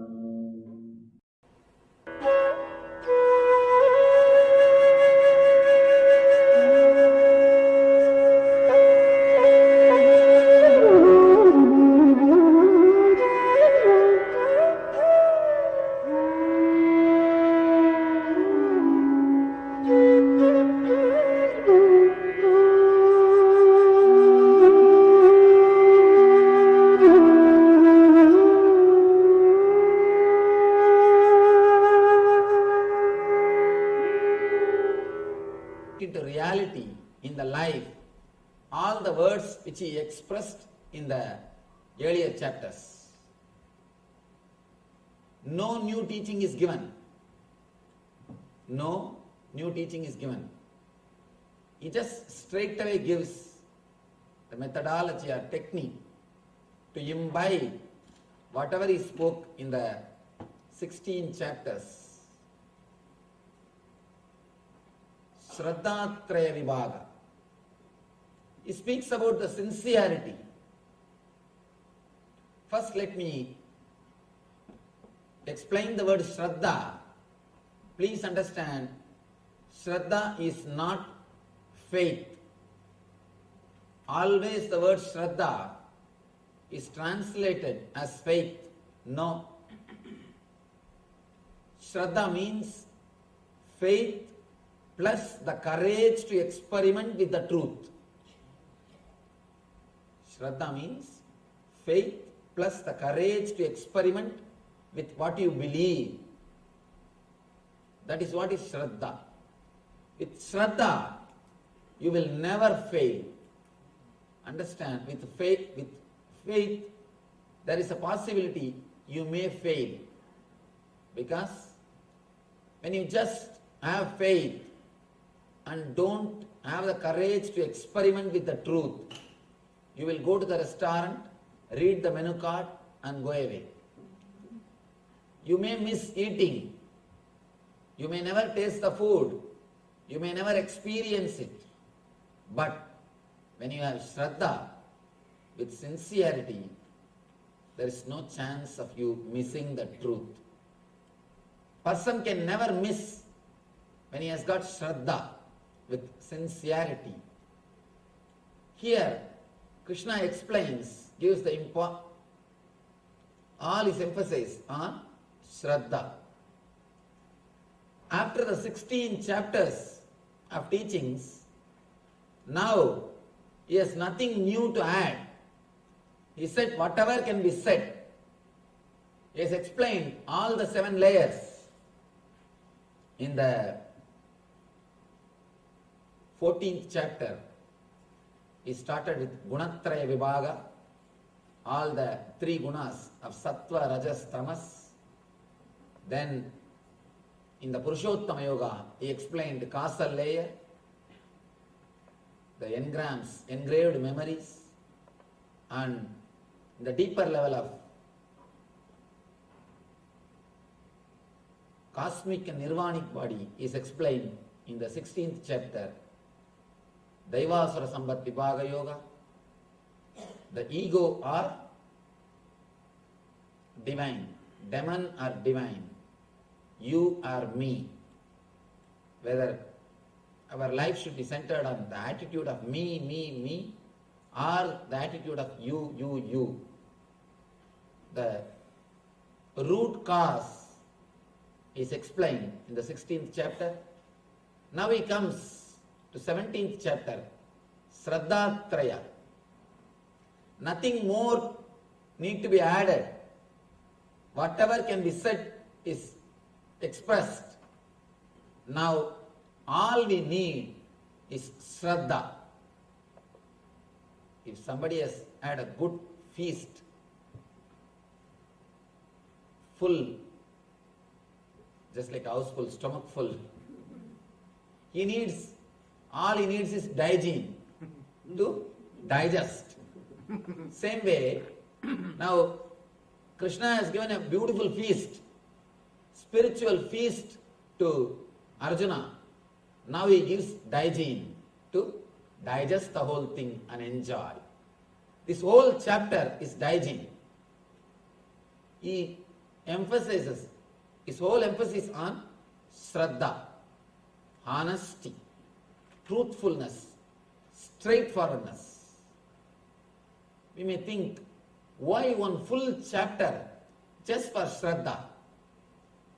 Please understand, we all invariably, 100%, we miss enlightenment only in this one subject, Shraddha. Let me be very clear, it is not that we don't know all this truth which Krishna is speaking. Please be very clear, all of us know whatever Krishna is speaking. All these 16 days, whatever Krishna spoke, all of us know. It is not that we don't know. Then why we have not become Krishna? We miss this one thing, Shraddha. That's the only thing. Please be very clear, our problem is not that we don't know. Actually, our problem is we know too much. We know too much and we are not able to digest it. Vivekananda says beautifully, instead of knowing the whole library, just know 5 concepts. Just 5 concepts. And with Shraddha, experiment with that 5 concepts. Let that 5 concepts become your life. That is enough. Nothing else is necessary. Instead of having the whole library in your head, just have 5 concepts in your heart. Here, Arjuna is emphasizing, that Krishna is emphasizing the importance of Shraddha. How Shraddha can transform your whole life, and only Shraddha can transform. Understand? Whatever you believe, you may believe even in atheism, no problem. But you have Shraddha, sincerity to that faith, to that concept, I tell you, you will achieve the ultimate. There are so many people who achieved God, who achieved the truth, even through the path of atheism. Buddha himself, he never spoke about God. He never spoke about God. But not only he has become enlightened, thousands of people enlightened, got enlightenment because of Buddha. And in the latest days, J. Krishnamurti, no God, even mention of God is not there in his whole philosophy, but great enlightened master, who just radiated enlightenment. And the same way, there are so many masters who became enlightened. George Gurdjieff, he became enlightened. No idea of God, no concept of God. What you believe is not important. How intense you are is really important. You see, Mahatma Gandhi, we call him Mahatma just because he is intense in whatever he believed. He was sincere to the core. Whatever he believed, he experimented with truth. That's why he calls his life, autobiography, as experiments with truth. He experimented with the truth. He allowed the truth to work on himself. He worked with the truth. Working with the truth is what I call sincerity. Not just listening, not just reading, not just believing, working. Straight away, executing them, experimenting them, and courage to play with these truths. I always tell people, meditation and gambling both needs courage. For gambling you need courage. For meditation also you need courage. You will have all doubts. Meditation is the ultimate gambling. With ordinary gambling, you gamble only with money. In meditation, you gamble with your ego. You gamble with your whole being. But one thing, in this meditation gambling, if you lose, you will win. Only losers win in this game. In the ordinary gambling, the more you get, you win. In the meditation gambling, when you put your ego at stake, you win the whole game. You win the whole game. You put your whole ego at stake. Spiritual life needs courage. That is why Vivekananda says, the spiritual people, he calls his disciples as Dhiraha. Dhira means the person who is courageous, who needs courage. You may think, why spiritual needs courage? The spiritual life needs courage. For spiritual life, we need to be silent. No. Spiritual life needs courage to experiment with these truths. We heard so much in last 16 days. So many different teachings, so many different understandings, so many different techniques. We heard everything. Only if you have courage to experiment with them, it can help your life. It can transform your life. Otherwise, it can add a little more weight to your head. That's all. Please understand, if you receive them and store them in your head, you will have more head weight. Nothing else. Now, you will tell, I know Gita. I know Gita. There are some books which just cannot be read, which needs to be experimented. Gita is the book which needs to be experimented. You need to experience it. See, for example, if you ate too much and if you are not able to digest it, naturally what will you do? You will vomit. You will have stomachache and vomit. Same way, if you hear all these things and if you don't experience it, if you don't digest them and make them as experience, you will have headache and you will catch people and start vomiting all these things on them. You will catch people and start vomiting all these things on them. Please be very clear. unless we have sincerity, unless we start experimenting with these truths, listening to all these truths is dangerous. Please be very clear. I am going to one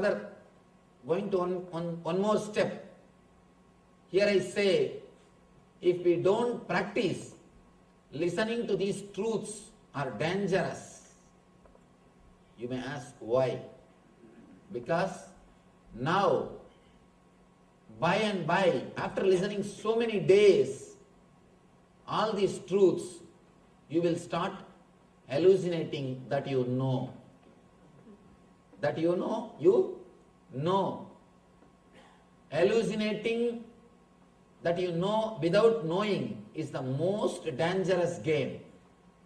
Most dangerous game. Never do that game.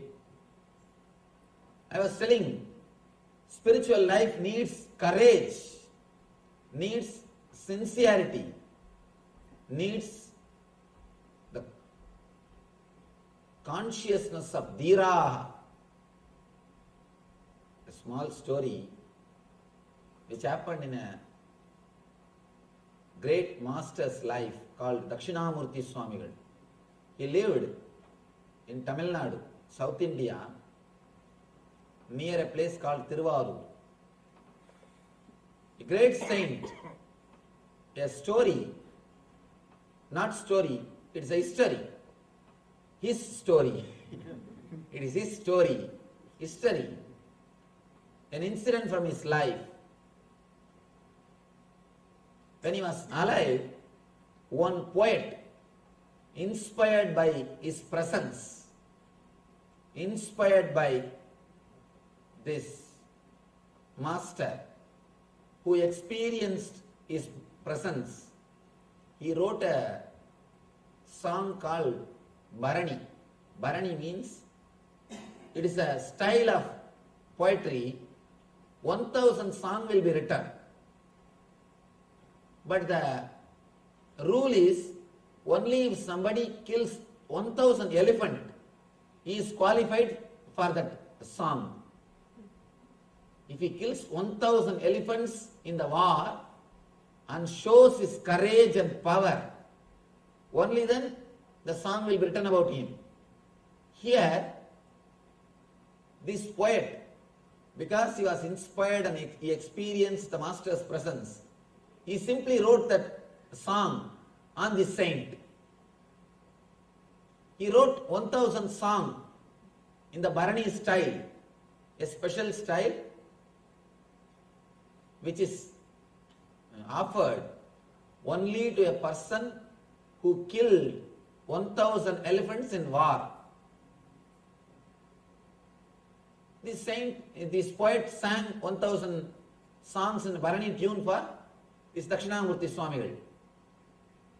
The king, he was also considered to be Bharani. I don't know whether he really killed 1,000 elephants or just gave some money to some poet. He is also Bharani. Somebody sang Bharani on him also.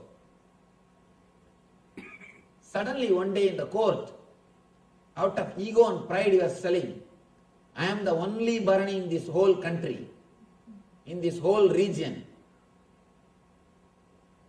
One poet got up and said, no king, you are wrong.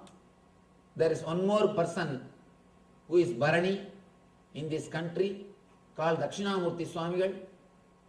One of your own court poet who is your own court poet, who stays in your court, he sang Bharani about him. He is also Bharani. This king's ego was deeply hurt. He said, what? Who is the person, one more Bharani in this country? Get him here. Poet says, no, he is a beggar. He will not come. Please be very clear. Beggars can never be forced. You can never force homeless people. You can force anybody to do what you want, but you can never force homeless person. Because he has no desire. You can't do anything about him. As long as he has got some desire, He will oblige the social system. You can't do anything about him. He says, I don't want anything. He neither cares for your name, nor cares for the home, or cares for the fame, or the security, nothing. You cannot bind him. He says he's a beggar, he's a Swami. We cannot bring him. Then his ego is deeply hurt. What? For a beggar Bharani. Who is the fool who sang that song? Call him. Immediately the poet was brought. King asked, fool, how dare you sing Bharani on a beggar? Poet says, O king, please forgive me. Before using any words, before abusing that master, it will be nice if you come and see him once. King says, what? You are advising me? Tomorrow morning your head will be cut. That is the usual trend. Straight away violence. You see, only idiots will straight away enter into violence. When you can't behave intelligent way, when you don't know the truth, and when you don't have enough energy to convince the other person through truth, you take sword. See, throughout the history of the Eastern religions, whether it is Buddhism or Hinduism, they never converted anybody with sword. Because they had intelligence. They always converted people only through logic, analyzing, convincing the other person through truth. For example, if Shankara and Mandana Mishra, both of them have different views, they don't fight with each other. Shankara doesn't say, if you don't convert into Vedanta, I will kill you. No. They both sit together and analyze their whatever they know. It's a loving discussion. See the beauty. Shankara and Mandana Mishra are discussing. Judge is Mandana Mishra's wife. Mandana Mishra's wife is judge. Then what beautiful loving atmosphere it would have been. Will you believe somebody's wife and make judge? Never. And here, Shankara makes Mandana Mishra's wife as judge, Bharati. She is judge. And Devi, she is taking the post of judge. And Mandana Mishra and Shankara are discussing. And finally, Bharati gives the judgment for Shankara. He says, Shankara won the whole thing. The whole thing happens out of love. No violence, no cutting, no killing, nothing. Simple discussion. Throughout the Eastern religions history you can see, never the cutting, never the killing. They never converted through sword because they don't believe in killing. They have intelligence, enough intelligence. So they express the concept. And one more thing, whoever is able to express the truth clearly, automatically other person joins in this person's group. That's all. When Shankara convinced Mandana Mishra dropped everything and came and surrendered his life to Shankara. He became disciple of Shankara, Sureshwaracharya. He took the path of Shankara's teachings. Here, people who use the sword, they prove they are idiots. Because they don't have intelligence, straight away attack. There are many religions which converts people through sword because they don't have enough clarity or courage to share the truth. You can never do anything through sword. Through sword, only destruction is possible, never construction. This king, dumb guy, straight away he says, kill him. Tomorrow morning, he should be killed. Kill that poet. Poet says, I have no problem. I experienced truth through this master. I have no problem. I am ready to die. But I can tell you one thing. If you are really intelligent, do this one thing. Go and meet him at least once. Come back. Then I am ready to die. But don't punish unless you see him. Then king says, all right. What is there? After all, let us go and see and come back. If he is not real Bharani, we can kill him also. He goes to see the Dakshinamurti Swamigal.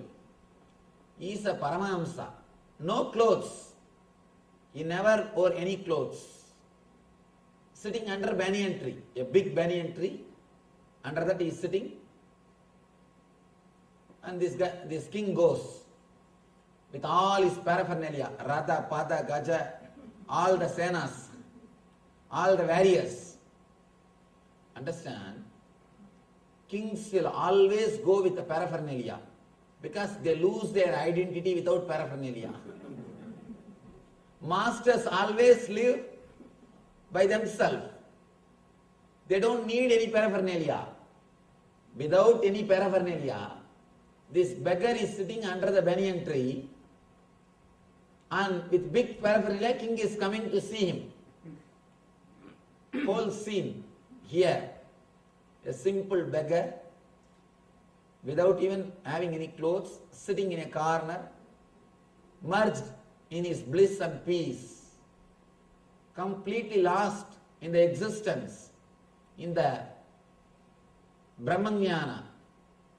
He is just sitting. Intense silence, intense peace, silence which can penetrate you. In that silence he is sitting. And the king is coming with all his warriors, with all his army. Straight away king walks, he comes down and comes near the master. Master neither moved nor received, nothing. He just opened his eyes, looked into the king's eyes straight. First time somebody is looking into the king's eyes straight. It is always he will look into others' eyes, they will put their head down. First time somebody is looking straight into the eyes of king. After a few seconds, he put the head down. King put the head down. And he felt clearly something happening inside his being. Slowly, within 2-3 seconds, he felt he is just a mere beggar in front of the master's presence. You don't know now how to act, how to react. It's a strange situation. He is at last. He is at last. He is not able to decide what to do. He is overwhelmed. Just Dakshinamurti Swamigal, just through his face, he says, sit. Not verbally, just through sign, he says, sit. Simply king sat. Without even thinking what he is doing, he just sat. Because king sat, all the ministers, army people, all of them dropped their weapons, silently sat. In 10 minutes, the whole army is sitting. You can never make army to sit. Even leader of the army can never make the army to sit. That is why they say, you have to continuously give job to the devil. If you don't give any job to the Bhuta, it will eat you. You cannot keep the army, you cannot make army to keep quiet. Here, the whole army is sitting, silent. 1 hour passed, 2 hours over, 3 hours, evening also over, 1 day over. The Swami is sitting, king is sitting, the whole army is sitting. Not even a single word was transpired. No instruction, nothing. They did not even greet each other. Just is sitting. 2 days over.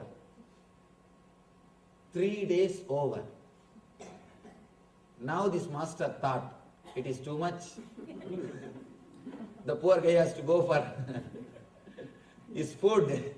He has to at least eat. 3 days, no food, no 1, no 2, no 3. Simply is sitting. The whole army is sitting. And now master thought, this guy should go back to his kingdom, his palace. He has to take care of the country. 3 days he is sitting. Just he opened his eyes and said, now you can go. Simply the king straight away fell flat at his feet, did namaskar and came out. Then he calls the poet and says, what Bharani? You can sing Dharani for him. Dharani means a person who killed 10,000 elephants. Then the poet makes a beautiful statement. Killing 1,000 elephant or 10,000 elephant is easy. It's not a big deal. Just have weapons, you can simply kill.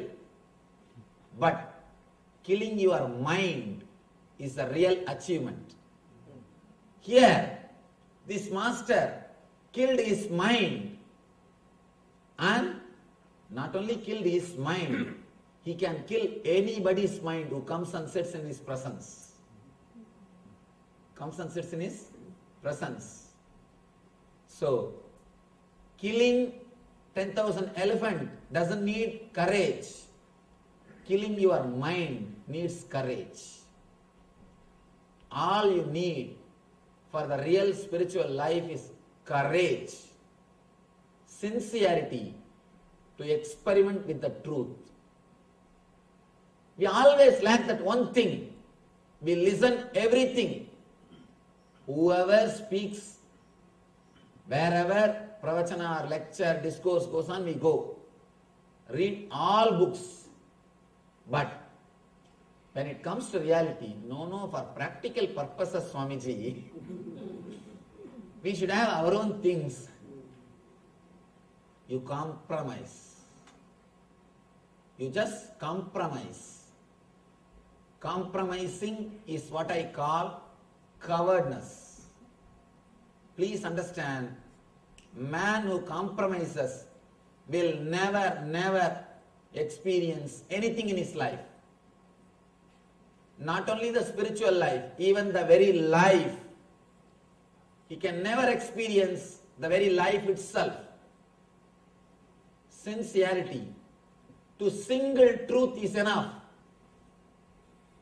Please understand, sincerity to a single truth is enough. Nothing else is necessary.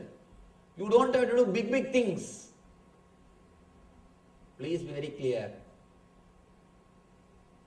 You can't call somebody as big person if he does a big thing. What he does is not important. How he does is important. There was a great saint called Nammalvar. In Tamil Nadu he lived. Throughout his life he did only one thing. He made garlands for Vishnu, that's all. Nothing else. He will pluck flowers from garden and make garlands and give it to the god. That's all, nothing else. Simple, making garlands, that's all, nothing else. He became enlightened. There are so many enlightened masters. They did not do big things. They did very small things, but in a big way. What they did, they had a deep trust. And one more enlightened person, he did not even make garlands and offer. Every day he will throw one stone towards Shivalinga. Yes, his name is called Chakya Nayanar. He is a Buddhist monk. Because he is a Buddhist monk, publicly he cannot worship Shivalinga. But he has got tremendous respect and devotion for Shiva. Somehow he became Buddhist monk. And in Buddhism, from the young age, you will be given to monastery. In one family, at least one son will be given to monastery. They will bring him up and make him as Buddhist monk. So he was given away like that to Buddhist monastery. But he had a deep devotion for Shiva. Every day, he will go near to a nearby Shiva temple. It's not a temple, a small Shivalinga under a tree. From distance, he will take one stone and think it is a flower and throw that stone on the linga and come away.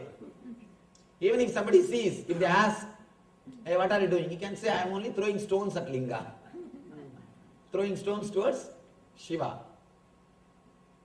And he will throw that stone and come away. And he became enlightened. Suddenly one day, when he threw that stone, one old man appeared and asked, what are you doing? No, I am just throwing stones at linga, towards Shivalinga. Old man said, no, the way in which you throw, it shows your devotion. You may throw stone, but the way in which you are throwing, that shows your devotion. Tell me who you are. Then he says, by somehow I am born in the Buddhist family, but I am deeply devoted to Shiva. Every day I come and offer my being to him by throwing this stone. Immediately the old man turns and gives his darshan as Shiva and gives him enlightenment. Understand, what you do is not important. Even if you sweep your house, even if you clean your house, it's okay. But do it with complete intense sincerity in that moment. Live in that moment. Understand? Spiritual practice does not mean you will go away to some forest, you will hold your nose 10 times and this time and that way and this way. You will torture yourself. No. Do anything but with intense sincerity. Let you have courage to express whatever you believe.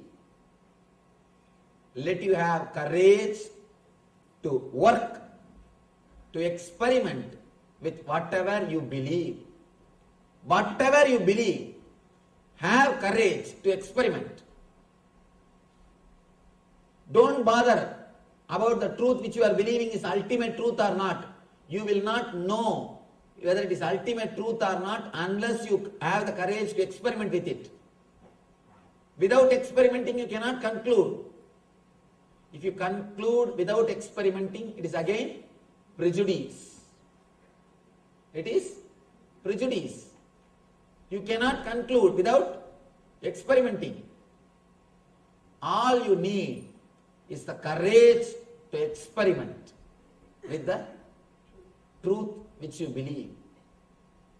In Tamil, they have 3 words for Satya.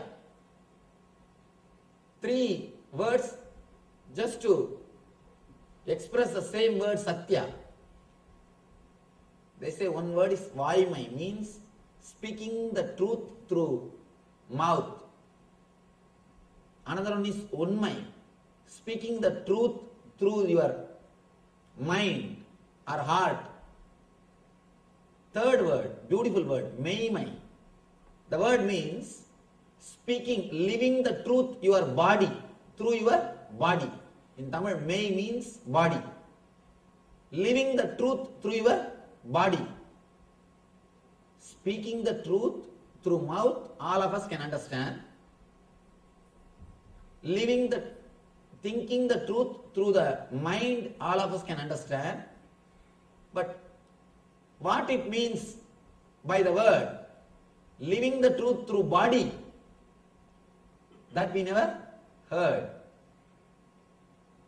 We all miss the boat only in that point. We all continuously think about truth. Go on contemplating whole day, morning till night. We all speak what we think as truth. Otherwise also wife will find out. She will find out. But we forget one important thing. Executing the truth in the life. Living the truth in the life. That is where we miss. Living the truth in the life. Understand? The honesty, sincerity to what you believe is what is the ultimate step or straight way to enlightenment. Whatever you believe, whatever you may believe, that's not a problem. But have courage to experiment it. Have courage to experiment it. Here, the chapter starts. Arjuna uvacha ye shastra vidhi mutsrujya yajante sraddhayanvita desham nishtadukha krishna sattvamaho rajastamaha. Krishna, those who discard ordinances of the scriptures and perform sacrifice with faith, what is their position? Is it sattvic, rajasic or tamasic? Here, beautiful question. Arjuna is asking. People who don't follow the instructions of scriptures, the ancient books, old books, but who worship according to their own way. What is their state? They are in tamas state or rajas state or sattvic state. They are in the peaceful state or restless state or in ignorant state. Now Bhagavan starts. Bhagavan uvacha Trividha bhavati shraddha dehinam sasvabhavaja sattviki rajasi chaiva tamasi cheditam srunu. Bhagavan says, according to the modes of nature acquired by the soul, one's faith can be three kinds: in rajas, in goodness, in passion, in ignorance. Now let me tell about that, O Arjuna. Listen. He gives three categories of sincerity: rajas, tamas and sattva. He explains the sincerity in three different ways. Yajante sattvika devan yaksha rakshamsi rajasa predan bodha ganans chanye yajante tamasajana. Here he explains who all worship what type of ideals. Man who is established in sattva, he worships devatas who are peaceful. Man who is established in rajas, he worships the yaksha and rakshasas. Man who is established in tamas, ignorance. He worships the Preta and Bhutas. You understand? What is your ideal? That decides your quality. What is your ideal? That decides your quality. I always tell people, these youngsters, how to decide about their quality. Just see, in their room, do they have Vivekananda's poster or some actor's poster? Based on that, you can decide who is their hero. Who is their hero? If you have Vivekananda's photo, he is your hero. You will continuously think about him. You want to become like him. You want to live like him. If you have some actor's photo, whole day you want to change your hairstyle like him. You wanted to look like him. You wanted to dress like him. You will work out just to look like him. You will do everything to become that actor. Be very clear. Here, that's what Krishna means. If you worship the right ideal, you are established in Sattva. If you have Vivekananda's poster in your room, be very clear, you are in Sattva. If you have some actor's photo in your room, poster in your room, be very clear, you are in Rajas. And Tamas. Tamas is, if you have some violent, these fighters, every day, whole day these shows go on, fighting with each other, beating, what they call that? Samurais. Some fighting. Please understand, this fighting is a perversion. I can never imagine thousands of people sitting and watching 3-4 people fighting. How perverted we became. Please be very clear, if you are continuously sitting and watching the fighting in TV, you are established in tamas. You are established in tamas. Here Krishna clearly says, based on your ideal, your guna can be described. Ashastra vihitam goram tapyante yeta bhojana dambahangara samyukta kamaraga balanvitam kashayandas sarirastam bodha gramamachetasah mam chaivandas sarirastam tanvidatyasura nischayan. Those who undergo severe austerities and penances, not recommended in the scriptures, that's what I was telling the other day, walking in the fire, too many things which is unnecessary. Krishna says there is no need for all those things. They perform all these things out of pride and ego, just to show I did all these things. Do you know? I have done all these things. It is called, it is done out of pride and egoism. It is done out of lust and attachment, who are foolish and who torture the body and the material elements, as well as the Paramatma which is dwelling inside them. Beautifully Krishna says, please do not torture the Atman which is inside your body.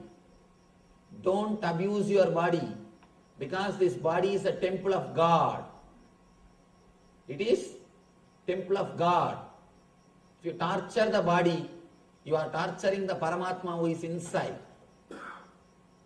Here he says, they torture the Paramatman who is residing inside the body.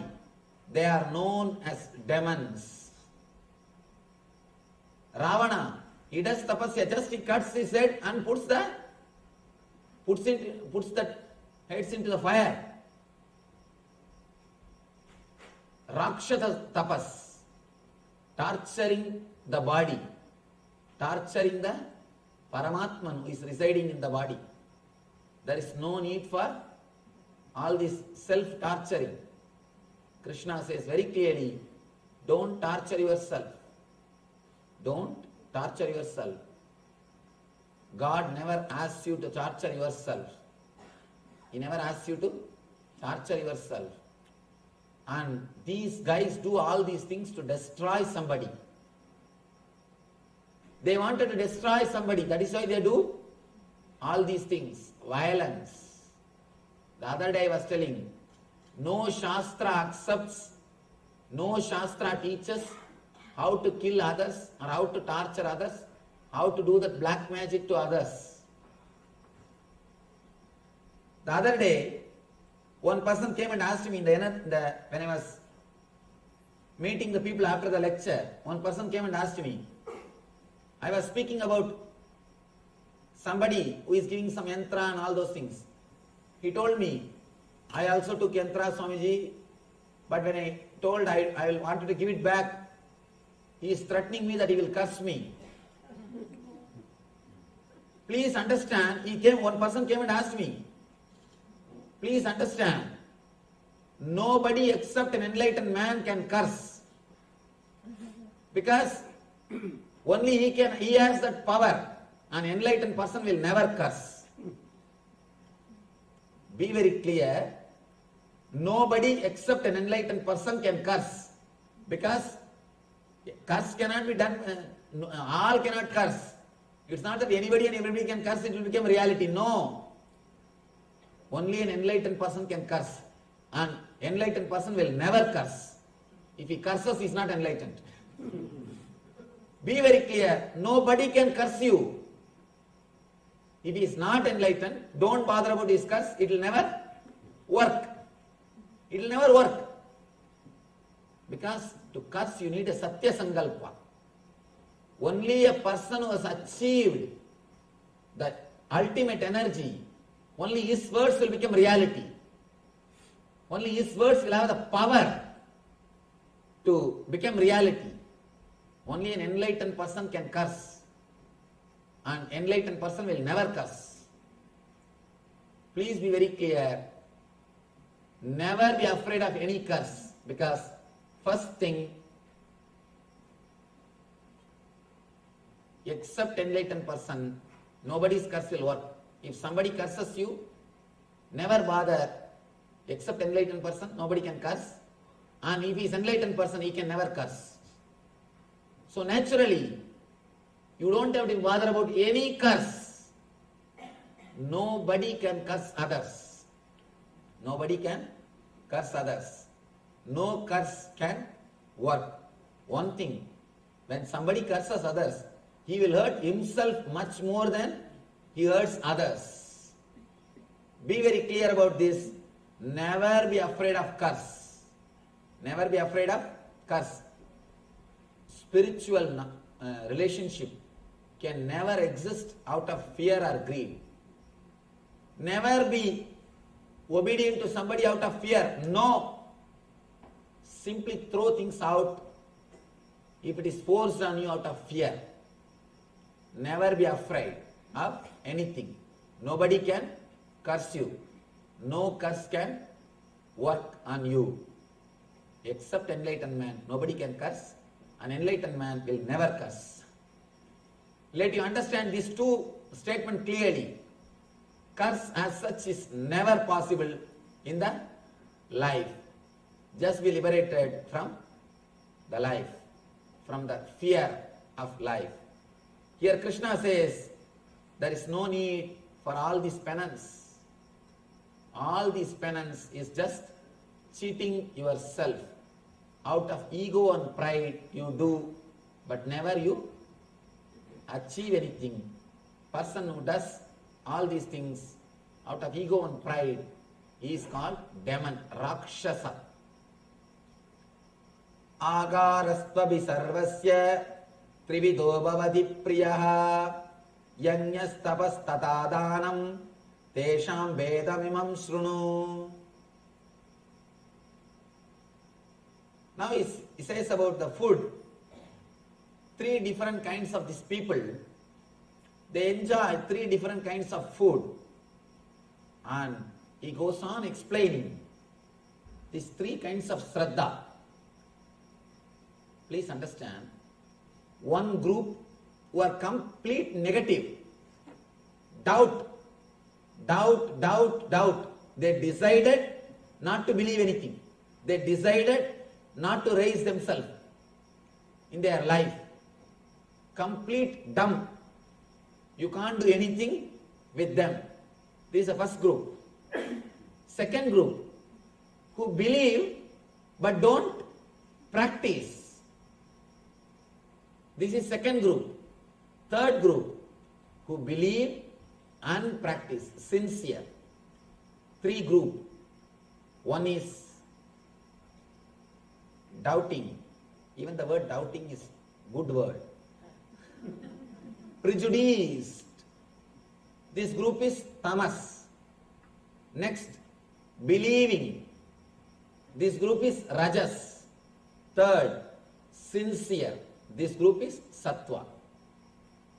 He explains beautifully prejudiced, believing and sincere groups and their way of life and their characters and how you can achieve the sincerity of the sattva and imbibe all the truths which is explaining in the Gita. He is giving beautiful step-by-step explanations and teachings how to raise yourself from the prejudiced level to believing level, from believing level to sincerity level. All you are already in a believing level. If you are prejudiced, you will not come and sit here every day. And you will stand there, listen 2-3 words and go away. There are so many people who come inside just to check out. Just to check out what is going on. They will come and stand there 2-3 minutes. And after that they will see the watch. In the 2-3 minutes also that shoe will move 10 times. That leg will move 10 times this way, that way. And then, all right, enough. I think young Swami telling something okay. They will just walk out. If you are not in the level of belief, at least in the level of belief, you will not be sitting here. By you coming regularly and sitting here itself, you prove already you are in the level of at least belief. Now all we need to do is to jump into the level of sincerity. That's all. The moment you jump into the level of sincerity, we experience the truth. We become Krishna. We experience the Krishna consciousness. Now, we will enter into the technology of experiencing that sincerity.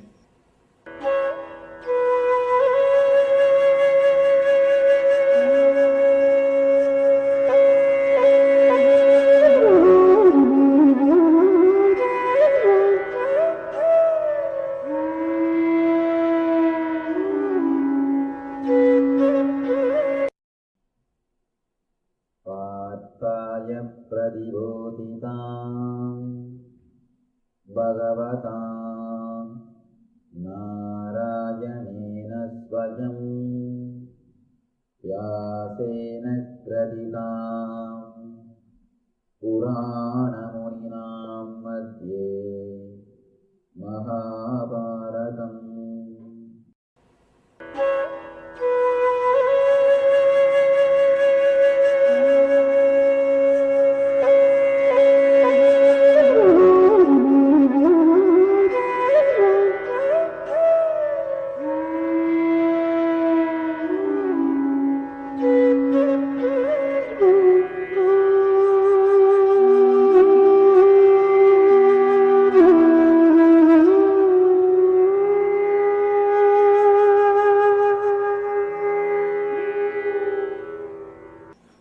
Krishna should give so much of importance to this one concept, sincerity.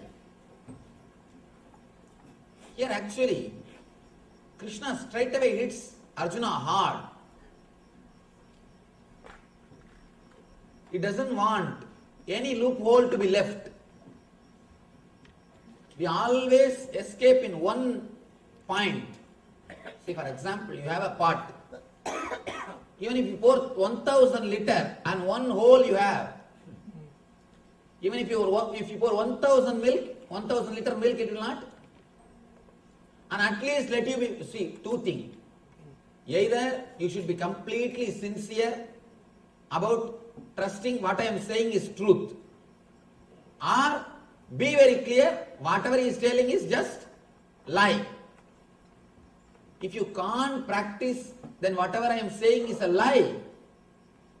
Please be very clear. If you are not able to practice, then what is the use of this truth? What is the use of this truth?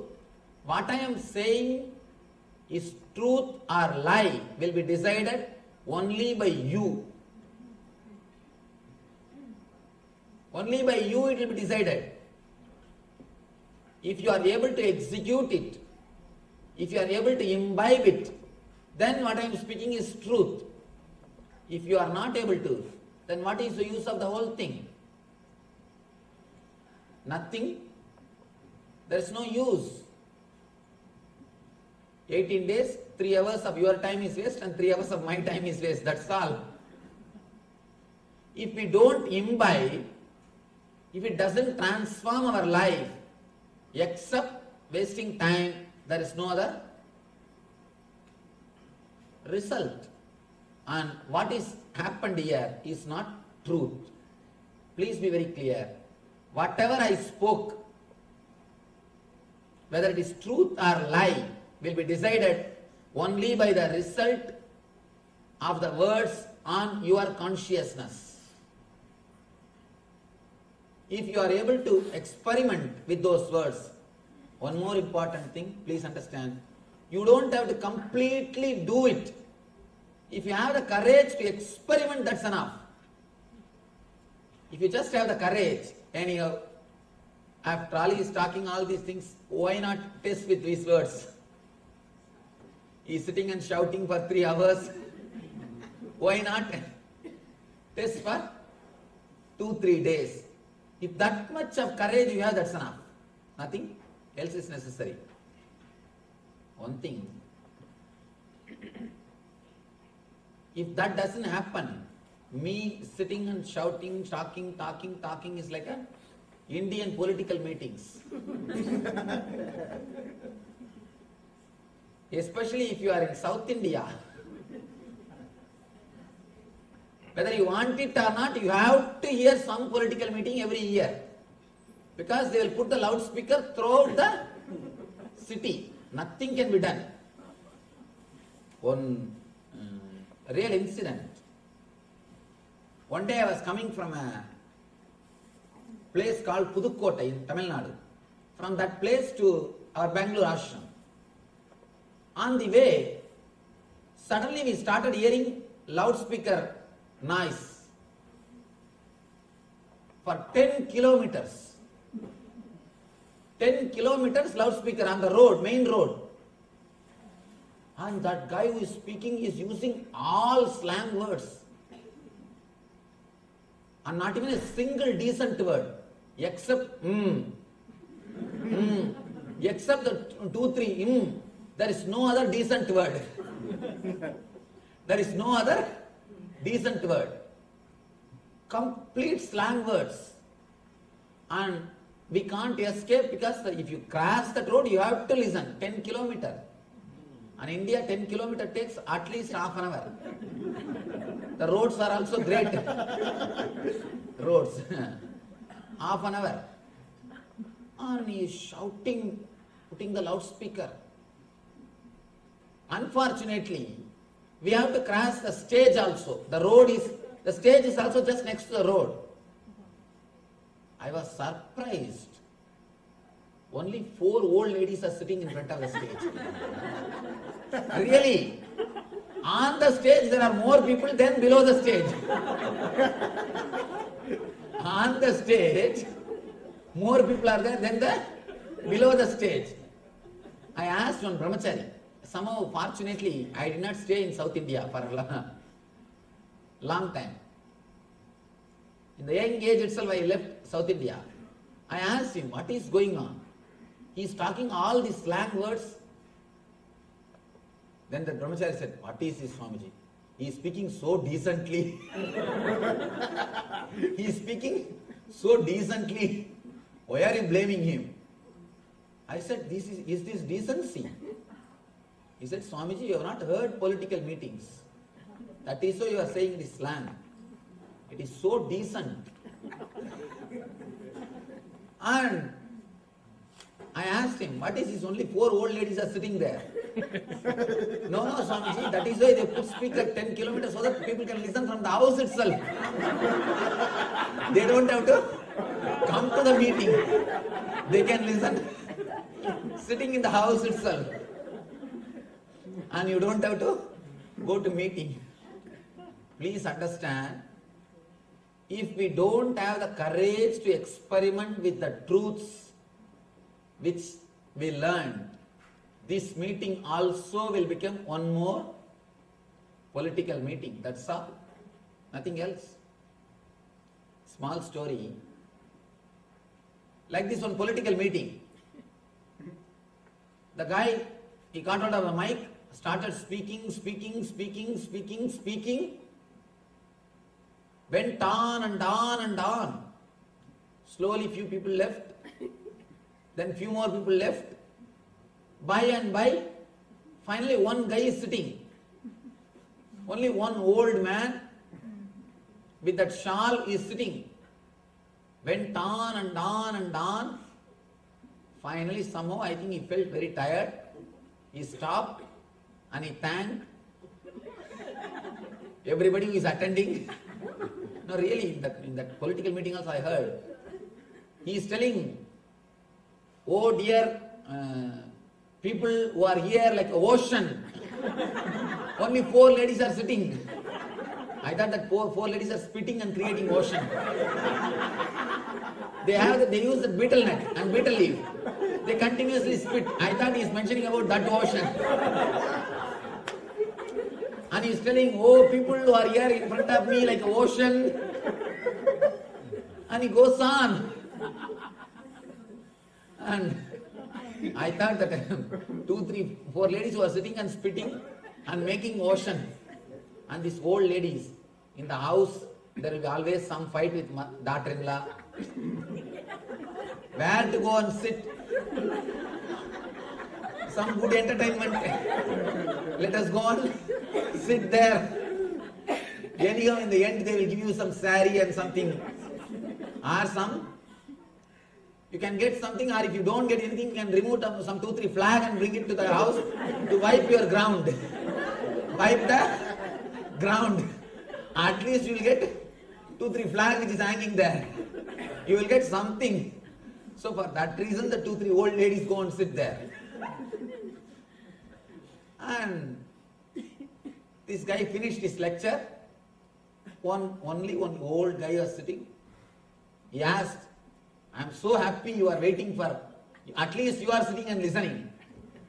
That guy said, no, I am the owner of the mic system. I am waiting for the mic system. I have to pack up and take the whole thing. Then this guy says, please forgive me, sorry, I did not bring the watch. That's why I don't know how long I am speaking. At least you should have put one watch here in front of me. I would have known the time and I would have stopped in time. The old man said, we forgot the watch, that is true. But we put the calendar, at least that you should have seen. We forgot the watch, but we have put calendar. At least you should have seen the calendar. These politicians, when they start speaking, and especially when you don't have people in front of you, they have courage. Nobody will throw stones. See, no problem. Whatever you want, you can speak. People can't throw stones from the house.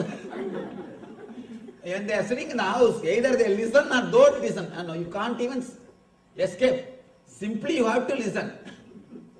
When they are in the house, the danger of throwing stones is not there. So, they can speak whatever they want. If there is a crowd in front of them, then they don't speak much. They take care, because people may throw stone or something. Some problem may happen. Otherwise, they go on and on and on. It never ends. Please understand, if we don't practice, if these words does not work on us, if we don't work with these words of Krishna, this meeting also will be one more political meeting, that's all. Maybe polite political meeting, that's all. Maybe polite. But please don't make this as one more political meeting. Let these words penetrate you. Let you experiment with the truth, with the words. If you don't experiment, at least be very clear mentally. I think whatever he is speaking is not truth. He is simply telling something, whatever he heard here and there, and this is not for me. At least let you be mentally clear that this is not truth. If you believe this is truth, then execute. If you think this is not truth, you will not be here. You will not come every day, and you will not sit here 3 hours. Even if you don't have any other work, naturally TV is there. You can sit with TV. You would have sat with TV. And there are so many other places to go. You choose to be here. You choose to listen. That itself shows you start thinking there is some truth behind these words. So when you think there is some truth, never wait to experiment with these words. Have courage and experiment it. Take one single idea. You don't even experiment. You don't even have to practice whole Gita. Take one single idea, one single concept, and imbibe that one thing to the core. To the core, let your whole being vibrate with that single thought. Vivekananda says, when you take up single idea, your blood should boil with that idea. Even your hair should stand towards that direction. Your bone, your thoughts, your body, your mind, the whole thing should be directed towards that one concept. Then success is sure. No doubt, success is sure. Please understand, here all you need to understand. Take up one concept and work with that. If you fail also, it's okay, nothing wrong. But have courage to work with that. If you succeed, you will know this is truth, and you will be liberated. You will have that bliss. If it fails, at least you will know this is not truth, and you will be clear. You can start searching somewhere else. You can continue your search. So be very clear. The basic thing here Krishna is trying to tell is sincerity. The 3 group, prejudiced means negative, and just believing intellectually, that is rajas. 3rd, sincerity. Not only believing, courage to play with the words, courage to play with these ideas, courage to play with these ideas. Please do not miss the courage. Let these words penetrate you. One more thing, He goes on explaining. Ayus sattva balarogya sugha priti vivartana rasya snikta stira hridya ahara satvika priya.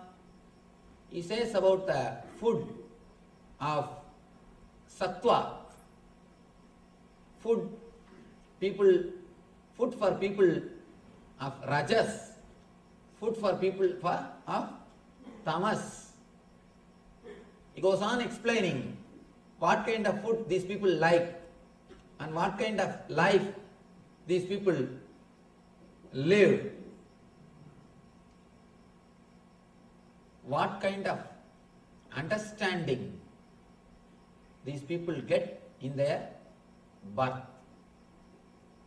Important thing, what kind of understanding these people get in their life. See, same word can be understood in many different ways. As I was telling you the other day, person who heard Harichandra's story, in the end of the story, the Bhagavad Pandit asks one person, what did you understand? One guy gets up and says, even if you die, you have to speak truth.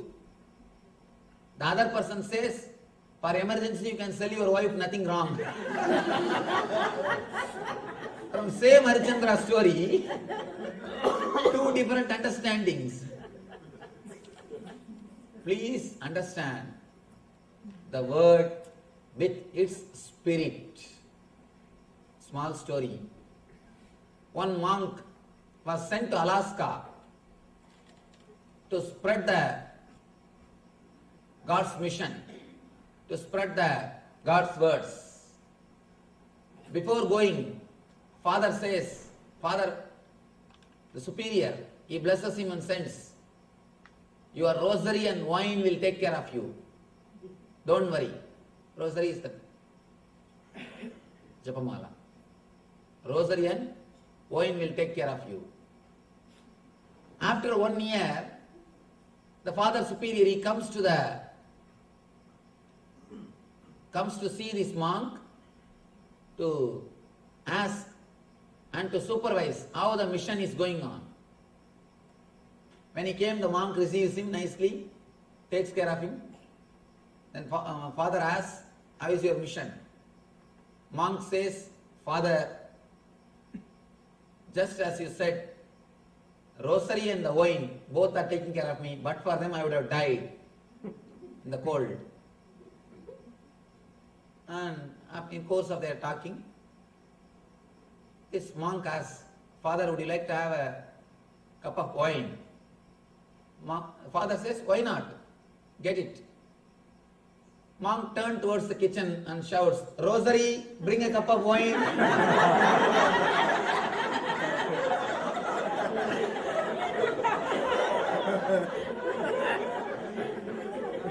Word can be easily misunderstood.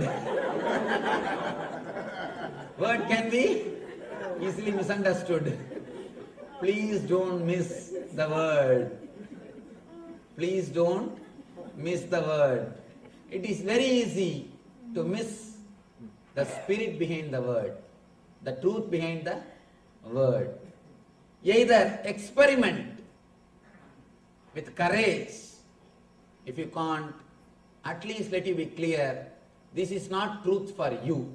That's all. That's all. Forget about it. At least you will continue to search somewhere else. If you think it is truth, and if you don't execute, experiment in your life, this will become a habit. Listening the truth and not practicing will become a mental setup. I tell you, that is a dangerous, most dangerous mental setup. People ask me, Swamiji, should I renounce everything to become enlightened? Should I become a sannyasi? I tell them, no, there is no need. Just do only one thing. Don't have the mental setup of receiving the truth and not practicing. That's all. That is the most dangerous thing which can happen to any being. Please be very clear. Receiving the truth, understanding it intellectually, not having the courage to practice it is the worst mental setup. That is the worst devil or demon which can catch you. Either be very clear, this is not for me. This is not truth. If you believe it is truth, then have courage to experiment it. You heard so many things. Krishna is not telling anything new throughout this chapter. This whole chapter, nothing new. He says only one thing. Let you be sincere. Sincerity is the straight way. I always tell people, honesty is the basic spiritual virtue. Sincerity is the basic spiritual virtue. First, be a gentleman, then you can be a spiritual man. Gentleman means honest to what we believe. Truth to the core. And never do anything without you being very clear about that truth. And never stop doing anything if you know that it is truth. A scientist is a person who is courageous enough to go behind the truth. When he does the research, wherever the research leads, he is ready to go. He is ready to go with that experiment. Same way, you must become an inner scientist. You must become a spiritual scientist. You should have the courage to go behind those words. You must be able to play with them. A small story.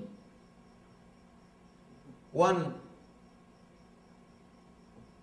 Zen enlightened master and his disciple, both of them went to the river to take bath. Suddenly the disciple fell in the river and he is shouting, "Master, save me, save me." Zen master says, "You are Atman, save yourself." "You are God, save yourself." This disciple is shouting, "Master, first save me, then you can teach all your philosophy. Then you can teach all meditation. First please save me." Master says, "Stand up and save yourself. You can save yourself." Disciple says, No, Master, save me. Then you can teach me." Master shouts, "Fool, I am telling you, stand up." He got frightened. Just out of that fear, he simply stood up and saw water is only up to knee level. Water is only up to knee level. When you stand up, you will understand the whole samsara sagara. Whatever you think as the great worries of your life will be only up to knee level. Not even up to knee level, up to ankle level. It will be just up to the ankle level. Because you are lying, you never stand up. You think you are drowning. You think you are drowning. Please be very clear. If you stand up, immediately you will realize water is only up to knee level. Whatever you think as whole samsara sagara is only up to knee level. Nothing. It's no way is going to affect you. But you need the courage to stand up. For example, the disciple, if he has decided, no, he is teaching all impractical things, I am drowning, instead of pulling me out, instead of helping me, he is What type of master? If he is blaming, naturally he would have gone with the river. He had the courage for 1 minute, guts to experiment with the master's words. You need that guts. That is what I say. Dhiraha. Courage to stand up and see the truth by yourself. Courage to experiment it. Nothing will be lost. If something can be lost, better let it be lost as early as possible. Let it be rid of that. If something which can be lost, if something can be lost by practicing the truth, let it be lost as early as possible. Earlier they are lost, better for you. Let you flood your being with truth. Whatever cannot stand, whatever will be washed away, let them be washed away. The earlier they are washed away, better for your being. Let whatever will be washed away, can be lost, let it be washed away, let it be lost from your being as early as possible. Here, Krishna explains about the sacrifice. Apalakankshi viryangyo vididrushto yadijjade yashtavyameveti manas samadaya cha satvikaha. Of sacrifices, the sacrifice performed according to the directions of scriptures as a matter of duty by those who desire no reward is of the nature of goodness. Sacrifice performed as per the regulation of the scriptures by those who don't desire the rewards of the sacrifice and with a resolute mind consider the performance of the sacrifice as their duty. This is sattva, mode of goodness. Here, you don't bother about anything.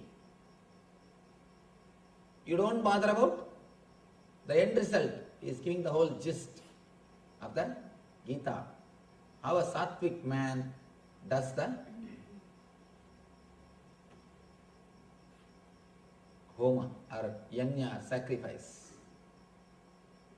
and how Rajasic man does, and how Tamasic man does. He explains all the methods, how all the three are caught in different things. Devat vijat guru pragnya pujanam sauchamarjavam brahmacharyam ahimsa cha sariram tapa uchyate.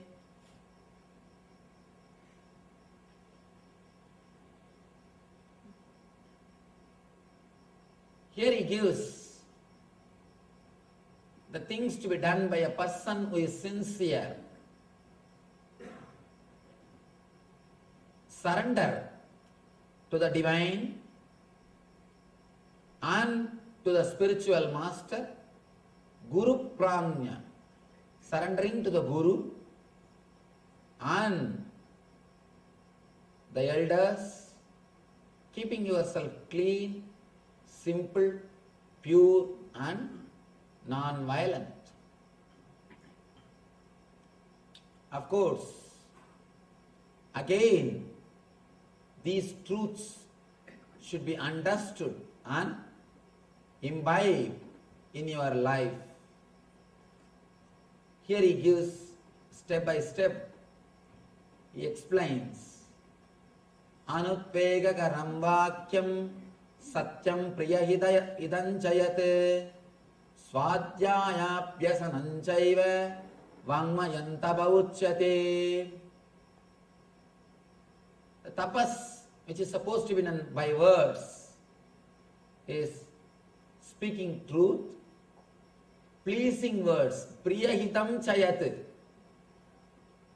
Please understand, creating a healing effect through the words is important. Creating, healing, feeling through your words is a basic thing for spiritual sadhaka. You should not talk the words which will hurt others. Your very presence should be healing. When you sit with somebody, the person should feel, can I sit some more time with him? Can I spend some more time with him? Can I meet him tomorrow? Will I be able to see him once more? You should create that healing feeling in the other person. People should wait for you, not run away from you. Usually, we create such an effect. What happens? We create ceiling feeling. They just run away. Simple, single word, if it is used improperly, can destroy whole relationship. Whole relationship. Here, Krishna says, a spiritual person should use pleasing words and not agitating the others. Without agitating the others, you will not be arrogant. See, it is not even a morality, social morality. It's a spiritual practice. As I was telling you the other day, the words which you use, with the same words you will use, it will hurt you also. You will be using the same words towards you also. So you need to be clear about the words which you are using. And he says, regular study of spiritual literature.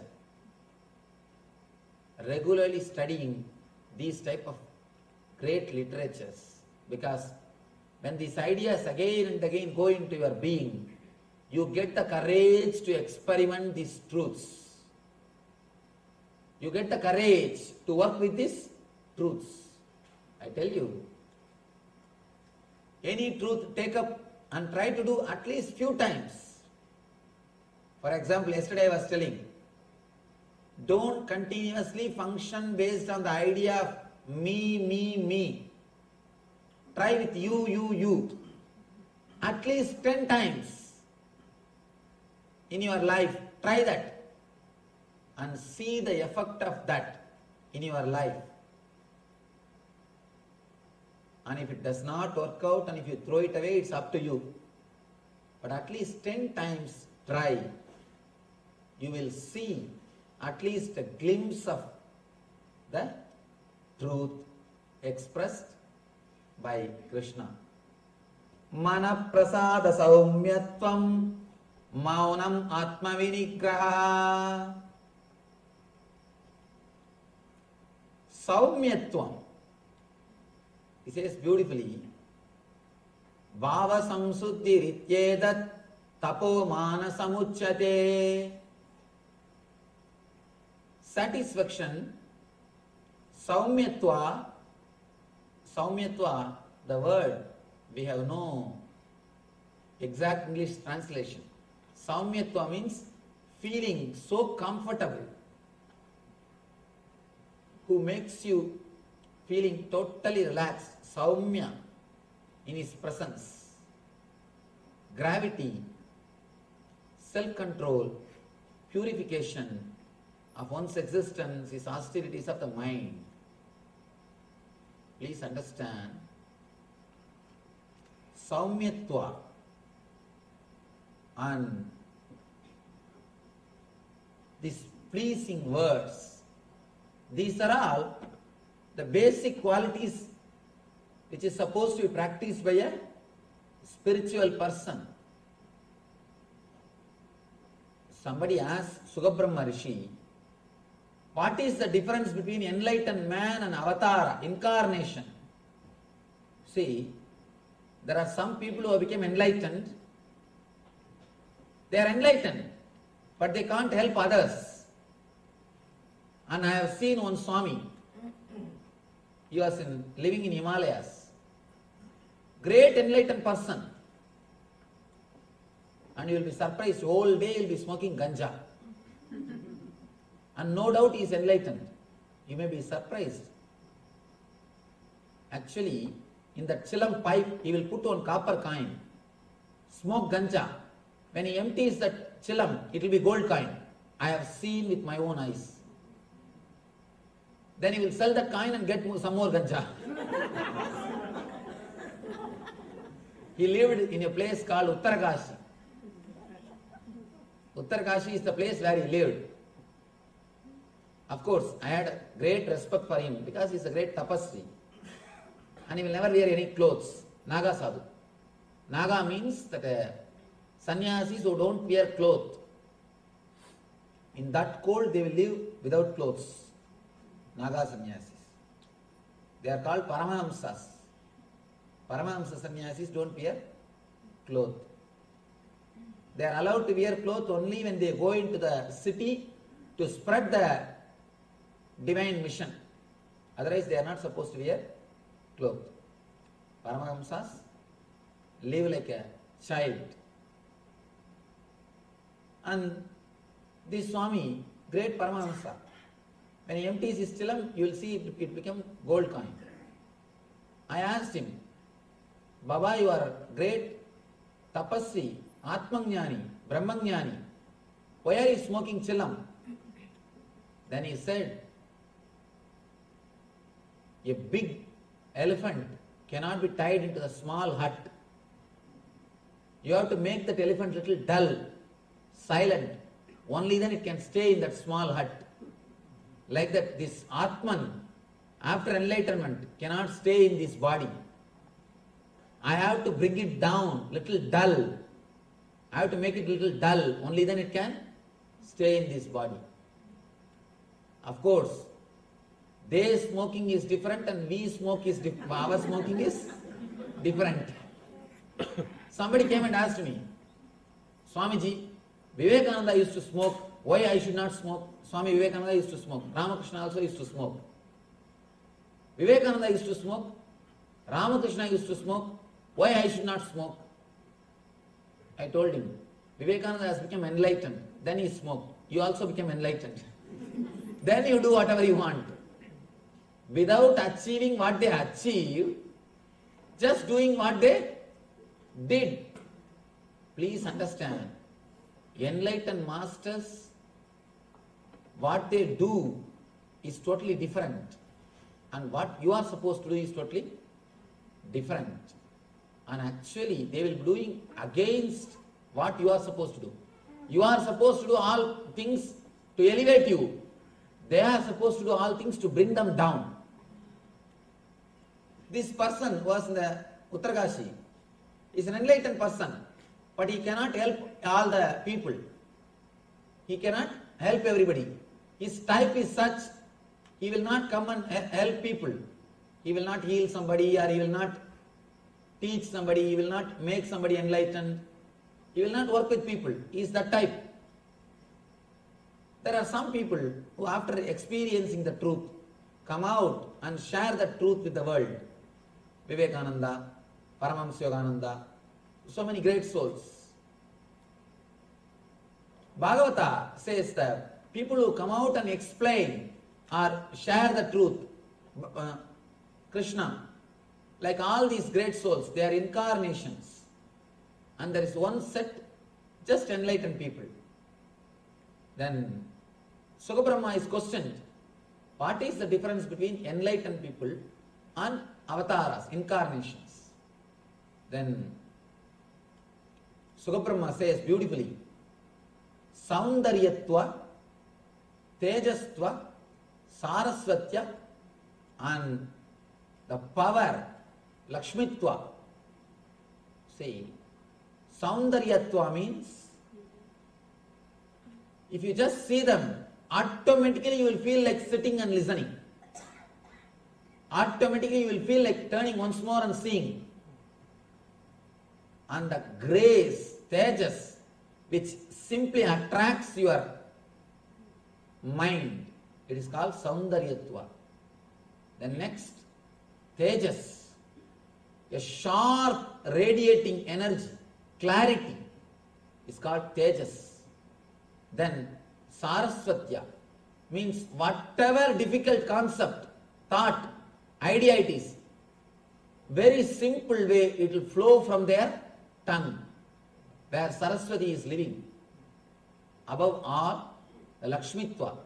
Just by their thought, the wealth will be there and the work will happen. Whatever they wanted to, whatever way they wanted things to happen. When all these things, qualities are radiated by somebody, be sure he is an incarnation. Here, Krishna says the same thing, Saumyatva. Please understand, even for incarnation, the Saundarya and Saumyatva is a quality. Is a quality. Now, surely we should imbibe this quality in our life. Always use the pleasing words. Never use sharp words. Never use disturbing words. And one more thing. Sometimes we don't even understand how our words disturb others. How we disturb others.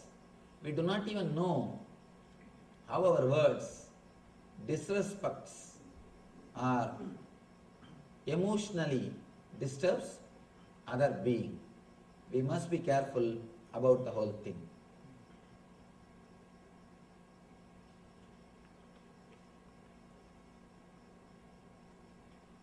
Satkaramana pujartam tapodambena chaivayate kriyade tadiha proktam rajasamchalamatrubam. Here Krishna says about the people who are in Rajas, how they do the penance just for the sake of respect, honor and worship. They do the penance and it is not stable. When people don't respect them, they will stop doing it. They will do as long as people fall at their feet. If the respect is lost, they will stop all the tapasya. Mudak krage natmano yatpi daya kriyade tapaha parasyotsanadanatam vadattasamrutavrutam. Mudak krage natmano yatya pidaya kriyade tapaha parasyotsadanartam va tattamasamudavrutam. Penance performed out of foolishness, with self-torture, or destroy or injure others is said to be more in mode of ignorance. Please understand exactly what I was telling. No black magic can be done. No evil spirit can be sent. Just forget about all these things. Never bother about all those things. That is just out of tamas. It can never work. It can disturb only himself.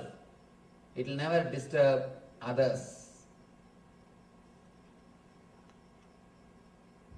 Tadavyamidi yattanam tiyatenubhakarine dese kale cha patre cha taddanam satmikam smrutam. Here about the dana, Krishna speaks. The same concept yesterday which I was telling, sharing. Not with the attitude of giving, with the attitude of sharing. Not expecting some punya, not expecting some VIP pass to enter into Vaikuntha. No. Doing it just out of love and gratitude. Oh God, you gave me so much. Now let me share a little bit with the society, with the world. Just sharing. The attitude of sharing. Charity given out of duty, without expectation, means feeling committed. Giving is my commitment. It is my quality. I have to do that. Then it becomes real dana. At the proper time and place, unto a worthy person is considered to be in the mode of goodness. There are three kinds of dana. Understand? Annadana. Annadana does not mean only giving food. Giving food, clothes and whatever the physical needs. Next is Vidyadana. Not only giving education, whatever they need mentally. When somebody is depressed, if you give them one or two consoling ideas, it is Vidyadana. Somebody don't know how to clean the room, you teach him, it is Vidyadana. Somebody don't know how to cut the grass, you teach him, it is Vidyadana. And third is Jnanadana, giving spiritual knowledge. If you do Annadana, you will satisfy that person for 3 hours. After 3 hours again, he needs food. If you give Vidyadana, 1 janma he will earn food for himself. If you give education, he will earn food for himself. He will make money and he will make food for himself. If you give Jnanadana, you satisfy that person for janmas after janmas. Annadana satisfies 3 hours. Jnanadana, Annadana satisfies for 3 hours. Vidyadana satisfies that person for 1 janma. If you give him education, if you teach him how to fish without giving fish, he will make his own food for 1 janma. He will be satisfied for 1 janma. If you give him Jnanadana, the spiritual knowledge, he will be fulfilled for janmas after janmas. He will never fall into the depression or into the samsara sagara janmas after janmas. Here, Jnana Dana is the ultimate dana. I tell you, just understand one thing. Even if you come and sat here accidentally, oh, some cutout is there. He looks so young. They are putting that he is speaking on Bhagavad Gita. Let us go and see what he is speaking.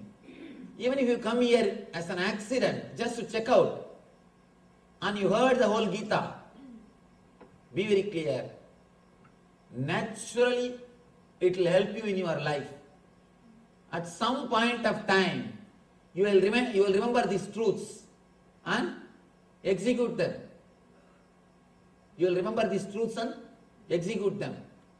And naturally, you cannot be the same person again. At some point, when you are about to do some mistake, you will remember this.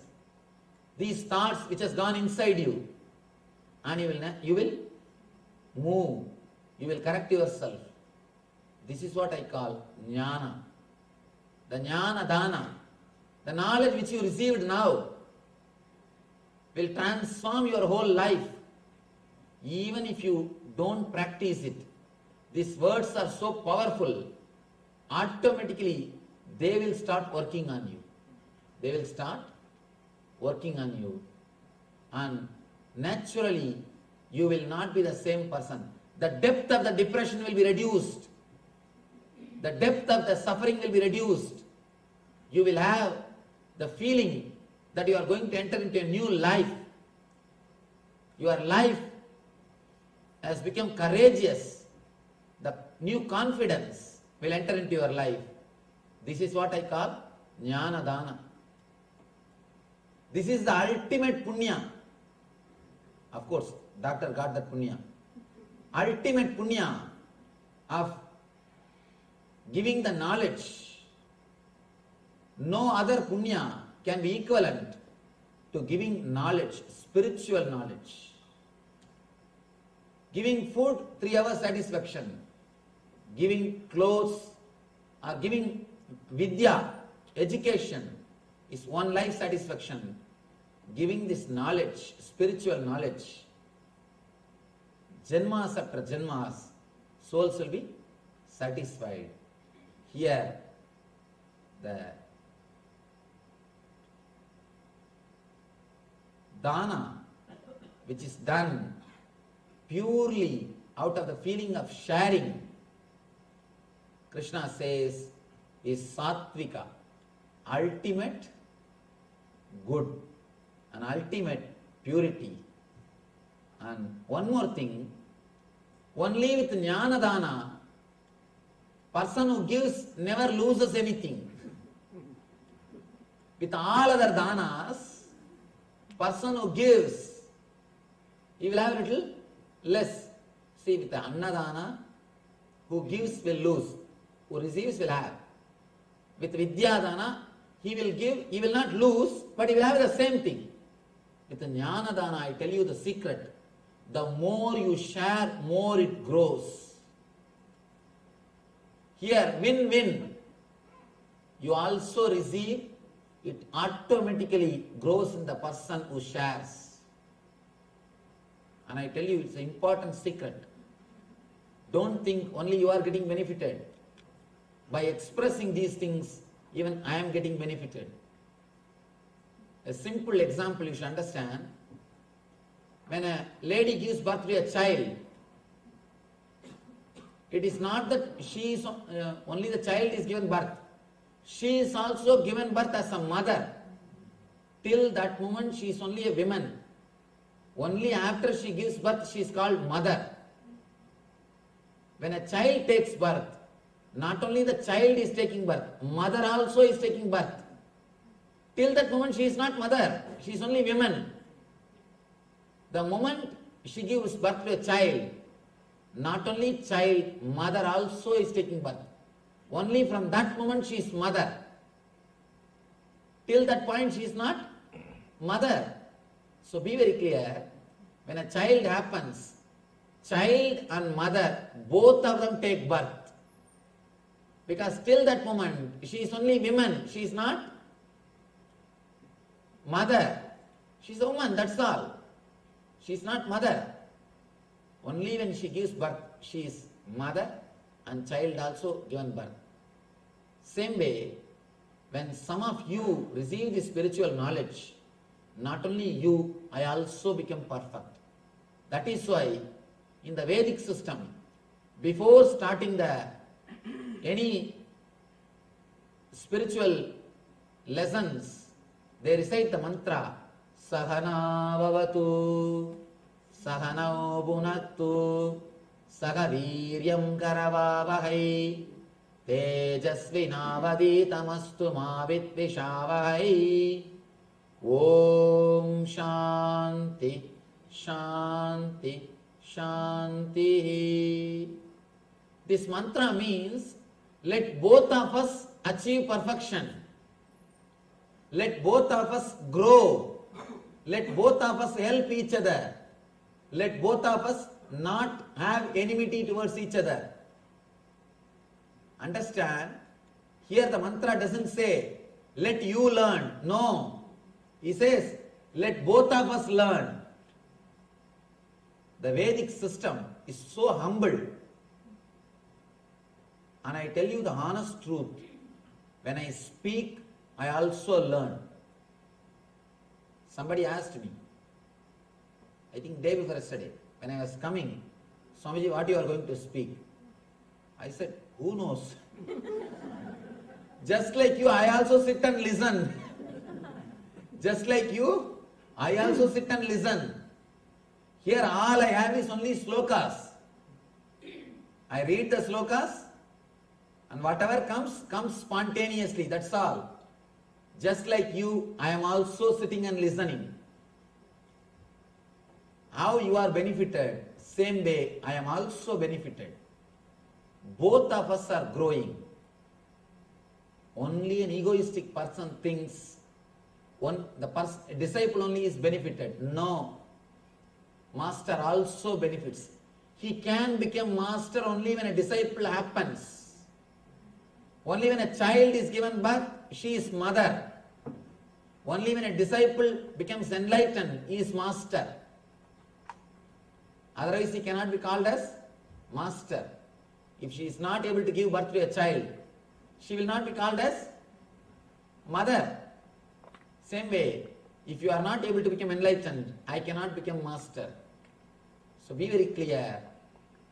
By sharing this knowledge, I also grow.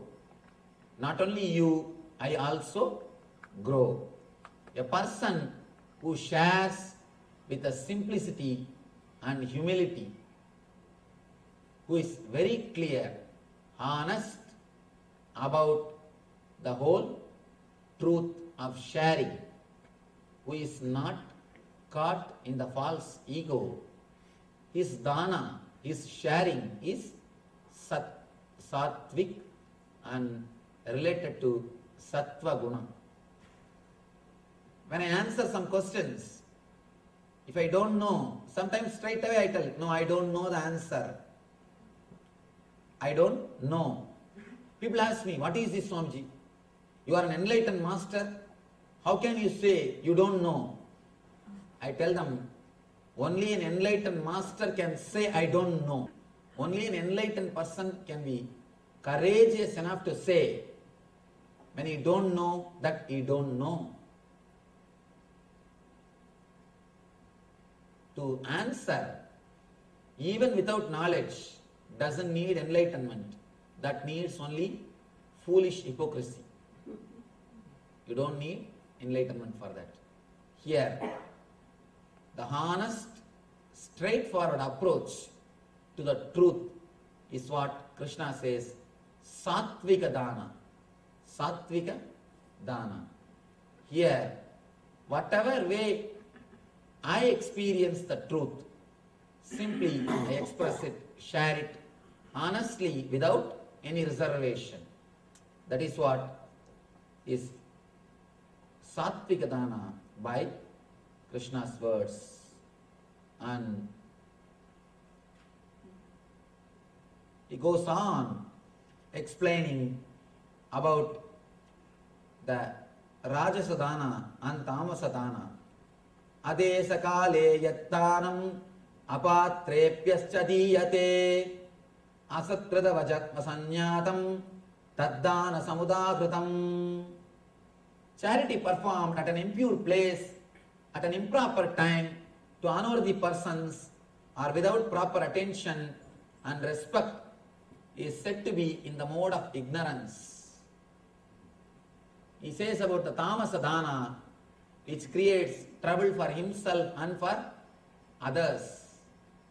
For example, for an antisocial element, if you give $1 million dana, what will happen? It will be used only for destruction. This type of danas only Krishna calls as a tamasa or ignorant dana.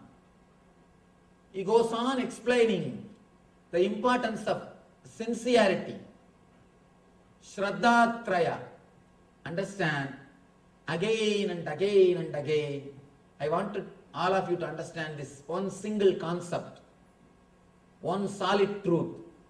Have courage to experiment with the truth which you heard in all these chapters, in all these days from Parabrahma Krishna.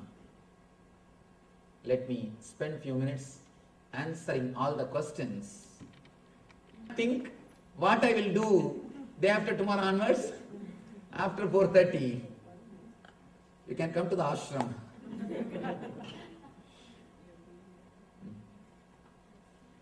Let me answer these questions because tomorrow we may not have time to answer these questions.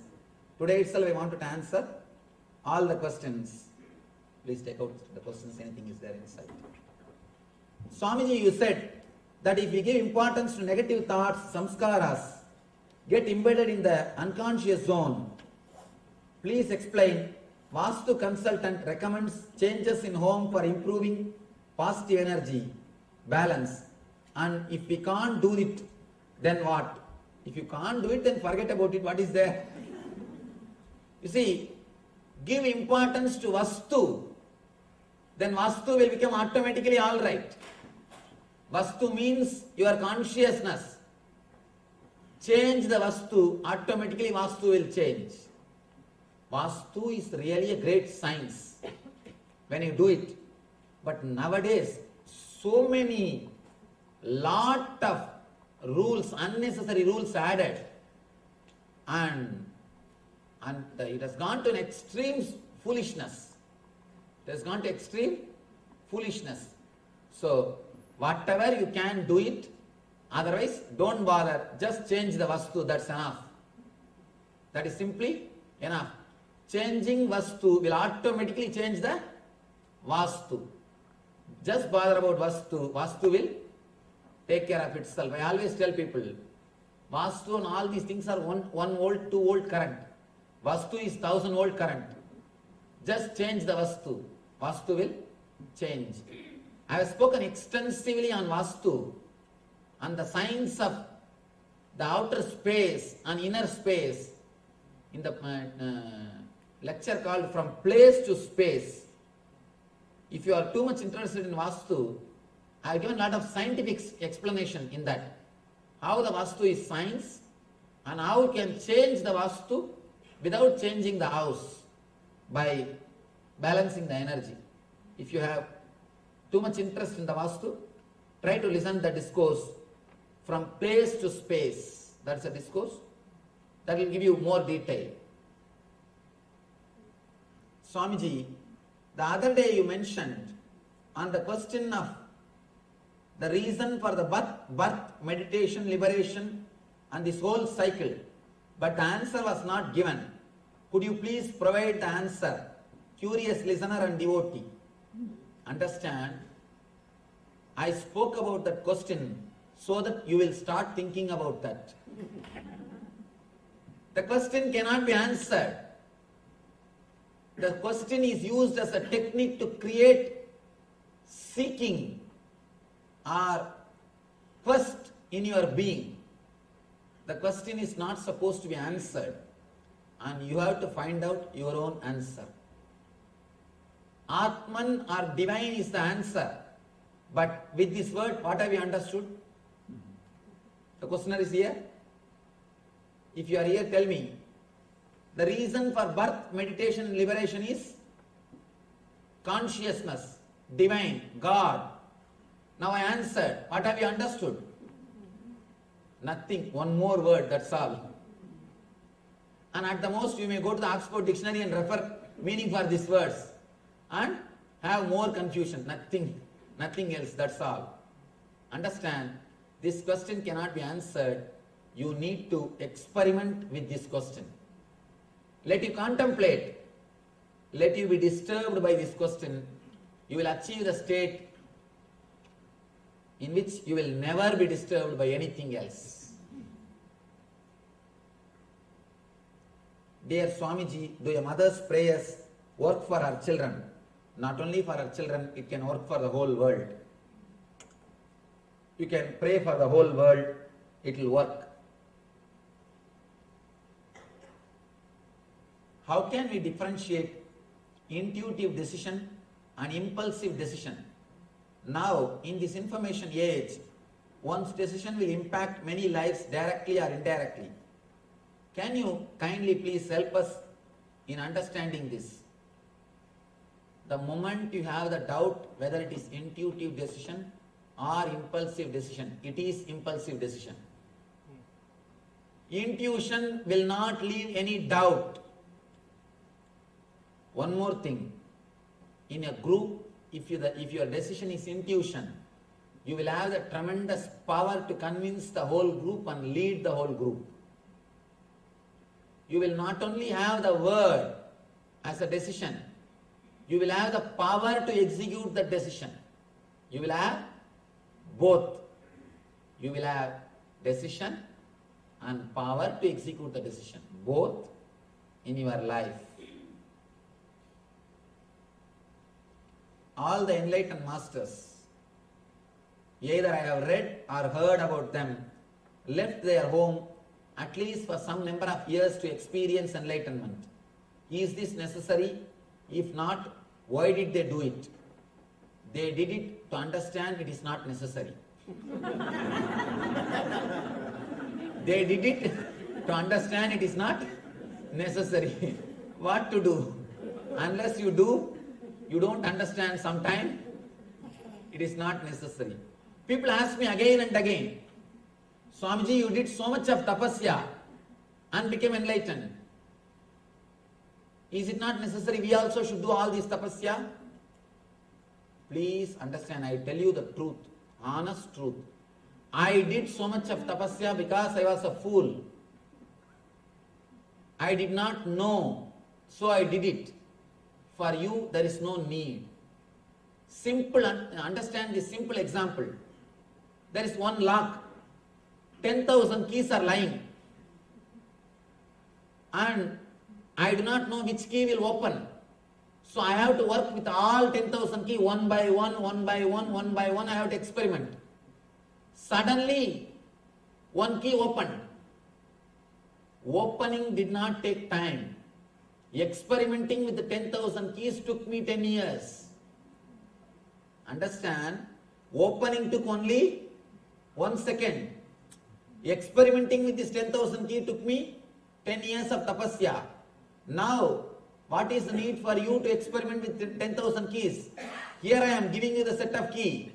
Straight away open and experience. Straight away open and experience. Straight away use this key and open. There is no need for you to waste your 10 years with 10,000 keys. Waste your whole life with 10,000 keys. I had to do because I did not have a right person to tell, this is the key, take it and open. So I had to play with all 10,000 key till the lock opens. For you, there is no need. Why should you waste your life playing with 10,000 keys? Neither you have time, nor you have energy. Here I am, straight away giving you the key. I have given the best keys. Straight away use them. You will open it within seconds. And open the door.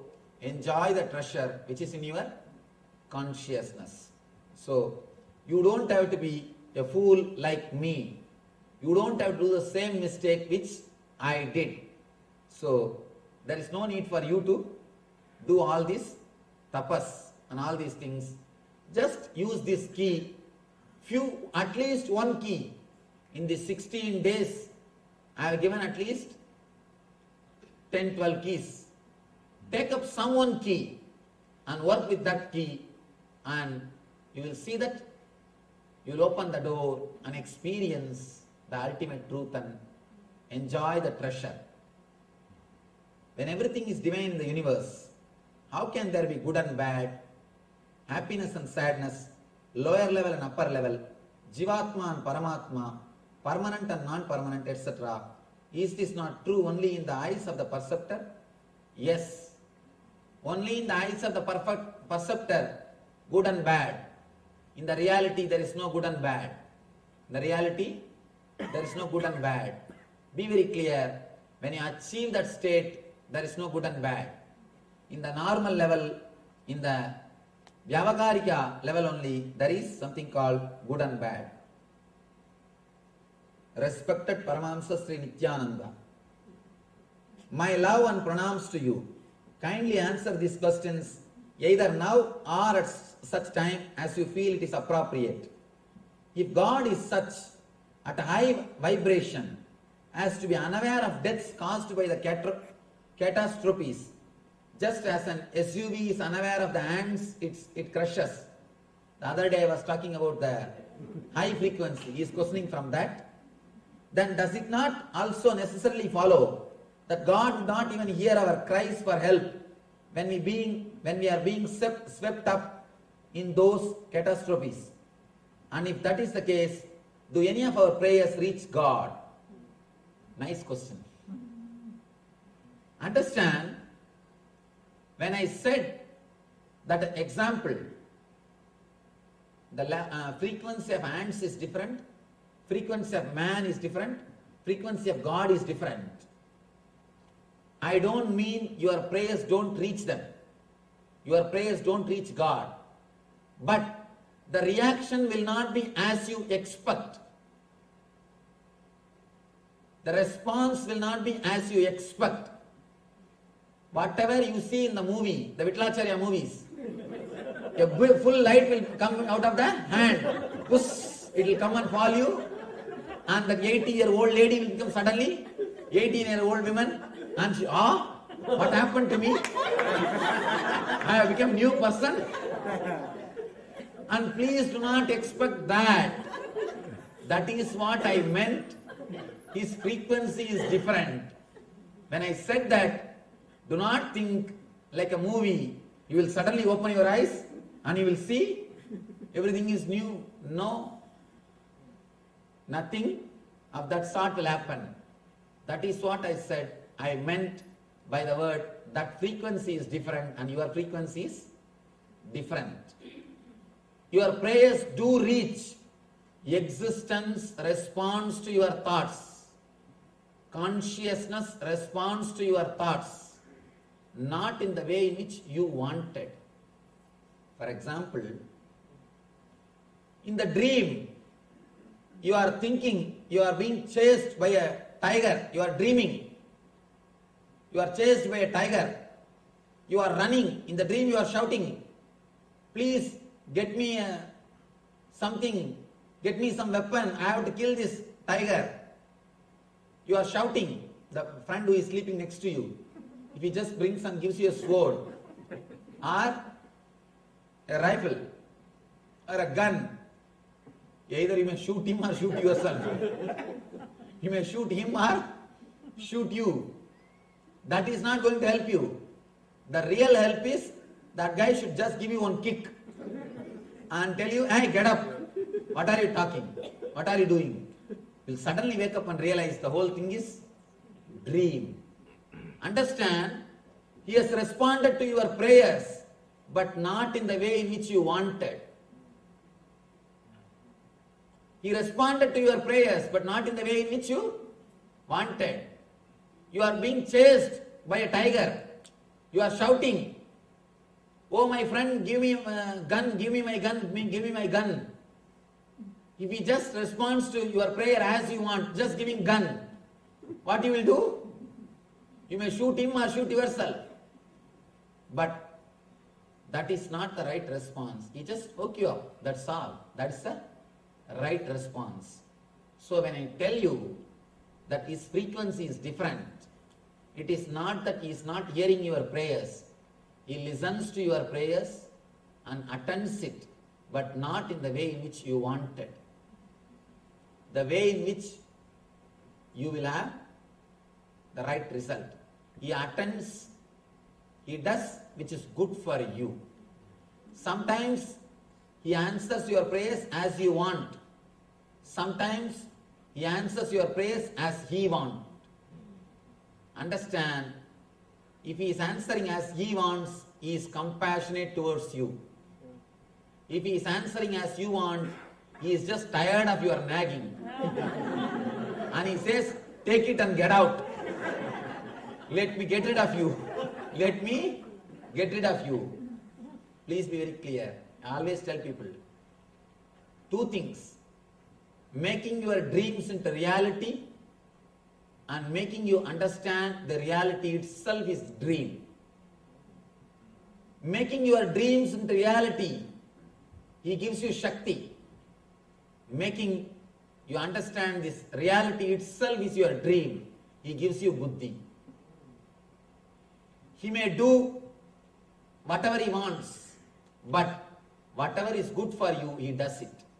Understand, when I say his frequency is different, I mean he responds in his own way, not as you expect him to respond.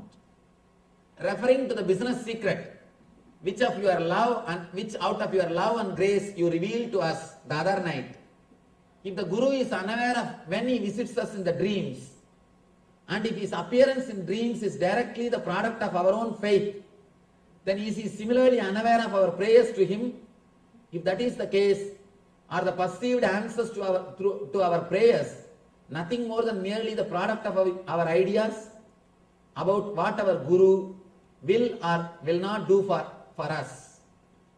Understand, I said the experience happens to you out of your faith, but I never said it is your mere mind. Understand, when you have faith, Parashakti responds using the form of the Guru, using the form of the Master, and Master also can become aware. See, for example, if 10,000 people are having my darshan at a time, I can become aware of that the moment I close and I want to download that information.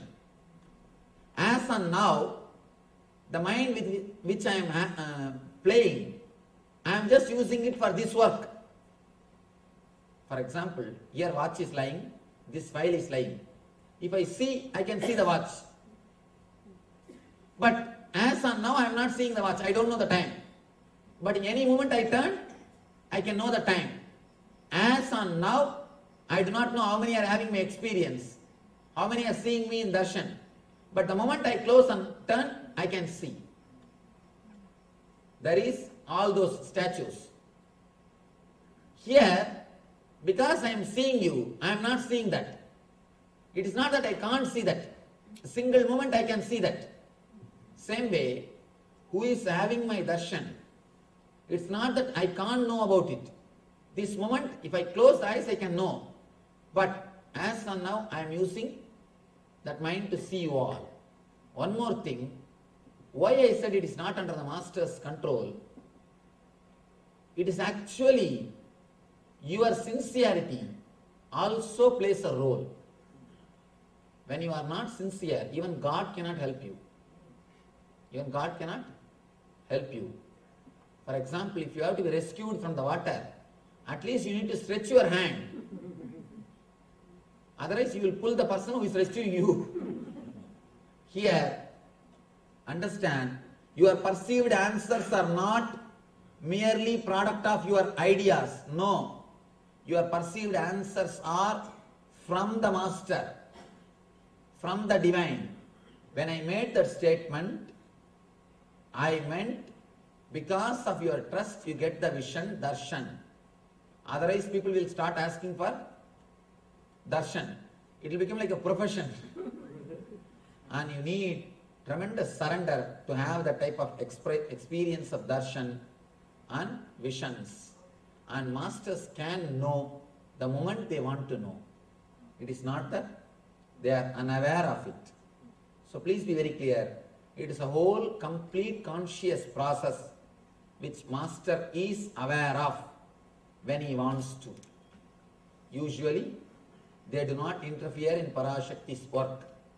I generally don't interfere. Whenever people come and tell me, Swamiji, I saw you in the dream, I saw you in the darshan, you healed me, you helped me, I always tell them, no, not me, Parashakti.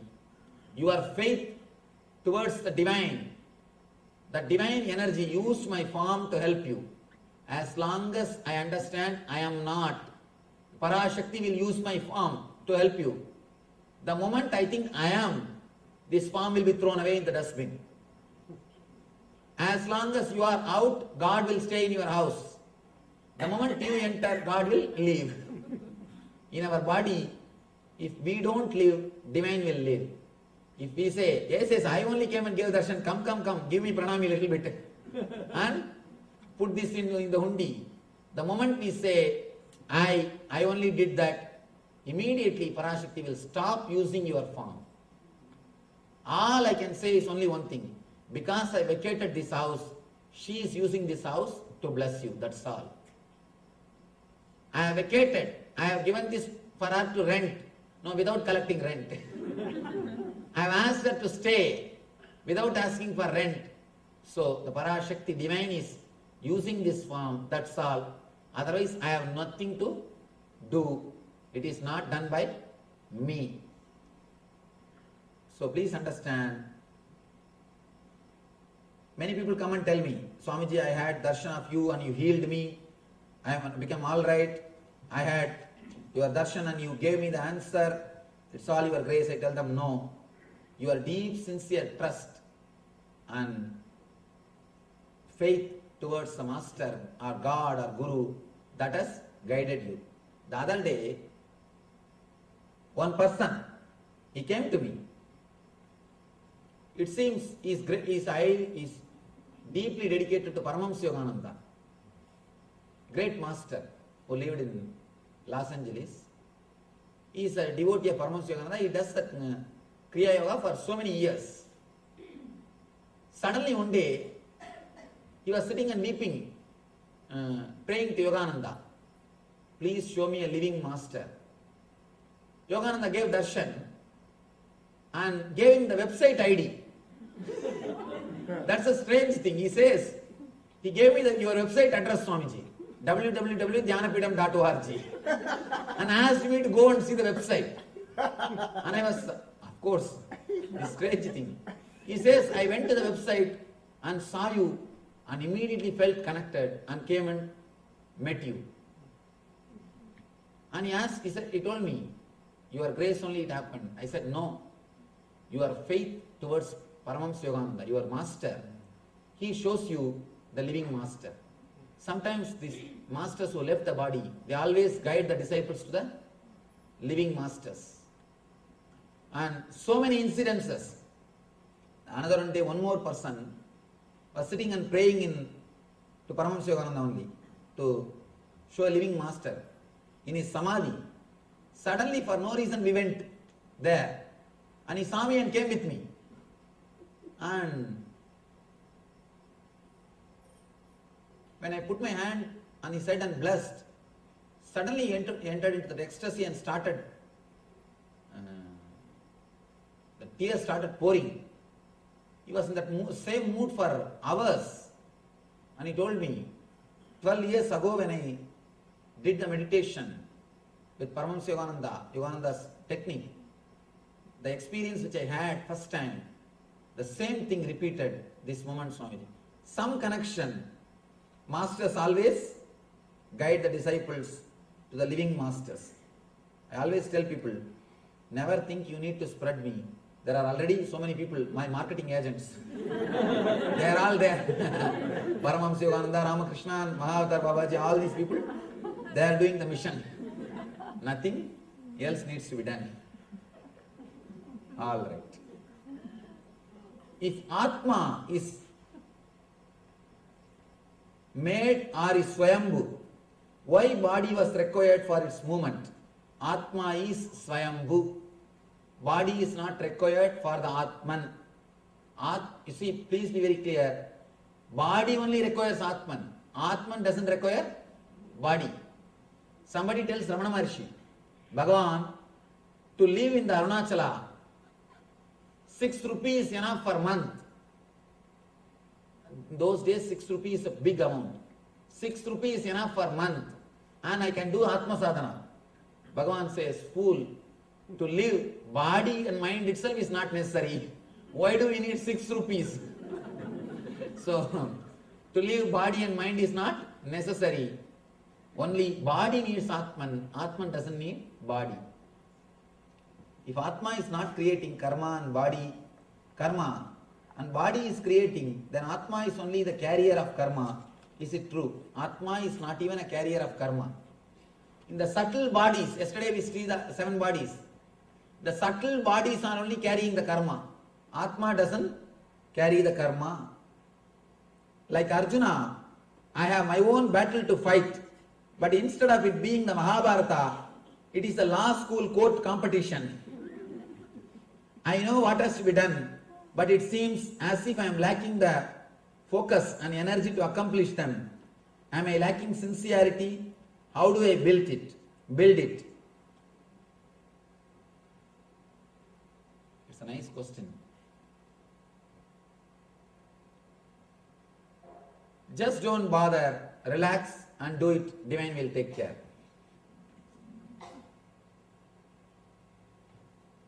This question is answered for the questioner, not the question. Atma, indestructible, etc. So is everlasting. From where it originated? If this Ishwar, God, Paramatma is regulating, then is it the same Ishwar who made Atma? Understand, Atma, Ishwar, Paramatma, these are all different trademarks, that's all.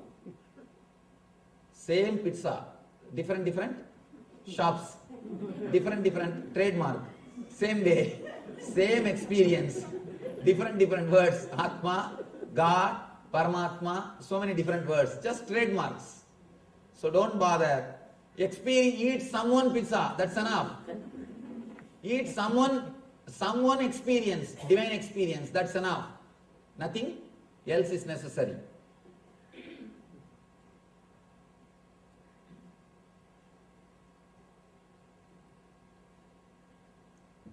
To Nithyananda Swamiji, respected Swamiji, I have been blessed by you. My back pain has decreased considerably. This was only possible by your grace. Attending the Gita discourses, which has been flowing from your heart, and the energy emanated from these talks has really helped me. Not only pain, but great peace and bliss. I am so grateful and thankful for being in your presence and knowing you. My pranams. I am assured that you are, and I am not able to read, here for me and my family. Oh, with love. Of course, it's not a question, just a gratitude note.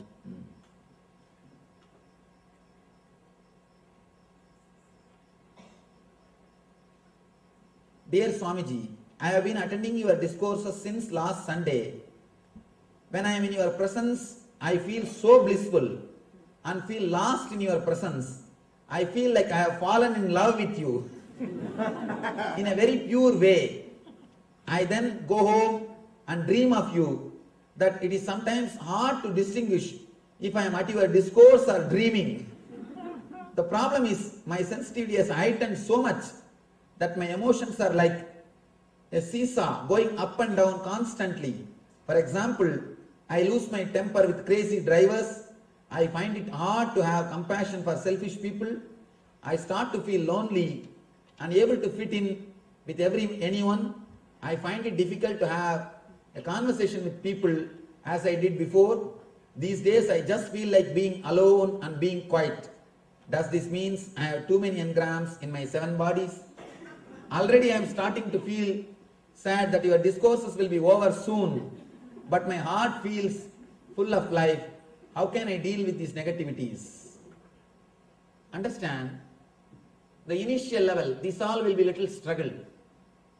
But when you grow in sensitivity, you will really feel compassionate towards everybody. When you feel compassionate towards the selfish people also, your compassion is fulfilled. Accept people as they are, even if they don't accept you as you are. That will happen when you grow in the maturity. Of course, this is one phase. This is a good phase, nothing wrong. You are growing, but this is not end. Go deep, you will experience. Respected Swamiji, I am one of the sheep lion. Now I want to roar. How? Just roar, that's all.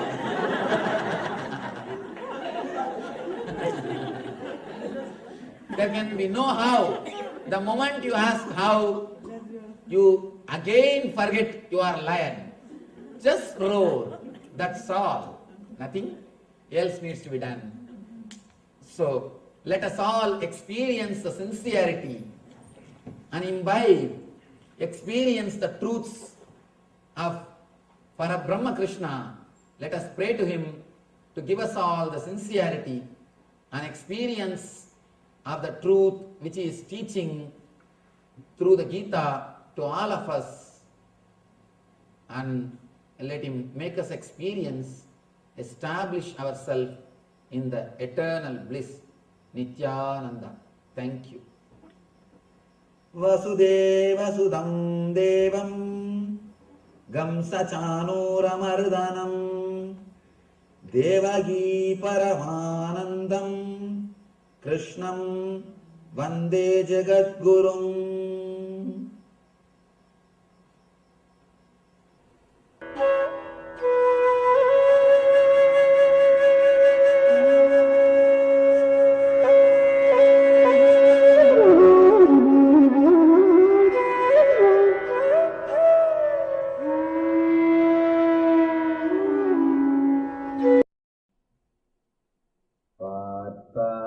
pradibotitam bhagavatam narayanena svayam vyasena kraditam puranamuninam madhye mahabharatam.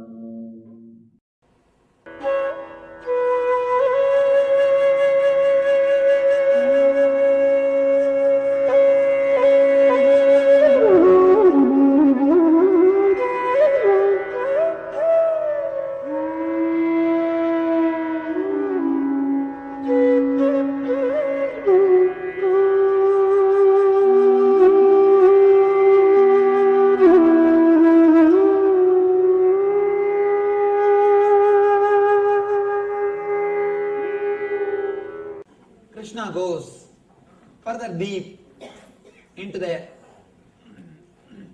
Satya. Now he gives straight away the ultimate experience. The experience which Krishna gave it to Arjuna at the time of Vishwarupa Darshana Yoga. The universal consciousness or the cosmic experience. Arjuna was not able to establish himself in that experience because of the fear. Always you miss the first experience because of fear.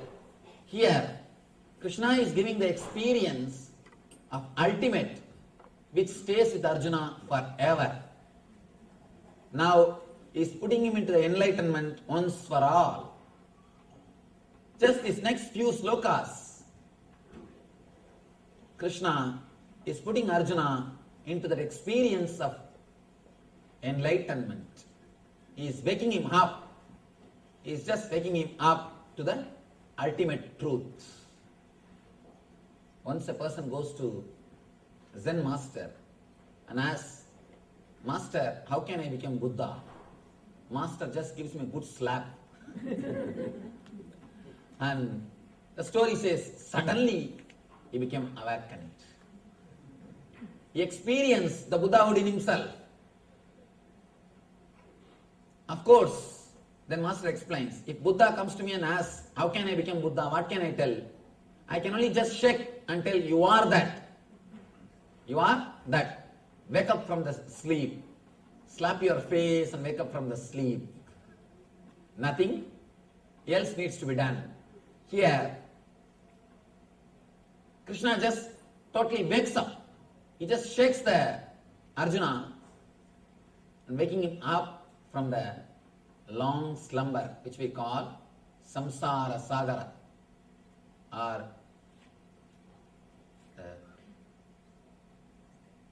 unconsciousness which we call tamas. He just shakes the Arjuna and gives him the ultimate experience of enlightenment and puts him in that same state forever. Forever. As I was telling you, the three levels of surrender. Surrender in the level of intellect, emotion and senses. Here, Krishna puts the Arjuna in that ultimate level of surrender. Tatraivam sadigartaram atmanam kevalam tuyaha pashyatyakrita buddhinvan na pashyati durmati. Therefore, one who thinks himself the only doer, not considering the other factors, the Paramatma, which is operating the whole, the ultimate consciousness, is certainly not very intelligent and cannot see things as they are. As long as you have the idea of I and you, I and mine, you cannot see what is. You will see things only as you want. I always tell people, when we are prejudiced with I and mine, we will never collect arguments and give judgment. The judgment will be ready. We will collect arguments to support the judgment. Throughout our life, we are doing the same. We just collect arguments to support the judgment. Yasya naham krito bhavo buddhir yasya na lipyate hatva visa imal logan nahanti na nibadyate.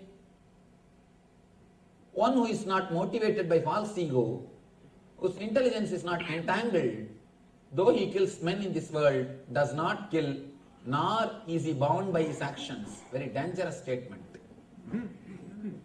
Very dangerous statement. He goes to the extreme, and no master except Krishna can make such a courageous statement. Krishna makes a courageous statement, bold statement. One who is not motivated by false ego, whose intelligence is not entangled, though he kills men in this world, does not kill, nor he is bound by his actions. Of course, a man who has gone to that level of experience will never even think of killing. As long as you have the idea I and mine, you will try to always attack or kill. When you exclude, you start killing. But the surrender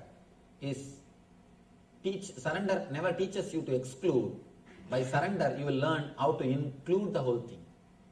How to include the whole thing. One important thing. Only when you feel insecure, you kill others. Please be very clear. To make war, you don't need courage. You need cowardness. Only cowards create wars. They are afraid that we will be killed. So they start killing others. To kill others, you don't need courage. You need only cowardness. The person who is courageous will never kill others. The person who is courageous will be established in non-violence. Only cowards will continuously try to hurt others. Courageous person will never hurt others. That's why Krishna makes a bold statement. One whose intelligence is not entangled, even if he kills, he is not. It means he is emphasizing, let you be liberated from entanglements. Let you liberate yourself from the false ego. He is not asking you go and kill. That's a very big problem. People always make their own meaning out of the words. You make your own meaning. You make your own understanding. A small story. One Zen monk goes to the master and he asks something, and he is just kicked out of the ashram, monastery. The next month he asks, what happened? Why are you punished? What did you do? Why are you so sad? The monk says, no, I just asked, can I smoke when I meditate? The master kicked me out of the ashram. Monk said, fool, you don't know how to ask. Wait 10 minutes, I will come back. He goes and he comes out and he is smoking inside the ashram. The monk who is punished, he asked, what is the secret? Tell me. No, I went to the master and asked, can I meditate when I smoke? I asked the master, can I meditate when I smoke? Same thing. I know how to put it. Sometimes you need to know how to present. Of course, don't make your own meaning out of this statement. This statement means be liberated from false ego. Don't start killing. These two ideas. Smoking at the time of meditation, meditation at the time of smoking. Two different things. You can do meditation at the time of smoking, it's okay. But don't smoke at the time of meditation. You can meditate at the time of smoking, but never smoke at the time of meditation. Means taking the other meaning. Here Krishna says, one who is not motivated by false ego, one who has experienced He is the truth and He is the whole. He is the ultimate. Even if He kills, He is not killing. Out of this statement, make the right meaning. By this word, Krishna inspires you to experience the truth. He is not inspiring you to go around and kill everybody. We need to make the right understanding out of this statement. A small story. A Jew, an Italian, and a Pole. All the three guys, they go to an interview in police academy. First, Jew enters into the room. Officer asks, before we give admission, we wanted to have a simple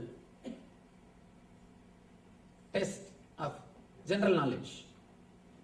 He asked, who killed Jesus? Jew said, Romans. He said, all right, tomorrow you can join the academy. You can go. Next person, Italian came. He asked, the officer asked, who killed the Jesus? He replied, Romans. All right. Tomorrow you can come and join. Third guy came. Officer asked, who killed the Jesus? He said, I am not sure. Then officer says, all right, you can go back, think, you can take one day, then come back and tell me. He comes back to the evening. He comes back to the house in the evening and he tells his wife, see, first day itself, they gave me a murder case to analyze.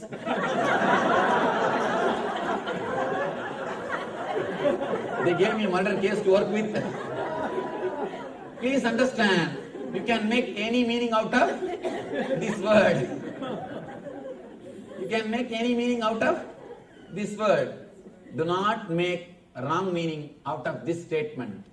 When Krishna says, a man who is not caught in the false ego, even if he kills, he is not killing. He means liberate yourself from false ego. It doesn't mean go around and kill people. We should understand the truth behind this statement.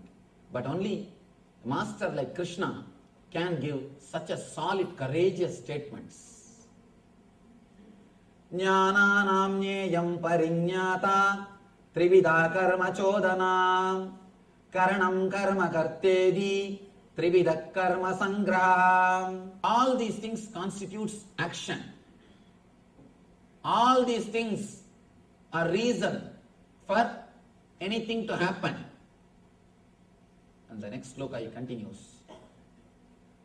Bhaktyam abhijanati yavan yachasmi tattvataha tado mam tattvado jnatva visade tadanantaram. One can understand me as I am, as the Supreme Personality or the Ultimate, by surrendering all these things into me. Bhaktya. When you just relax from all the bubbles which you collected just to support you or what you think as you, when you relax, then you understand the whole is me. You are not just a part, you are whole. And here he says, when one is fully consciousness, when one is in full consciousness of the eternal consciousness, when one is fully conscious of me, he enters into the eternal consciousness. He liberates himself. He liberates himself. Whatever you think, known, knowledge, whatever you know, including your knowledge about God, is about God. Please understand, whatever you know about God is about God, not God himself. So drop that also. Suddenly you will experience God. When you drop your knowledge about God, you will experience God. You will experience God. Otherwise, you will be just reading menu card. You will never taste the food. Don't waste your life just reading menu card let you experience the food, let you experience the taste. Sarvakarman yabhisata kurvano matyabasrayaha matprasada dadibapnodi shasvatam padamavyayam. Though engaged in all kinds of activities, my bhakta is protected by me, reaches the eternal consciousness just by my presence and blessing. Just now I was expressing this concept to some of our friends. When you relax, the instinct which continuously tries to protect you, just relax from that instinct. Suddenly you will create a space in which the power of coincidence can happen. Here he says, even if you are engaged in all kinds of activity, if you are my bhakta, means if you are surrendering just because of my protection, under my protection, you will experience the eternal or the ultimate eternal consciousness. You see, if he wants to give only the spiritual world, he doesn't have to say protection. Here he uses the word protection, means here he says outer world and the inner world both. The person who surrenders will experience both. All you need to do is a simple thing, get out, he will get in. Just get out, he will simply get in. A small story. One day, Vishnu was resting in his Sesha, the Adi Sesha. He is just resting, relaxing. Devi, Lakshmi was just doing Pada Seva, pressing the feet. In those days, women used to serve as men.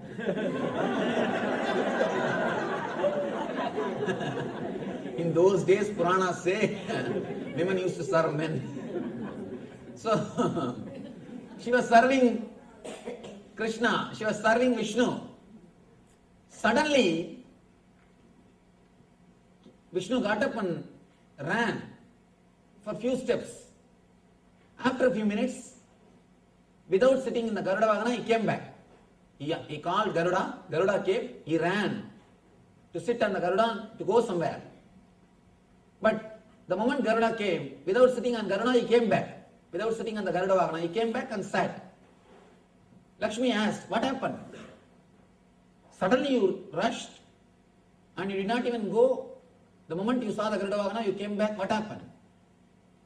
Vishnu says, below, I saw one of my devotee. He was sitting and meditating on me. One antisocial element, on another one person. He was throwing stones to attack, to disturb my devotee. So I ran to protect him. Suddenly I saw this guy who was meditating. He opened his eyes and he picked up a stone to attack him back. Then I thought, all right, you yourself protect yourself. I came back. When I saw he is protecting himself, he is defending, I came back. I am sitting here. Understand? When you protect, he just rests and relax. When I use the word protect, I am not asking you not to lock your house. No. I am asking you to drop the survival of instinct, the instinct of survival.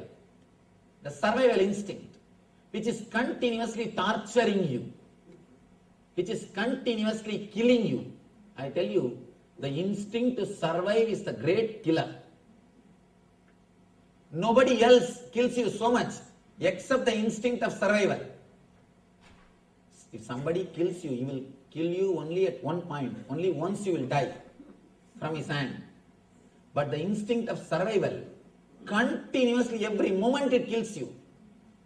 Every moment you go through that experience. You go through that experience. All you need to do, just surrender the instinct to survive. You will suddenly wake up And Krishna says, I protect you. Of course, intellectually you can never understand. Intellectually you can never understand this. How can I be protected by somebody who gave statements some thousands of years ago? By somebody, how can it be possible? How can I be protected just by surrendering my survival instinct? And only I have to protect me. You always have problem. A small story. One born blind man, he went to the doctor and asked, Doctor, can you do something and give me my eyes back? Doctor said, don't bother. I'll do something. I'll do a surgery. You will have your eyes. After that, you can walk without the stick. Blind man said, Doctor, I can understand that you will do a surgery. I can understand I will have my eyes back. But how can I walk without stick? By and by, stick has become part of his being. He started thinking, I cannot walk without stick. Intellectually, you cannot convince him. You can walk without stick after the surgery. You can't. But once the surgery is over, automatically he will throw the stick away and he will start walking. Same way I tell you, for you to exist, there is no need for instinct of survival. Survival instinct is not necessary for you to exist. Just surrender. Allow the surgery to be done on your being. Allow the operation to happen. You don't need fear or the instinct, the survival of instinct to exist. But you always ask the question, how can that be? How can I live without fear? Just like this blind man can never be convinced intellectually. He can never be convinced. He can walk without stick unless the surgery happens. Only when the surgery happens, only when he gets his eyes back, only after the experience he can understand he can live without stick. He can walk without stick. Same way, only when you surrender, only when you relax from the instinct to survive, suddenly something happens to you. The new consciousness happens to you. Then automatically you realize, you experience, you can live without the survival, the instinct to survive and instinct to possess. Without these two, you can live. Your life doesn't need instinct to survive and instinct to possess to experience the truth, or your life doesn't need instinct to survive and instinct to possess even to live in the material world. That is what Krishna means, under my protection. Under my protection, it means he himself takes care, his very energy. Actually, when you surrender the instinct to survive, you create a space in which the power of coincidence starts working. Automatically, things fall in line. Automatically, you are protected and you are taken care. Here, Krishna goes to the next step of explaining the truth. Tameva saranam gaccha sarva bhavena bharata tat prasadat param santim sadanam prapsyasi saswatam. He starts giving experience now. Krishna starts the radiating of eternal consciousness. He starts radiating the eternal consciousness. He is putting Arjuna into that consciousness, into that enlightenment. Just take few minutes and please relax at least for these few minutes from all the thoughts and ideas which is going in your head. There is every possibility, along with him, by his grace, we may also have the glimpse of what Arjuna received. It is just because of our instinct to survive and instinct to possess we miss. Now, if we can relax from that, just for next few minutes, when you go back, you can take it, no problem. Just for a few minutes, keep them away from your consciousness, inner space, you may have the glimpse. There is every possibility, not only you may, you can have the glimpse what Arjuna received. The same thing we can experience by the grace of Krishna. Tameva saranam gaccha sarva bhavena bharata tat prasadat param santim sthanam prapsyasi sasvatam. He says, Tameva saranam gaccha. Throughout this Gita, he always mentions I, me, surrender to me, representing the divine. Suddenly, he changes the word, surrender unto him. First time, Krishna is speaking in this language. Surrender unto him means he has expanded from the body. Now he is speaking as a Parabrahma Krishna. Now he is speaking from the eternal consciousness. He is speaking from the eternal consciousness. That is why he says, surrender unto him. He is not saying, surrender to me. He usually uses the word me. Now he is using the word surrender unto him. Means he has now expanded to put Krishna into that experience.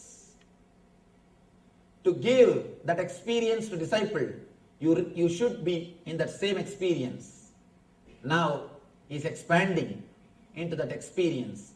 Before the puja is done, the priest will do Anganyasa Karanyasa mantra. The Anganyasa and Karanyasa, Angushtabhyam, Darjanibhyam, all these mantras they will chant. It is actually expanding beyond the body consciousness, purifying the body and going beyond the body. Purifying and going beyond is one and the same. Consciousness. Here, Krishna says, Tameva saranam gaccha, surrender unto him means he has expanded. He is not now able to use the word me. He has just suddenly expanded to that energy, eternal consciousness. He says, Tameva saranam gaccha. Bharata, surrender unto him utterly. By his grace, you will attain eternal consciousness and the supreme peace. Tameva saranam gaccha sarva bhavena bharata tat prasadat param shantim sthanam prapsyasi sasvatam. He is expanded into that eternal consciousness. He is about to give the energy darshan. He is expanded into that consciousness to shower himself on Arjuna. Sarva guhya damambuya srunu me paramam vasaha ishtosi me dridamiti tado vakshyami dehitam. Because you are dear friend, I express this truth to you, which is most confidential knowledge of all. Hear this from me. It is for your benefit. Now he enters into the experience. I think we should all take few minutes, at least few seconds, to pray to the Parabrahma Krishna who showered the enlightenment on Arjuna, who showered the ultimate experience on Arjuna, to shower the same on all of us, at least to give the glimpse of that truth to all of us. Please just take few minutes, close your eyes, intensely pray to him. Don't think he is not available now. He is available to the planet Earth all the time. He may not have the body, but he is available in the form of energy always. That is why we tell the gods which are in the temple, they are called Archavatara. He is the incarnation of the Vigraha. He is the incarnation of divine. He will be available whenever we call him. Just take few minutes and pray to him intensely. Let him shower the same experience on all of us, which is showered on Arjuna.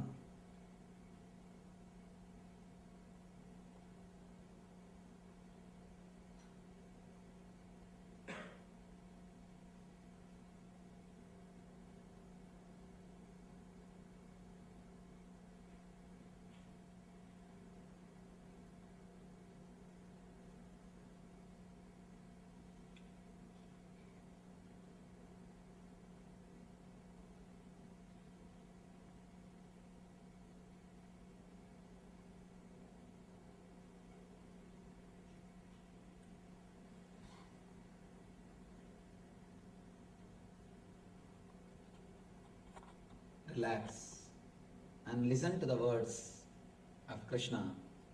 Manmana bhava madbhakto madhyaji mam namaskuru mame vaishyasi kaundeya pradijane priyosi me.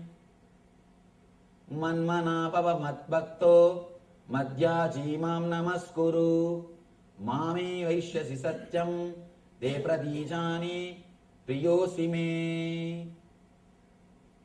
Always think of me, become my devotee, worship me, and offer your homage unto me. This is the way you will come to me without fail. I promise you this because you are my great bhakta and dear one to me. Now he comes to the ultimate teaching, which is the essence, quintessential essence of all the teachings, the ultimate thing, and he just wakes him up just by this one sloka. Through this one sloka, Krishna wakes up Arjuna and puts him into the Krishna consciousness, eternal consciousness, enlightenment. Here Krishna starts, Sarvadharman parityajya mam ekam saranam vraja agam tva sarva bhavebhyo moksha yikshami ma suchaha.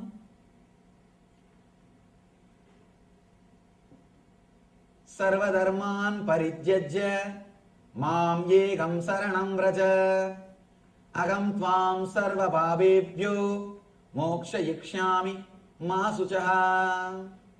Now Krishna showers himself on Arjuna, waking him up to the experience of whole. He says, Sarvadharman parityajya, give up everything, whatever you know as dharma, as a life. Dharma means the rules and regulations of the outer life and rules and regulations of the inner life. Whatever you know, let you drop everything and just surrender unto me. I shall deliver you from everything. Do not fear. He just gives the abhaya. He just gives the complete abhaya. Sarvadharman parityajya mam yegam saranam vraja agam tvam sarvabhavebhyo moksha ikshami masuchaha. He just liberates Arjuna just by this one word. He just gives the ultimate experience to Arjuna by this one sloka. He makes Arjuna to drop everything and gives him the conscious experience of the ocean. He is telling, just drop all the idea which you collected about the bubble. Relax and realize what is. You can't even tell it is an ocean because even the idea ocean is your idea about ocean. It will not be ocean. Even if we say you will become God, it will be your idea about God. But here, he just makes Arjuna explode into the Krishna consciousness, into that eternal consciousness. Sarva dharman parityajya mam yekam saranam vraja agam tva sarva bhabebhyo moksha yikshami masuchaha. Now, Krishna liberates Arjuna and gives the experience of ultimate permanently to Arjuna. You can't call him anymore as Arjuna because he has become Krishna. He has achieved the Krishna consciousness. Now, only Krishna exists. When only Krishna exists, you can't even say Krishna, because as long as the Arjuna and Krishna both are there, you can say one is Arjuna, another one is Krishna. Now, there is no two, only one, and we have no name for it. Now that energy showers.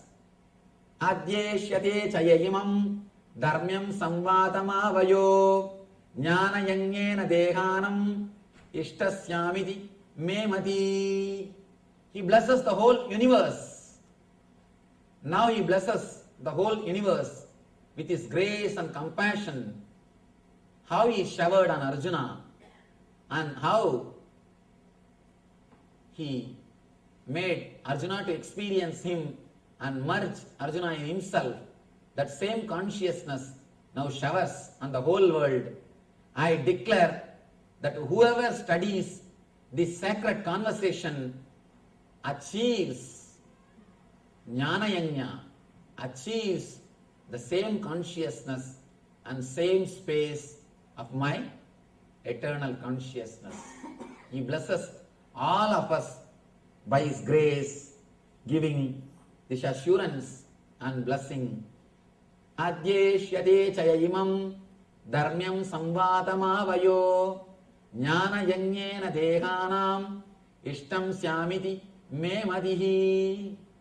He blesses all of us out of his compassion and tremendous grace that we all are his own, and he blesses all of us that we will achieve him through this jnana yajna. Jnana yajna means offering ourselves in that knowledge, completely purifying ourselves in that knowledge. Here he promises, whoever studies this sacred conversation, this truth, they achieve me because of this jnana yajna. They disappear into me because of this is jnana yajna. When you put anything into the fire, it disappears into the fire. Nothing remains. Same way, when you put yourself into the Gita study, you will not be there. You will not be there as you are. You disappear into him. You disappear into him. Only he remains. Only he exists. Only he stays. Now, completely, the whole experience of truth has descended on Arjuna, and his blessings are with all of us. Let us pray to the ultimate consciousness to put us all into that same experience, in that same energy. Relax into that same energy. The grace and compassion of Sri Krishna, the grace and compassion of Parandama, the grace and compassion of Parabrahma Krishna, who showered on Arjuna and on all of us.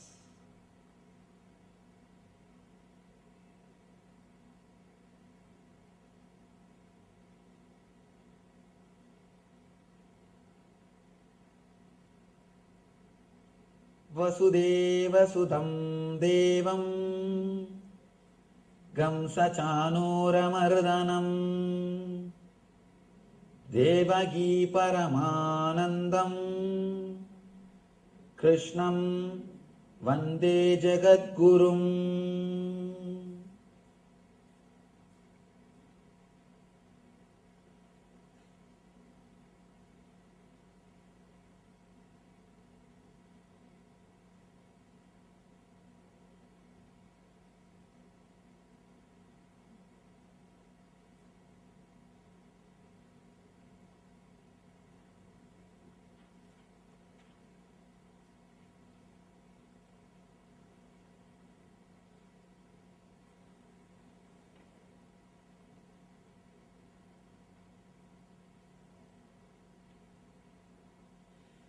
नष्टो मोघस्मृतिर्लप्ता त्वत्प्रसादान्मयाच्युतः स्थितोऽस्मि गतसन्देह करिष्ये वचनं तव.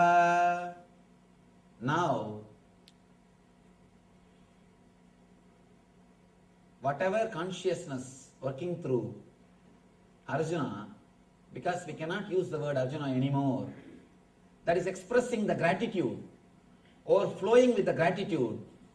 O Krishna, out of your grace, the illusion has disappeared.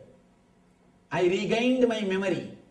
He is not telling, I achieved something new.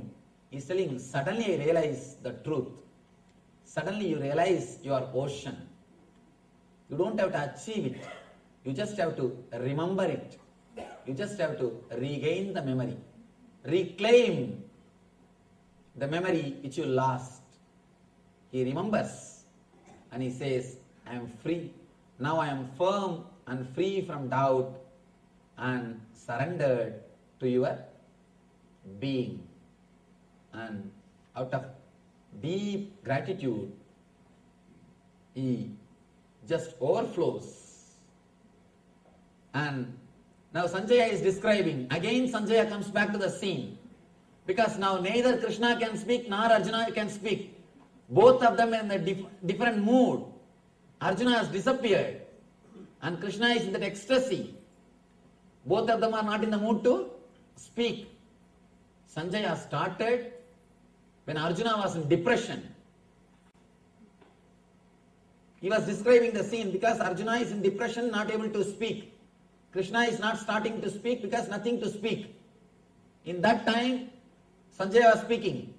Then again, when Krishna was giving first experience, Krishna is in the highest conscious mood and Arjuna was in that ecstasy. Again Sanjaya came to describe the scene because both of them are not in the mood to speak. Now Sanjaya comes back again. Not only both of them are not in the mood to speak, they are not there to speak. Now Arjuna has disappeared into Krishna, and in the Krishna consciousness, in the pure space of Parandama or Parabrahma, nothing is there to speak, to express by words. Sanjaya comes, Vyasa pradasaschattruva netat guhyamaham param yogam yogesvarat krishnat sakshat kadayata swayam. Vyasa prasadasrutat vanedat guhyamam aham param yogam yogesvarat krishnat sakshat kadayata swayam. Sanjaya says, by the mercy of the Vyasa, I heard these most confidential talks directly from the master of all mysticism, Krishna, who was speaking personally to Arjuna. Now Sanjaya expresses his gratitude and his joy and his ecstasy hearing this whole thing. I heard this whole thing just by the grace of the Vyasa. Vyasa means Guru. Understand, always, especially in North India, wherever they study the scriptures, that seat is called Vyasapita. The book and the seat is called Vyasapita. By the grace of the Vyasa, the whole truth is revealed to me, because Vyasa is the Adi Guru. Vyasa is the great master. So by the grace of the master, I heard these truths directly from Krishna and experienced the ultimate ecstasy.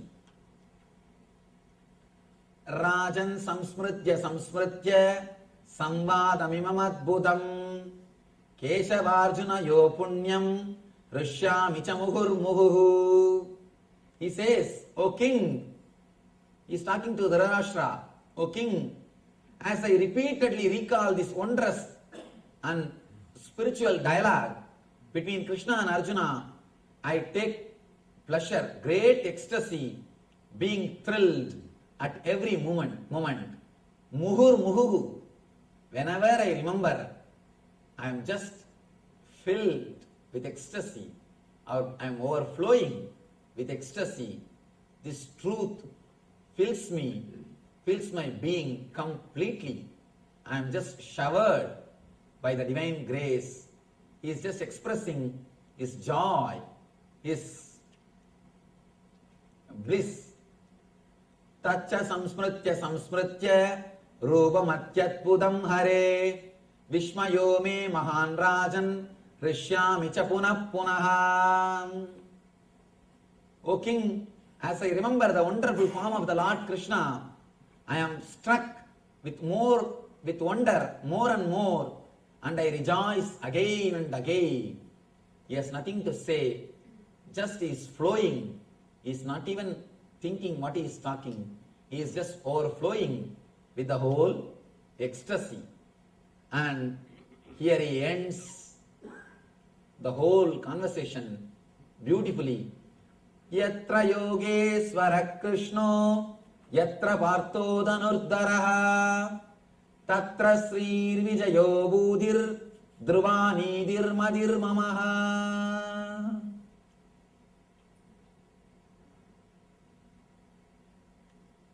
Wherever there is Krishna, the master of all mystics, and wherever there is Arjuna, the great supreme archer, there will also certainly be opulence, victory, extraordinary power and morality. This is my opinion. Here he ends the whole thing with a beautiful, auspicious blessing. And he says, wherever the Krishna means the name of the Krishna, wherever the name of the Arjuna exists, in all that place, all the victory, all the morality, all the prosperity, all the wealth, all the divine positive energy will shower here. He concludes with this sutra, with this sloka. Yatra yogesvara Krishno yatra partho dhanurdharaha tatra srir vijayo budhir dhruvanidir madir mamaha. Gitasu Upanishatsu Brahma Vidyayam Yoga Shastre Sri Krishna Arjuna Samvate Moksha Sannyasa Yogo Nama Ashtadashodhyayaha. Yam Brahma Varunendra Rudramaruta Stunmandi Divyai Stavaihi Vedai Sangapadakrammo Upanishadai Gayantiyam Samagaha Dhyanavastita Tatkadena Manasa Pashyantiyam Yogino Yashyantam Navidussura Suragana Devaya Tasmai Namaha. Devaya Tasmai Namaha. Here ends the ultimate teaching of Parabrahma Krishna to Arjuna, starts our enlightened life. Here he ends the teachings. Here the teachings end, and our enlightened life starts. Let us take few minutes to give the gratitude to all the great masters. First, the great master who showered these great truths to the whole universe, Sri Krishna. Let us give our gratitude to him and to all the masters who preserved these truths so that we can enjoy, experience these truths in our life. Let us give our gratitude to the complete Guru Parampara. Narayanam Bhatmabhavam Vasishtam Shaktim Jatat Putra Parasaram Cha Vyasam Sugam Gauda Padam Mahantam Govinda Yogindra Matasya Sishyam Sri Shankaracharya Matasya Bhatma Padancha Hastamalakancha Sishyam Tam Trodakanvar Tikakaramanyan Asmad Gurun San Tatamanatosmi Shruti Smruti Purananam Alayam Karunalayam Namami Bhagavad Padam Shankaram Loga Shankaram Shankaram Shankaracharyam Keshavam Badarayanam Sutra Bhashya Kridau Vande Bhagavantao Punah Punaha Yatvare Nikilani Limba Varishat Siddhim Vidatte Nisham Srimat Srilasitam Jagat Gurupatam Natvatma Truptim Gataha Lohanyana Vayoda Padanaturam Sri Shankaram Shanmatam Ramakrishnan Janityanandam Dhyayami Jyotirmayam.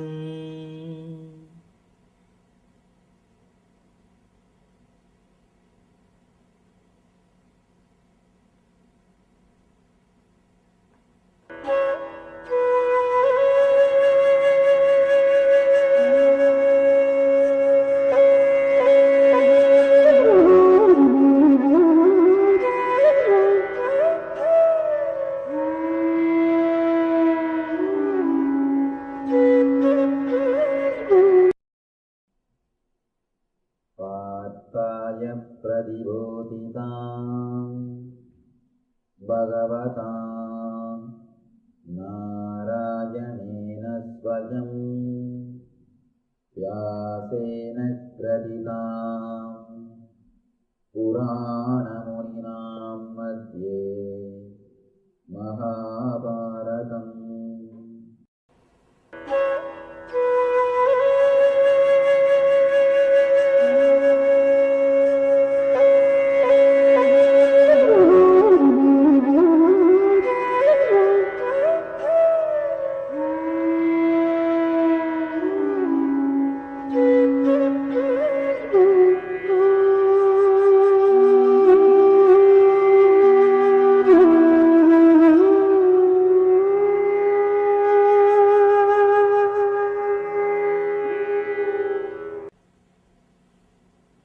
Brahmanandam Paramasukadam Kevalam Jnanamurtim Dvandvaditam Gagana Sadrisam Tattvamasyaadilakshyam Ekam Nityam Vimalamachalam Sarvadi Sakshibhutam Bhavaditam Drigunarahitam Sadgurum Tam Namami.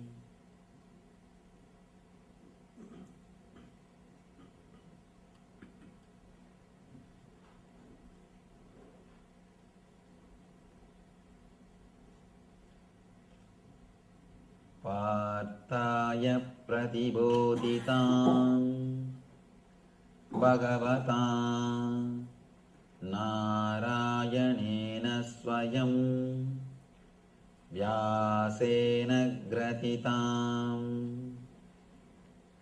Purana Muninam Madhye Mahabharatam Advaitamrutavarshiniim Bhagavatim Ashtadashadhyayiniim Ambatva Manusandadami Bhagavad Gite Bhavatveshiniim Vasudevasudam Devam Kamsachanuramardanam Devaki Paramanandam Krishnam Vande Jagadgurum.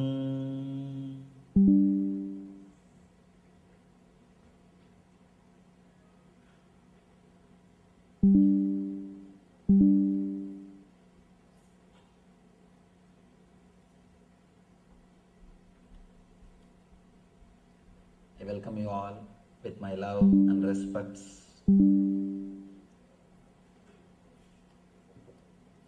Drop everything and surrender.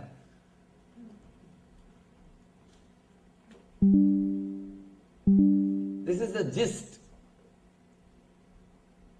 essence of not only the Bhagavad Gita, all spiritual teachings given by all masters. Here, Krishna concludes the whole Bhagavad Gita with this one subject. Drop everything and surrender. Beautifully he says, Sarva dharman parityajya mam yekam saranam vraja agam tva sarva papebhyo moksha yikshyami ma suchaha. Drop everything, whatever you know as dharma, whatever you know as life, whatever you know, just drop everything and surrender. Because whatever you know is your knowledge. You know, that's all. But that cannot lead you to the ultimate. Whatever you know, even your knowledge about God, can create only one more bondage, because you will not know God. You will know about God, that's all. Please understand, knowing about God is not knowing God. Knowing about God is different. Knowing God is different. When you completely surrender everything, you will not even have the idea that you know God. Then you know God. Even the idea that you know God will not exist in you. Then you can be sure you know God. Otherwise, you may know about God, but not exactly what is divine. All our idea about spirituality, meditation, anything, forget about the ordinary worldly ideas. Even our so-called spiritual ideas is only our ideas. We think that is true, that's all. But we do not know what is the truth. Moreover, all your so-called understanding or spiritual practice is within this complete dream. The whole thing is dream. In this dream, you are trying to do some practice. You are trying to do some technique. You are trying to do some understanding. How can you expect your effort can lead you to the ultimate? Please be very clear. If at all our effort can lead us to enlightenment, long before there would have been enlightenment shops. Long before, our guys would have created a clear thing. How many days you need to work, what way you need to work, what is the thing, and here is the enlightenment check. Have it. Long before we would have had emails. And you can shop enlightenment through internet. Everything would have happened. Be very clear. Actually, in the ultimate experience, your effort is no way bringing the ultimate experience in your life. It is not connected. It is not proportional. Understand? You go and buy a lottery ticket for $1. Suddenly you get a $1 million. Can you say you earned that $1 million? No. Never. You can say the word you earned it. It is pure gift. Same way, always enlightenment is gift.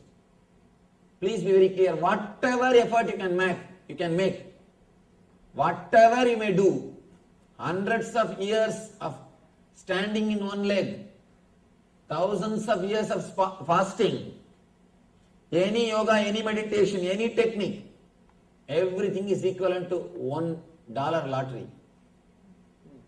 Everything.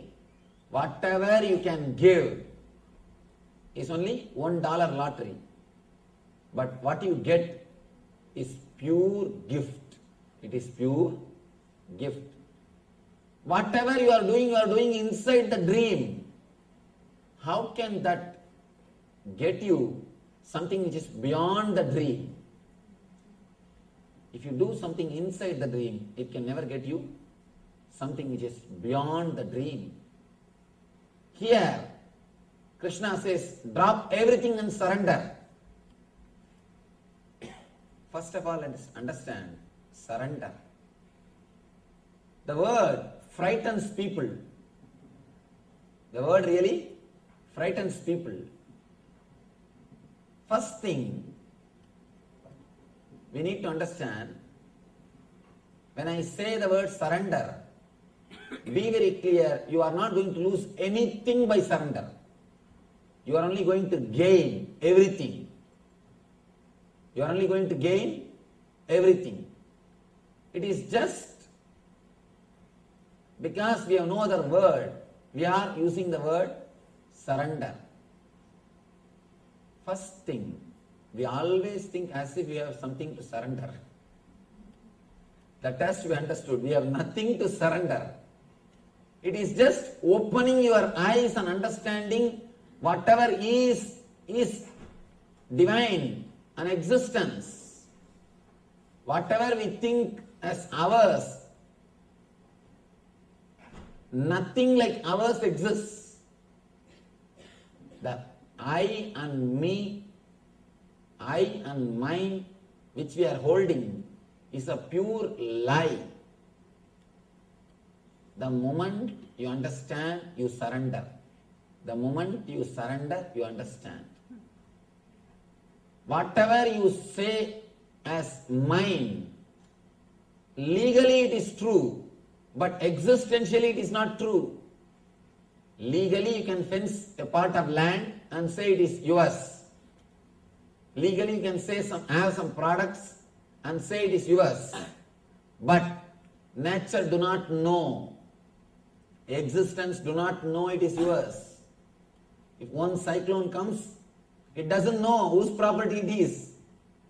It doesn't know all the law. It doesn't know legally you are not allowed in others' properties. For existence, there is no law. All your mind is protected or supported just by law. Law of the society. We use the word law of the land. Please be very clear, it's a wrong word. Land has no law. Only society has got law. Land has no law. Anytime it can have earthquake. And it has no law. Law of the land is beyond your comprehension. As long as you are caught with this concept of I and mine, you will not be able to realize the truth of existence. You are caught thinking something is you, something is yours. Here, Krishna says, Krishna means when he says surrender. When he says drop everything, he means open your eyes and see the foolishness. Just open the eyes and understand the drama which you are doing. Just open the eyes and understand what game you are playing. The game, if you are playing to cheat others, it's okay. But don't cheat yourself. By and by, we forget. We started this game to cheat others, and now we are cheating ourselves with this game. There is no I, there is no mind. Person who is intelligent, who is ready to open his eyes and see what is reality, he will suddenly realize, wake up to the truth. There is no I, there is no mind. Be very clear, whatever you think as I, you think your body is I, your mind is I. Can it function without the air? Can you say air belongs to you? The basic energy, the prana, which goes in and comes out, doesn't belong to you. If that stops functioning, immediately whatever you think as you will disappear, will not be there. It's like you say, no, foundation doesn't belong to me, but the first floor belongs to me. You can do that legally, but existentially, it is not possible. We are in the same way. Building may belong to you, but earth do not belong to you. Earth doesn't listen to you. When it wants, it just gives one shake. Only a small shake. And whatever you think as you are building, what happens to it? Just disappears. Understand? Whatever you think as you, its very foundation doesn't belong to you. Its very foundation doesn't belong to you. It belongs to the whole. It belongs to existence. It belongs to universe with which continuously you are fighting. It belongs to nature. Please understand, whatever you think as you, the root or base of it doesn't belong to you. You may be thinking, because continuously the air goes and comes out, the breathing is happening, you take that for granted. By and by you start believing it belongs to you. It belongs to you. Because there is no gap. Once in a while, if God does the drama of strike, just like workers' union strike, if you don't do properly things, if he just says, all right, 1 minute strike, then we will understand it doesn't belong to us. He is Karuna Murti. Out of his compassion, he never does strike.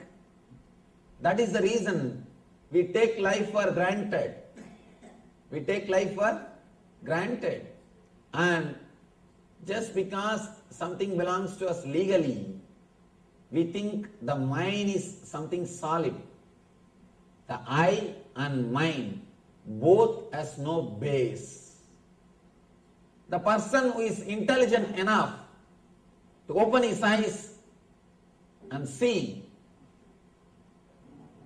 whatever he thinks as I, whatever he thinks as mine, both are just drama.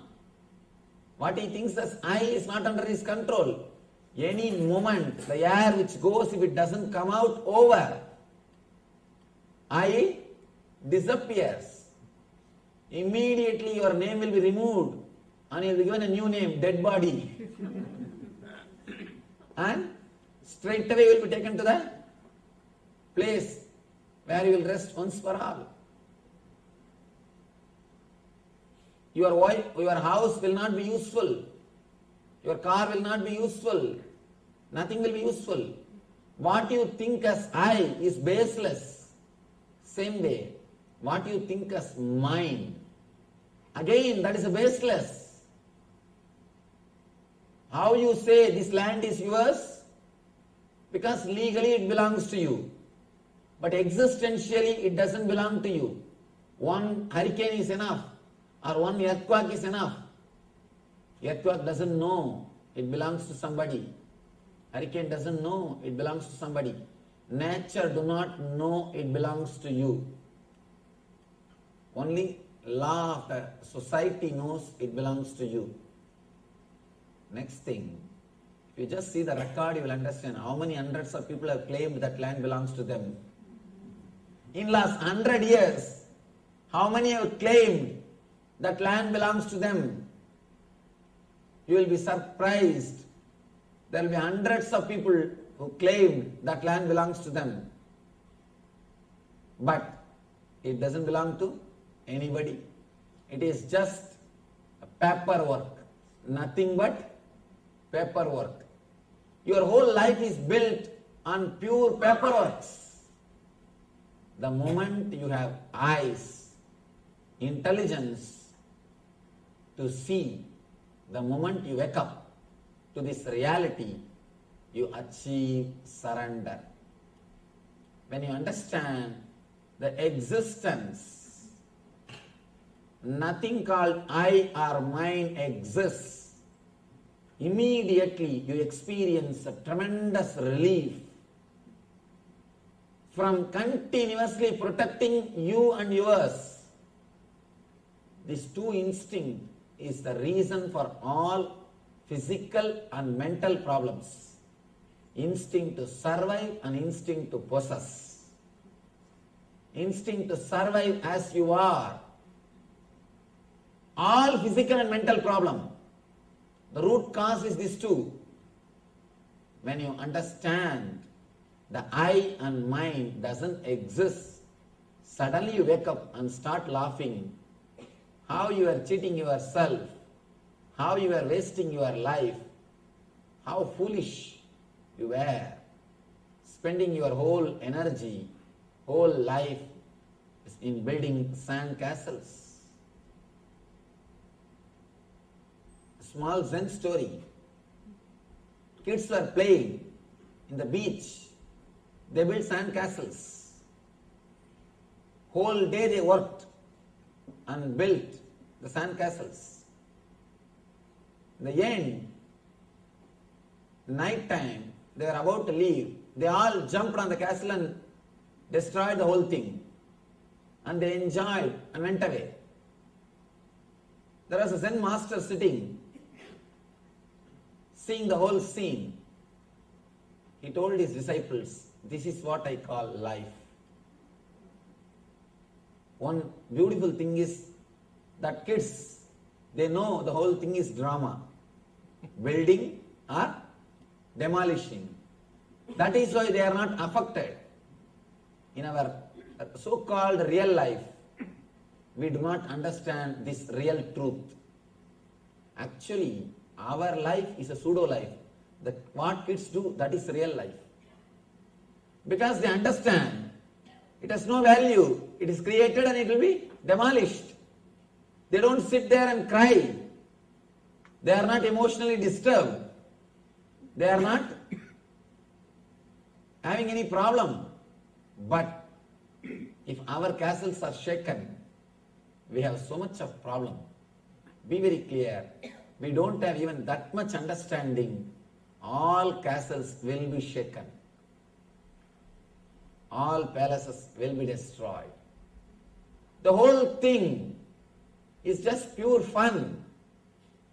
When you understand whatever we build, whatever way we live, and it doesn't belong to us. If you don't internalize the outwardly incidents, you will experience what I call surrender. Only one thing, just do not internalize. Don't take things too seriously. When you take life too seriously, you can be sure of one thing, sickness. All seriousness is pure sickness. When you think the I or mine is truth, be very clear, you create trouble for yourself.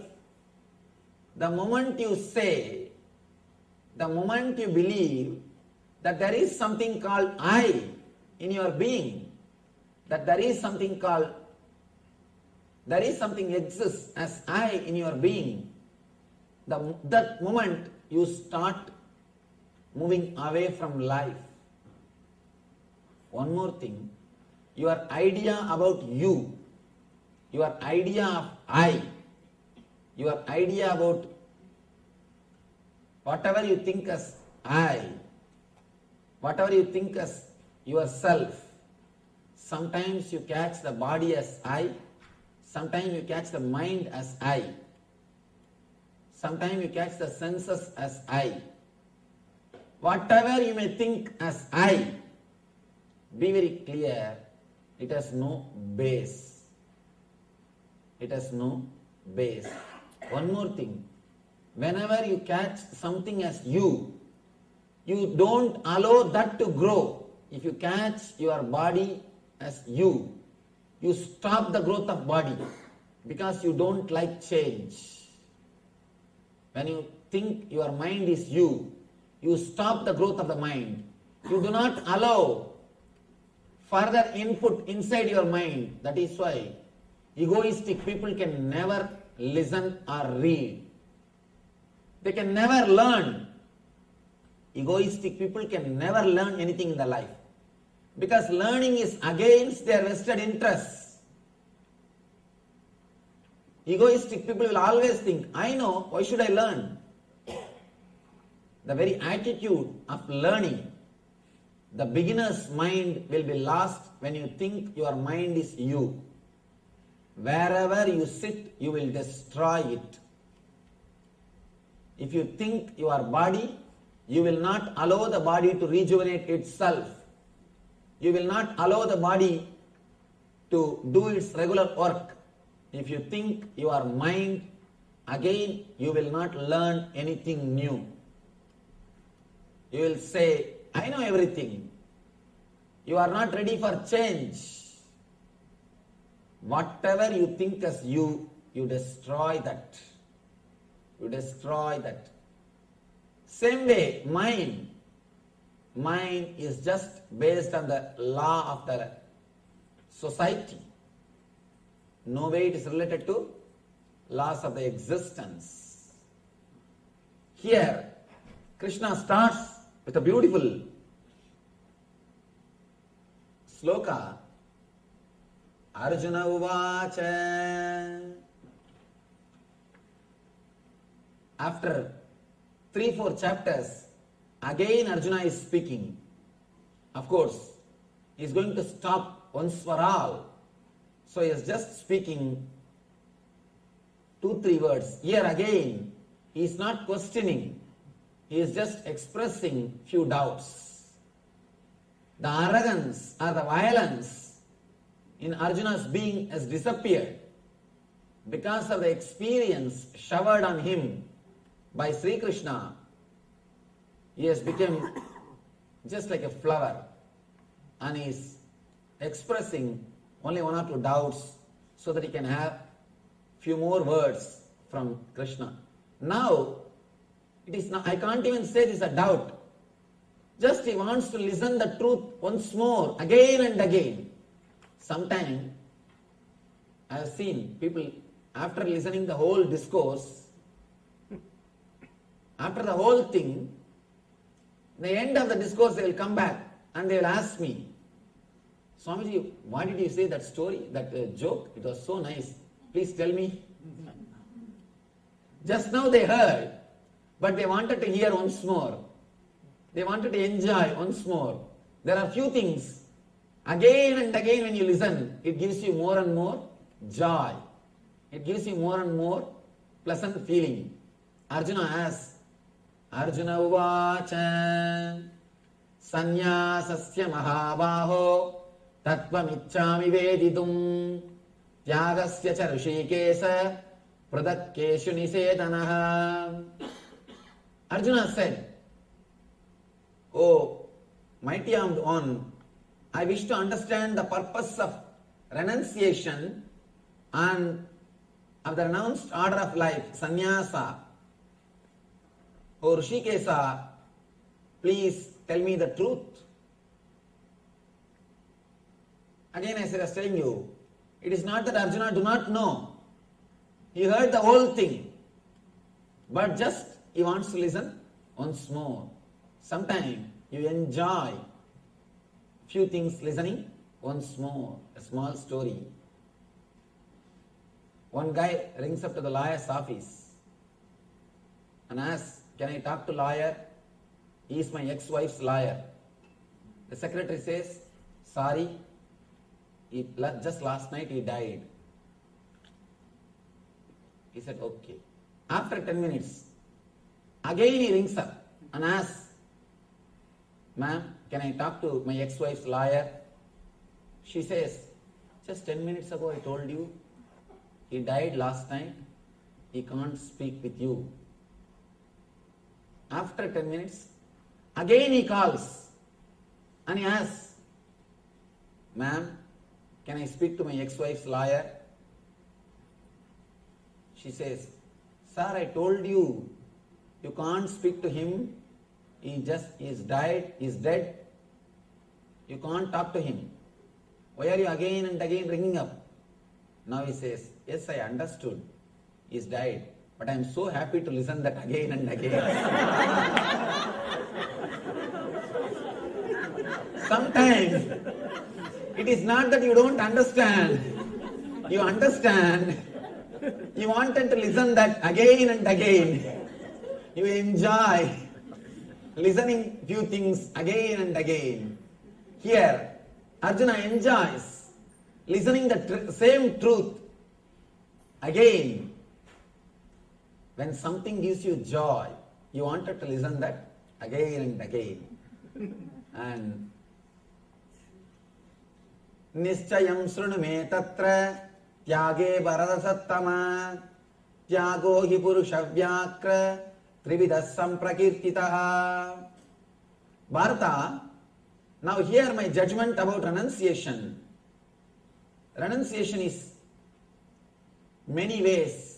Let me explain the truth. And Bhagavan now starts the explanation. Bhagavan Kamyanam karmanam nyasam sanyasam kavayo viduhu sarva karma valatyagam prayagustyagam vichakshana. Bhagavan says, giving up of the activities based on the material desire is called as renunciation by some great soul, great learned men. And some people say giving the results is tyaga. Some say giving up the activity, some say giving up the result.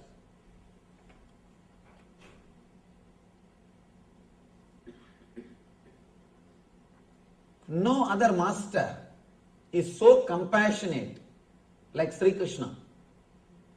Sri Krishna is ultimate master. Not only he gives his teachings, he knows people can't believe.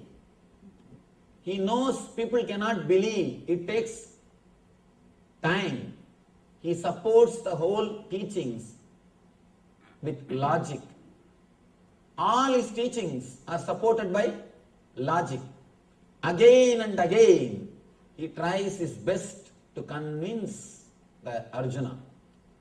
See, for his level, there is no need for him to talk to the level of Arjuna. He can straight away tell, this is the truth. If you want, do, otherwise get out. I have too much of work. But he is not doing that. He is so compassionate. Again and again, he comes down and explains step by step all the truths.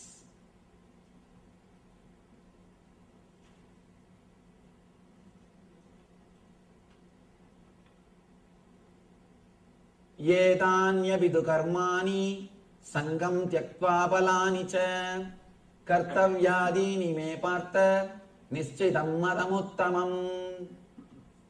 All these activities should be performed without attachment or expectation of result. They should be performed as a matter of duty. Son of Partha is my final opinion. Please understand, now Krishna gives his idea.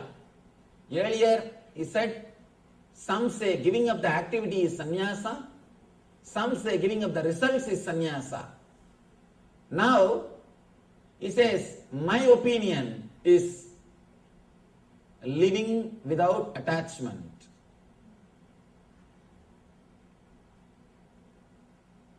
This has to be understood in depth.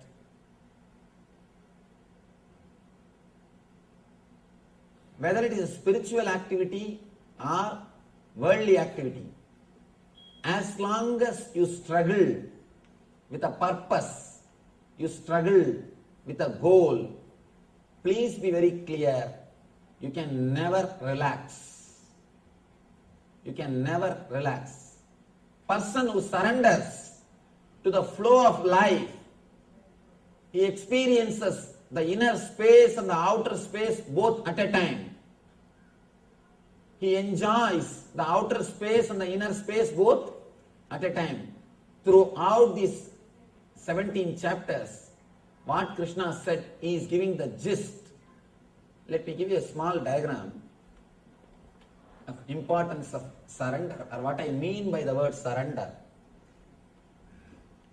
Then we may be able to understand.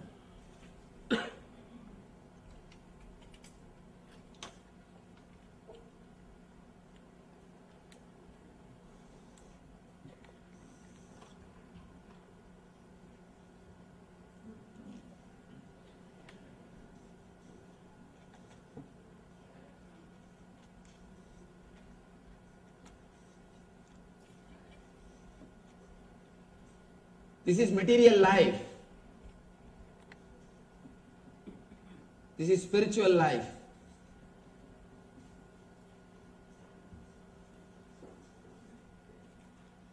This is your being. You have the goal here. You have some goal. In material life, you have some goal. In spiritual life, you have some goal. To achieve the material life goal, you are continuously struggling and working. You are somewhere here. To achieve the spiritual life goal, again you are working, intensely doing yoga, pranayama, pratyahara, all spiritual practices. You are somewhere, when you struggle with material life, you are somewhere here. When you struggle with the spiritual life, you are somewhere here. Please understand, as long as you are struggling, either you can struggle in this direction or in this direction. This is your being.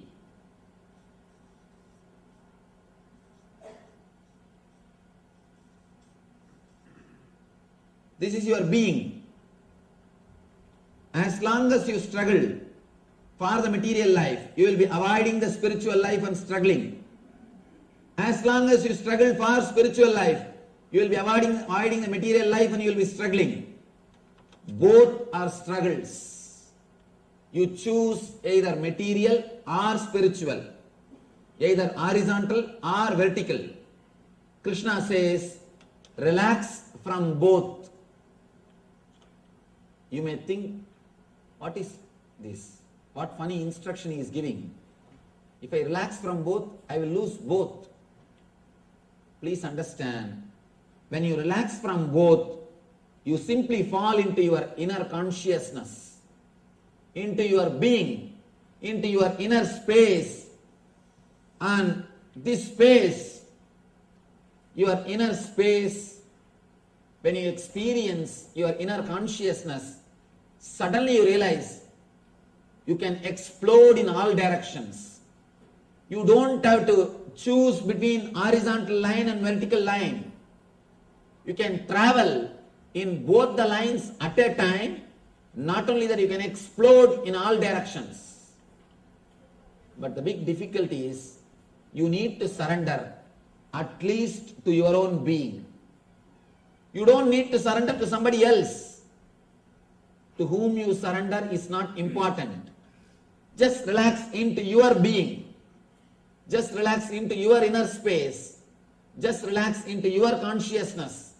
Just surrender to your own inner space. Stop the struggle in the material world or in the spiritual world. In the material world, mind, the properties are the goal. You have some goal to achieve. So you are struggling towards that goal. Same way in the spiritual world. Please understand, spiritual world also by and by we fix the goal. Enlightenment or some goal. And we try to run towards that goal. According to me, the spiritual goal creates more ego than material goal.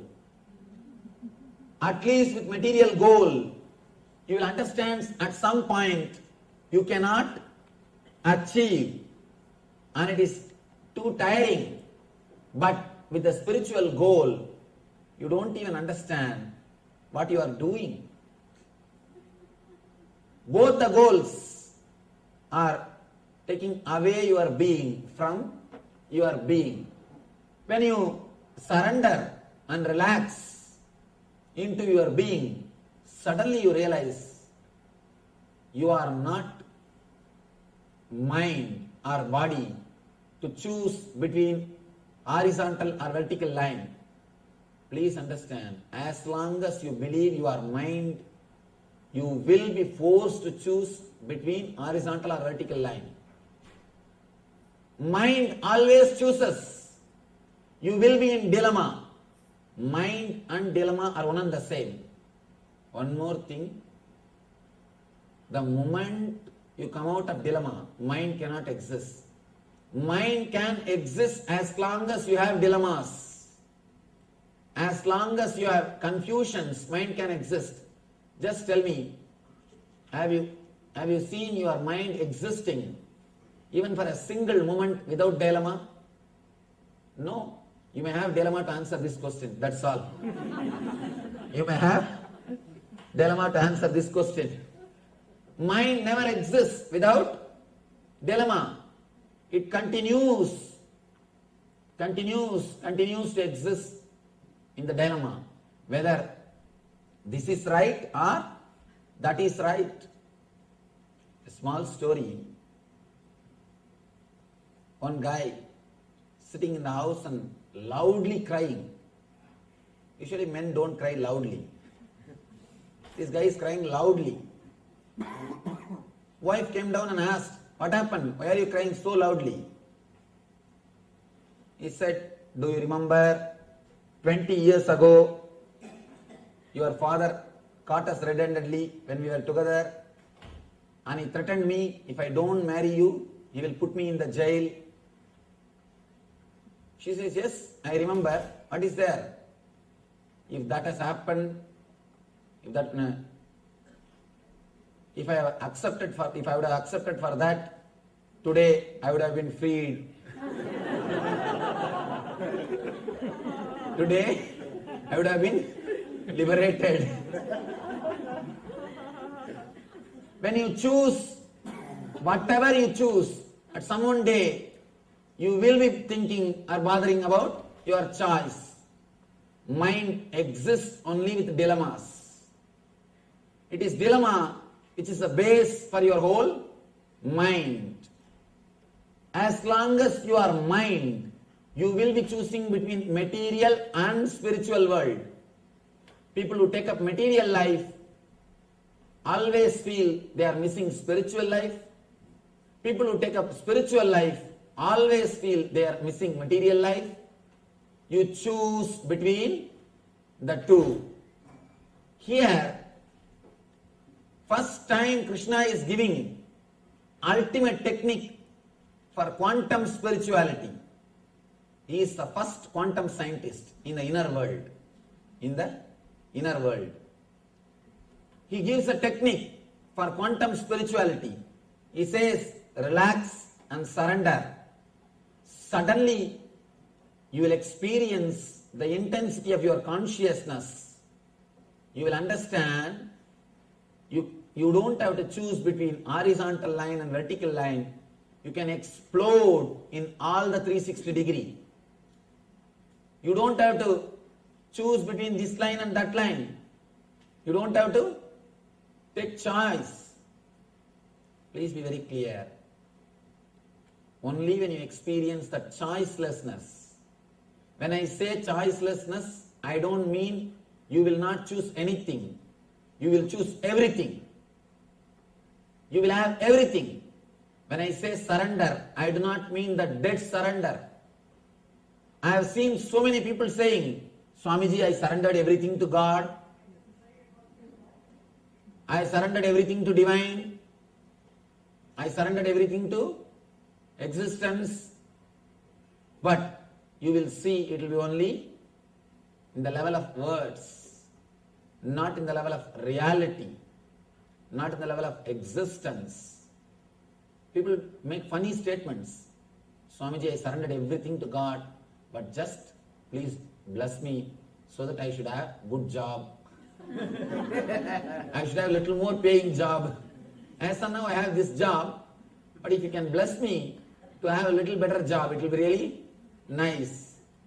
Please be very clear. Our surrender is pseudo. Our surrender is pseudo. Before making any statement, be very clear about what you are speaking. Sometimes we make statements without even knowing the meaning. So many people, they will come and tell me, Swamiji, I surrendered everything to you. Please give me a little mental peace.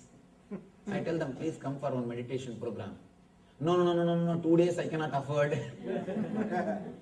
Just now they said they have surrendered everything to me, and they say, I cannot afford 2 days. Sometimes we make statements without knowing the situation or the reality. Small story. One journalist, a reporter, he saw a crowd gathered around an accident in the road. He tried his best to get in, to see. He is not able to. He suddenly started shouting, oh, my son is got in the accident. Please give me the way, give me the way. He started shouting. People all gave way. He just went near and saw one donkey was lying in front of the car. There was a donkey in front of the car. Please be very clear. Before making any statement, know the situation. Without knowing, when you make statement, you are the person who is going to suffer. With the surrender also, we make statements without knowing the truth. With the real surrender, you don't exclude anything, you include everything. You just experience the whole. You explode in all the directions. You just experience horizontal line and vertical line and something more, which you have never imagined. You will experience the different dimensions of your own being. When I say surrender, I don't mean you need to surrender to somebody. There is no need to surrender to somebody. There is no need to surrender to some other God, some other guru. Of course, God or guru is just a symbol. You don't have to surrender to that God or that guru. Just surrender to your own consciousness, your own inner space. But you never respect or trust your inner space. That is why in the initial level you need God, you need guru. The other day, somebody was asking, Swamiji, if I surrender to you, what should I do? I said, if you really surrender to me, you will not have that question, what should I do?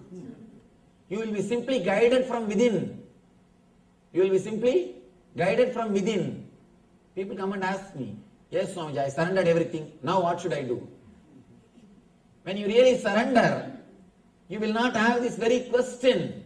The very question will not exist. Simply, you will surrender the whole being.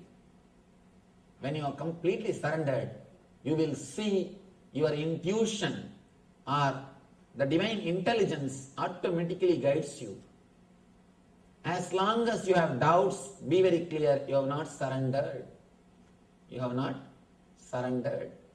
Here, Krishna says beautifully about the surrender. Adhishtanam tadakarta karanam cha pratakvitam vividascha pratakseshta daivam chaivatra panjamam. The place of action, the performer, the various senses, the many different kinds of endeavor, and ultimately the Paramatman. These are the 5 factors of action. Here he says the factors of action. And the next step, Tatraivam sadigartaram atmanam kevalam tuyaha pashyat krita buddhitvan sapashyadi durmati. Therefore, one who thinks himself the only doer, not considering the 5 factors, is certainly not very intelligent and cannot see things as they are. Now he gives the exact technology of surrender. In these two sloka, these 2 sloka can be called as stotra and shastra and sutra. Shastra means which shows you the goal. Stotra means which is out of devotion. Sutra means which gives you the technology. In these 2 sloka, he gives you the exact technology of surrender. Understand? Whatever you think as you is totality of so many things, and individually everything is responsible for something. But suddenly you start thinking you are responsible for the whole thing.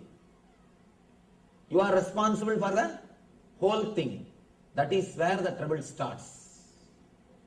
That is where the trouble starts. And he gives the technology how to experience the deeper levels of surrender. 3 levels of surrender exist. One is intellectual surrender. Means trusting the master's intellect is much sharper, much more than your intellect. Is intellectual surrender. Next, emotional surrender. Surrendering the emotions. Trusting that master's emotions or the way in which he guides is much more intelligent, that is best than my emotions. Third, surrendering the very senses, very cognition, the cognition which happens inside you, surrendering the root of the cognition itself. Here, surrendering the intellect is very easy because it continuously tortures you. After some years, you have suffered enough with the intellect. You somehow wanted to get rid of it. You just surrender. Surrendering intellect is very, very easy. Just if you see somebody who is more intelligent, clear than your thinking system, you just surrender. For example, if you go to a consultant, naturally you surrender intellectually. You surrender to his ideas. If you go to a lawyer, you surrender legally. You know in that field he is more sharp than you. So you surrender to lawyer in that field. When you go to some accountant, you surrender to him intellectually as far as the accounts concerned, because he knows much more than you in that field. Intellectual surrender is easy. Same way, if you see somebody who has got more knowledge in the spiritual field, intellectually, immediately your intellect surrenders. That's not a big thing. Surrendering intellectually happens very easily. Moreover, you just wanted to get rid of it. You are finding somebody, you are finding some dustbin where you can dump your intellect. So when you find somebody, you just relax from it. Next is emotional surrender. That happens when you feel deeply connected with the Master. When you feel deeply connected with the master. When you start experiencing one or two things, little meditation, little bit of understanding, naturally the emotional surrender starts happening. You start respecting his emotions much more than your emotions. Master's emotions means whatever he tries to guide you, whatever way he wants you to live, you start giving importance to that more than what you think as life. Slowly, slowly, he becomes the center of your life. Almost like you start respecting him more than all other emotional attachments. The priority is slowly changing. You start thinking in your emotion, in your emotional level, master comes as a number one priority. This is what I call emotional surrender. In the emotional level, you feel connected. Next, a deep level, of course, it's a spiritual technique. Because you all heard enough of these intellectual things, these 17 days, I think now you should understand the deeper levels of techniques. Surrender of senses means even your senses will listen to what he says. One disciple asked the Rishi, Vedic Rishi, why should I surrender? What is the need? Master asks, as far as you understand as you, how do you know you? He says, through my senses. According to your senses, who are you? I am this body and mind. Master says, according to your senses, you are body and mind. But according to me, you are God. Only when you surrender your senses, only when your senses starts listening to what I say, you will see the truth of what I am explaining. According to you, according to your senses, you are body and mind. But according to me, you are God. When you surrender your senses, when you believe me more than your senses, you will experience you are God. He says, the moment you believe me more than your senses, you will understand the meaning of Tattvamasi. Master again and again represents the ideal of you are God. Please understand, again I tell you, I am not here to prove I am God, I am here to prove you are God. Again and again, he stands for the ideal of you are infinite. There are so many dimensions in your being which you have not explored, which you have not experienced. Again and again, he is showing so many dimensions of your being to yourself. He is showing so many dimensions of your being to yourself. Master stands for your multidimensional being. He again and again shows it is possible for you. When it is possible for me, why not for you? But as long as you believe your senses, you will be sure that you are body or mind. Only when you trust Master more than your senses, you will understand Master's words are true than your senses. Then you will experience the truth of Master's words. Then when Master says you are God, suddenly you will realize, yes, that is truth. All these days, my body and mind, my senses are telling, I am body and mind. As long as you believe your senses, you will believe only their ideas. The moment you start believing the Master more than your senses, you will realize the truth which Master explains. Two persons are speaking from two stages. One side your senses, they are saying you are body, you are mind. The other side master is sitting, he is saying you are God and you are divine. You have so many dimensions of your being. Enjoy everything, experience everything. If you are sitting there and listening, you cannot listen this. Only when you believe this, the words of the masters, more than the words of the senses, you will be able to experience the truth that you are God. You are ultimate. You are material and spiritual both together and something more. Let me tell you a small incident in Krishna's life. After the Gita, Krishna and Arjuna, both of them are going somewhere. After the war, everything is over. Maybe for a picnic, outing.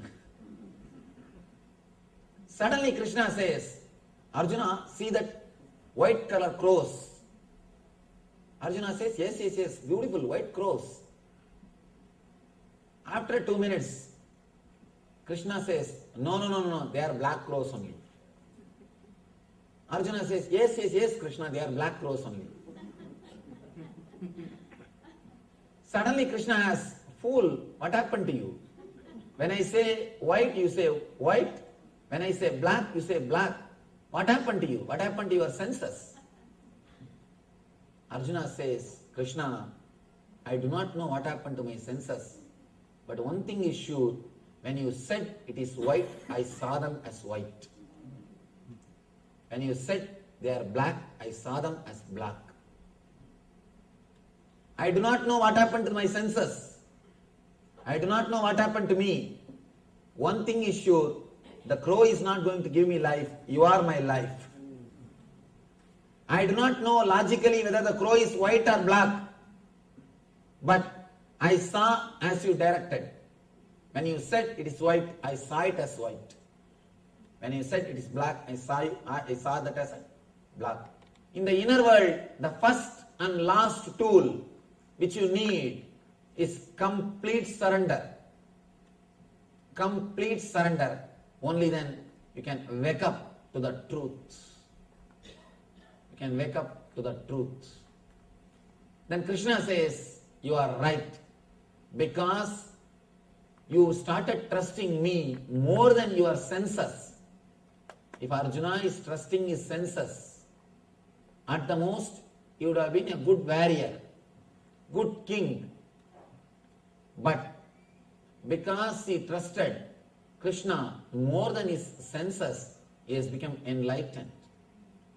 Krishna says, if you trusted your senses, you would have at the most had good eyes. You would have seen the black crow as black crow and white crow as white crow. That's not a big deal. We are all seeing that way only. And that's not a big deal. Because you trusted me more than your senses, you have become enlightened. You are liberated. And he has experienced the truth of Krishna. Understand? The truth of Krishna consciousness is experienced by surrendering the senses. Not just by intellect, not just by emotion, but by surrendering the very root of intellect and emotion, the senses, which supplies the data. The source of the data itself is surrendered. You receive all the information about you through senses. Please understand, you do not know about you. You respect yourself only by the data which you collected through the senses. If somebody says you are beautiful, you enter, you put the entry in your book, I am beautiful by so and so. If somebody says you are intelligent, then you put that entry, I am intelligent by so and so. If somebody says you are tall, dark and handsome, you put that tall, dark and handsome by so and so. If somebody says you are dumb, then you put I am dumb by so and so. At the end of the day, you put all the things together and see the report, survey. You just see the survey report. Then you come to the conclusion, 72% of the people say, I am intelligent. And next, 20% they say, I am dumb. There are few remaining people who don't want to say any words, who is not interested in any opinion. So understand whether you remember, whether you understand this way or that way. The end of the day, you see the survey report and you decide the gist of the report is you. When 70% people say, I think 70% may not be fools. I must be intelligent. You come to the conclusion about you only by others' opinions. Whole day you are in signature campaign.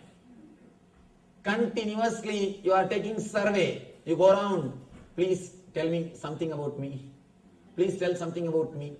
You are continuously doing the signature campaign. Here Krishna says, surrender the very senses which gives you an idea about what you are. When you surrender the very root which gives you an idea about who you are, you will naturally experience you are neither body nor mind as you are suggested or advised, made to believe by the society. As long as you believe the senses, you will be believing your body and mind. Only when you believe the Master's words, when you trust the Master's words more than your senses, you realize the truth that you are divine. One side, all your senses are sitting and telling you you are body and mind. The other side, Master is telling you you are divine and you are in bliss. You are consciousness beyond body and mind. Now it is up to us what we are going to choose. If you believe the senses, you can't believe the Master. If you believe the Master, you can't believe the senses. Whether you are surrendered to your senses or surrendered to the Master will be decided based on your way of life. It is up to you to surrender to the Master or surrender to the senses. Here Krishna says, only when you understand all three levels of surrender, surrendering in the level of intellect, surrendering in the level of emotions, surrendering in the level of senses, only when you experience all three, the ultimate experience of surrender happens to you. I tell you, the very surrender itself is enlightenment. Don't think after surrender enlightenment will be issued to you. No. Don't think you will surrender, then you will get a paycheck through courier. Enlightened, you are enlightened. No. The very surrender, that very moment you experience the truth. You experience the truth. Understand? We usually play with the words. Again and again, we play with the words. Whenever you play with the words, at least let you be aware you are playing with the words. I have seen people going and telling, Swamiji, I surrendered to Krishna my whole life. I have surrendered to Venkateshwara. My whole life I surrendered to Shiva. Please bless me that my life should be happy. Understand, if you are really surrendered, you will never even ask that my life should be happy. And people come and ask me, I have surrendered to Venkateshwara. I surrendered to Krishna. Should I do meditation camp, Swamiji? Please be very clear. If you are really surrendered, you don't need meditation camp. But as long as you have doubt, should I do the meditation camp or not, you need. If you have the idea that should I do or not, be very clear, surrender has not still happened. The moment you surrender, you disappear. There is a beautiful verse in Tamil. Let me explain the idea, then I will quote the verse. When you surrender I and mind to the divine, when you give I and mind to the existence, the Parashakti existence, he gives his I and mind to you. Both bank accounts merge, becomes one and the same, it becomes joint account. You have nothing to lose. Ordinarily, as long as you think the body and mind and being is yours, Sariram Rogamayam, Manam Sogamayam. Sariram Rogamayam, body is filled with diseases. Manas Sogamayam, mind is continuously depressed. What we have to surrender? Nothing except the body filled with disease and the mind filled with depression. When you drop that two at the feet of the divine, he gives his body and his mind. Sariram Devamayam, Mana Sukamayam, and Atma Anandamayam. You get the third thing, Atma Anandamayam, free offer. When you offer the body and mind of yours, Sariram Rogamayam, Manas Sogamayam, he gives you Sariram Devamayam, Manas Sukamayam, Atma Anandamayam. And there is a beautiful verse. Ramana Maharshi, he sings about the Arunachala. Tandadu Yendanai Kondadu Undanai Sadurar Yargolo Arunachala. The translation is, I gave me to you, but got you as in return. Who is more intelligent? Who is more intelligent? Understand, in surrender you have nothing to lose, you have everything to gain. Surrender is not like giving up something. I am not saying give up all your properties. No. Give up all whatever you have. No. Nothing is necessary. Keep everything with you. And just don't internalize them in your system. Just take care. You are not internalizing you. Only one thing. Don't judge you based on your properties. You are far more higher than what you think you are. Do not judge yourself based on your bank balance. Do not judge yourself based on your relationships. Do not judge yourself based on the name and fame. Do not judge yourself based on your friends. You are far more higher than all these things put together. As long as you are judging yourself based on all these things, you will be internalizing all these things in your being.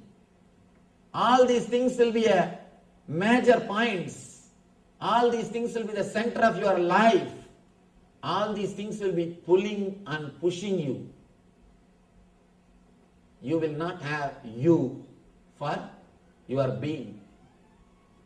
As long as these are the factors of your life, as long as these are the centers of your life, your bank balance, your relationship, your name and fame, be very clear, your life will be pulled and pushed by all these things. You are something far more higher than all these things put together. The whole thing you need to understand. Just do not internalize all these things in your being. Understand you are something beyond.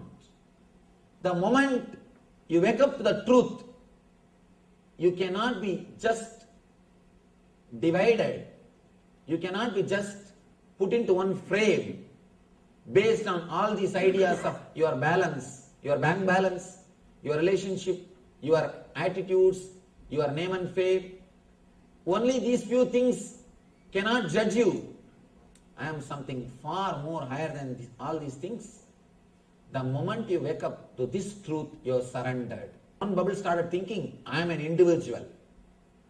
I should become a strong bubble. Within that few seconds, it started thinking. Not only started thinking, started collecting other small 2-3 bubbles. and started getting one big bubble, you are my wife, support. Another one big bubble, hey, you are my son, support this side. You are my father, support this side.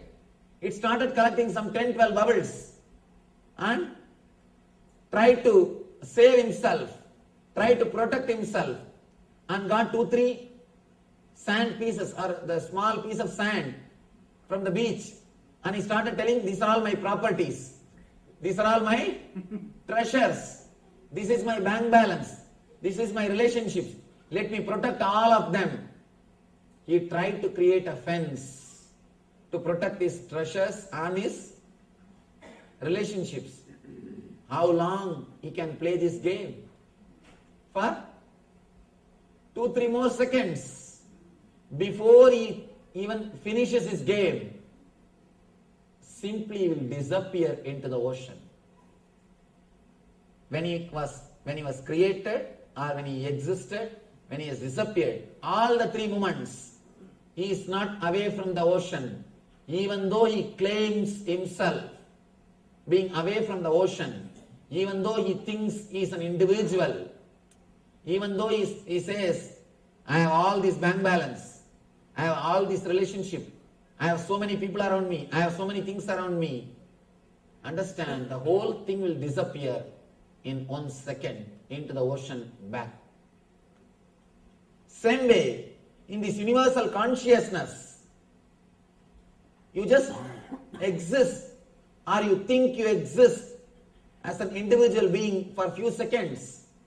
In that few seconds, you catch somebody as father, mother, son, brother, and you catch all of them and you feel safe and you catch little bank balance and you feel secured, and in the end, because of all these things, from all their opinions, you collect an idea about you and you think you are that bubble, you play the game, suddenly the whole thing disappears.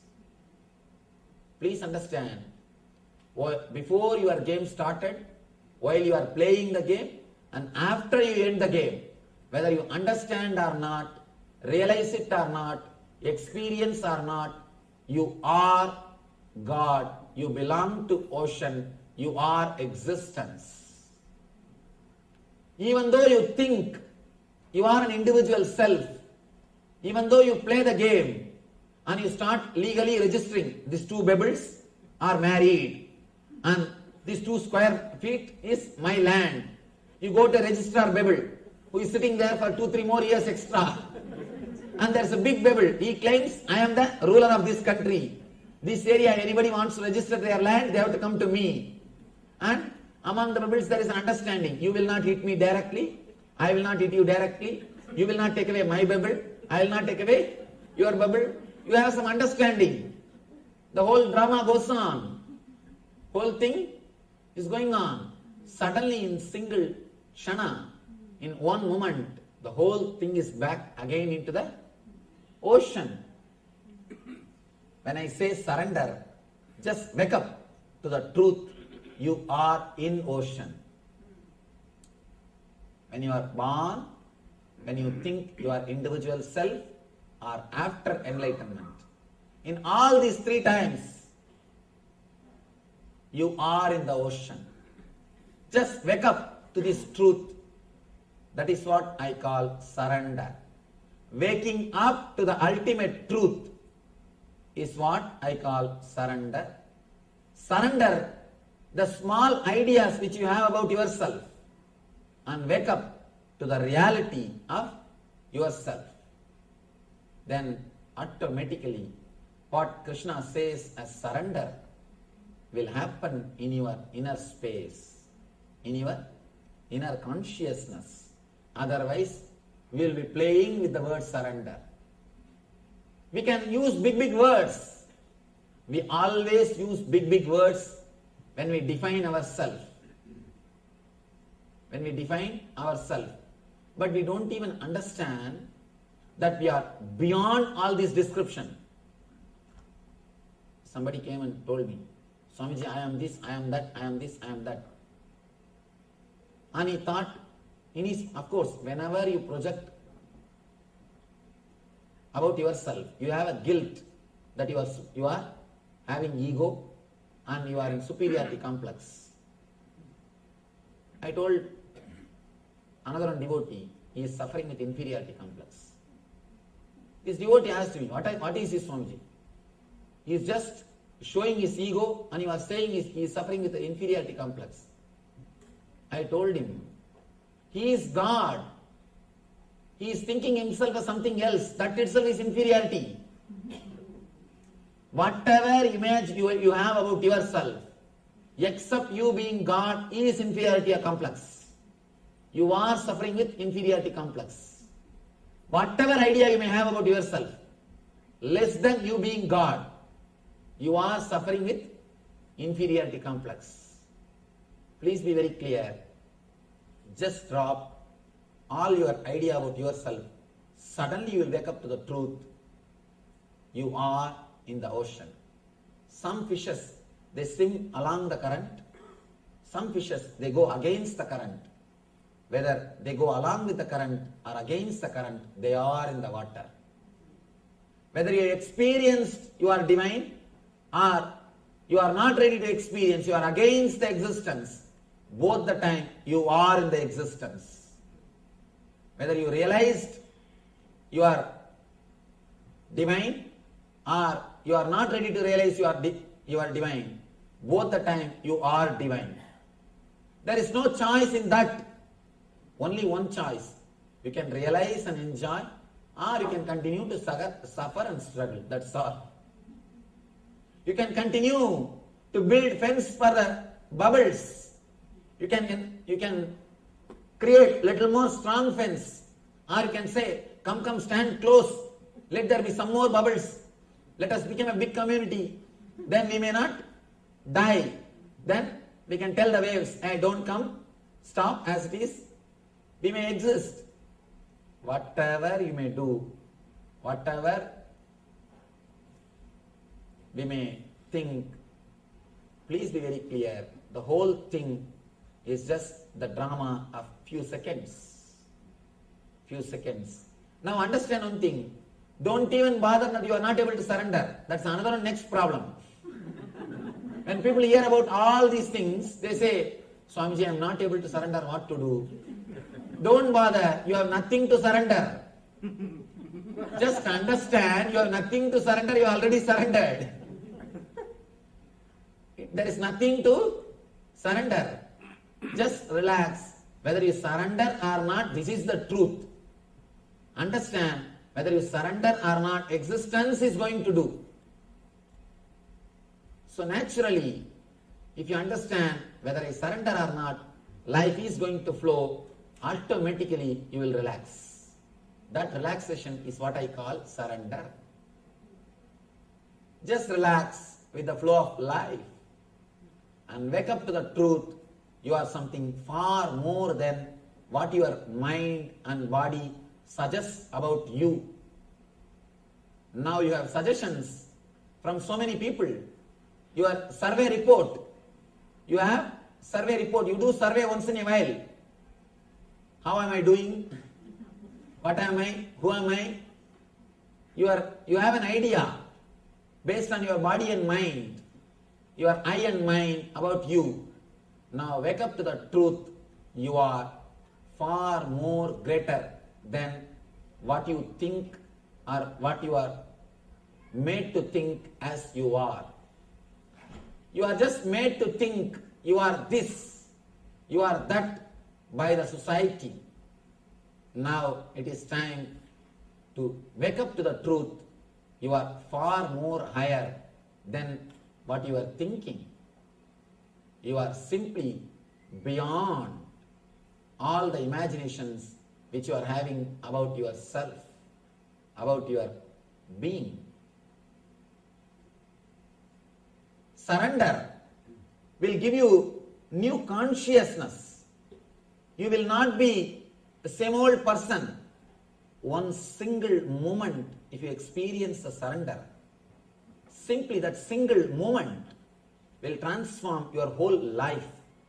You will be a new being. There are 3 levels of birth, 3 kinds of garbhas. explained in the scriptures. First is Bhugarbha. Bhugarbha means a normal birth.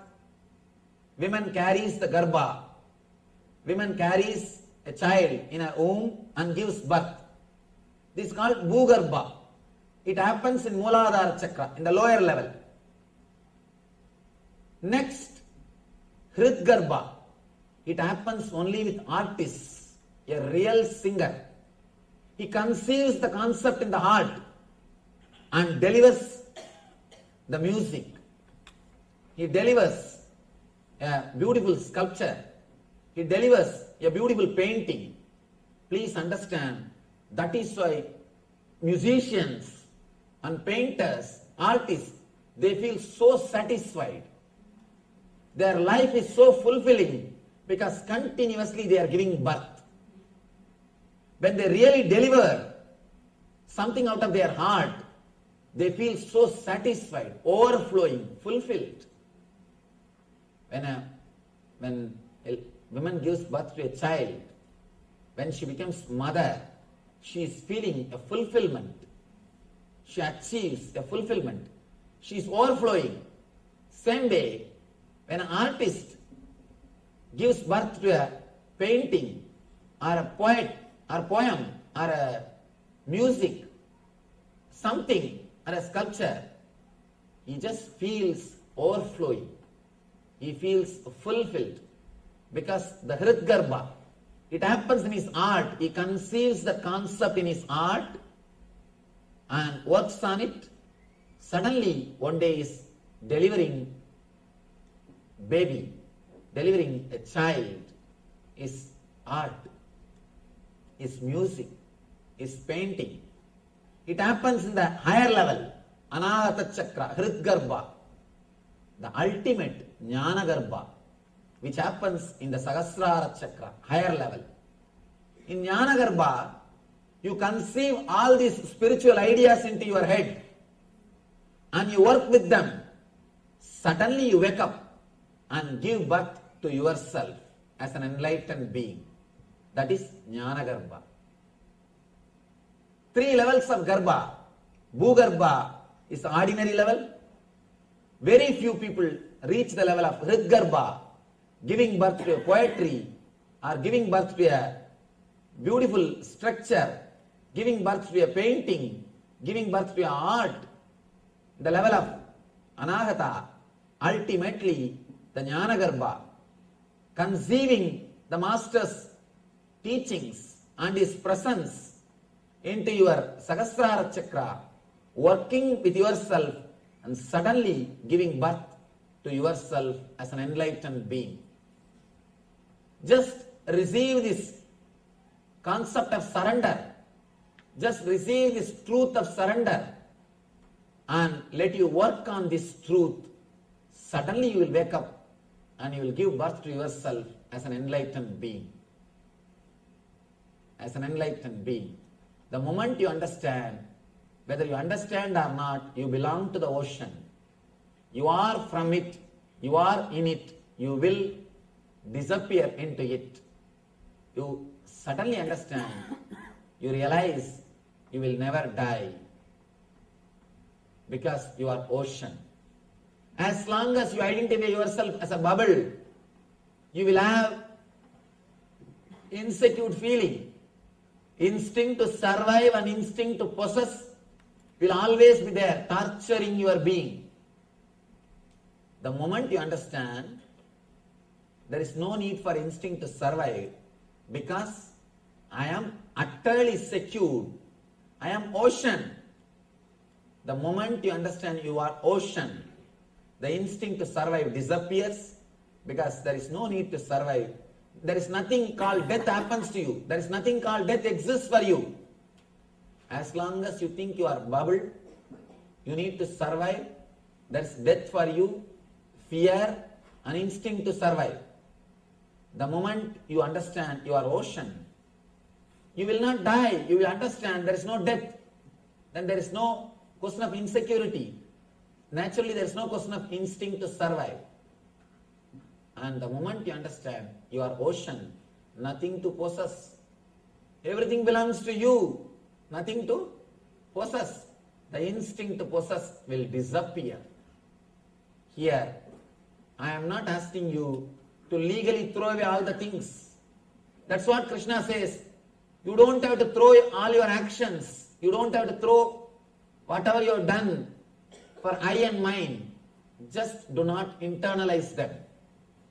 Internally, let you be aware you are something far more higher than all these things.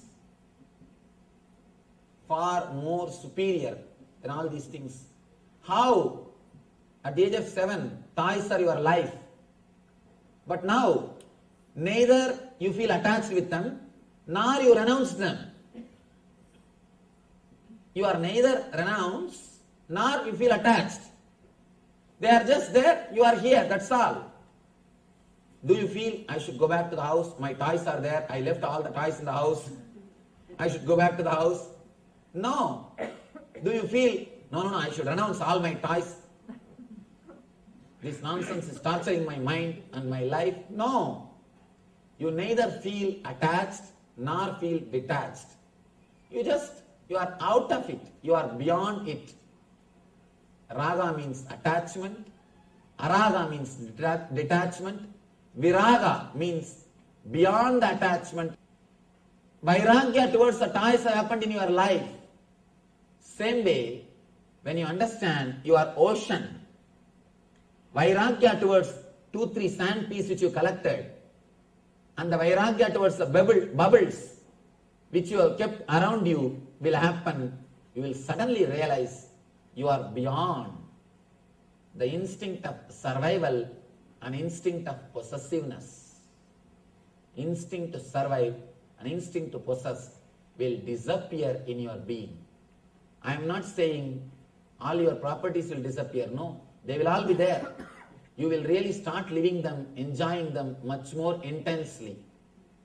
Now you will not take them for granted. You will not feel bored. Same house, same wife, same life. You will not feel bored. You take them for granted when you think they are your properties. The moment you understand, any moment they will disappear. They will be taken away from you. You will disappear from this life. You will never take them for granted. You will start living them. Whether it is material life or spiritual life, the moment you surrender and awaken to the truth, your ocean, you will be transformed in the level of body, mind and conscious. Consciousness also will be completely transformed. Please be clear. You will give birth to yourself. Krishna goes much deeper than these 3 level surrenders.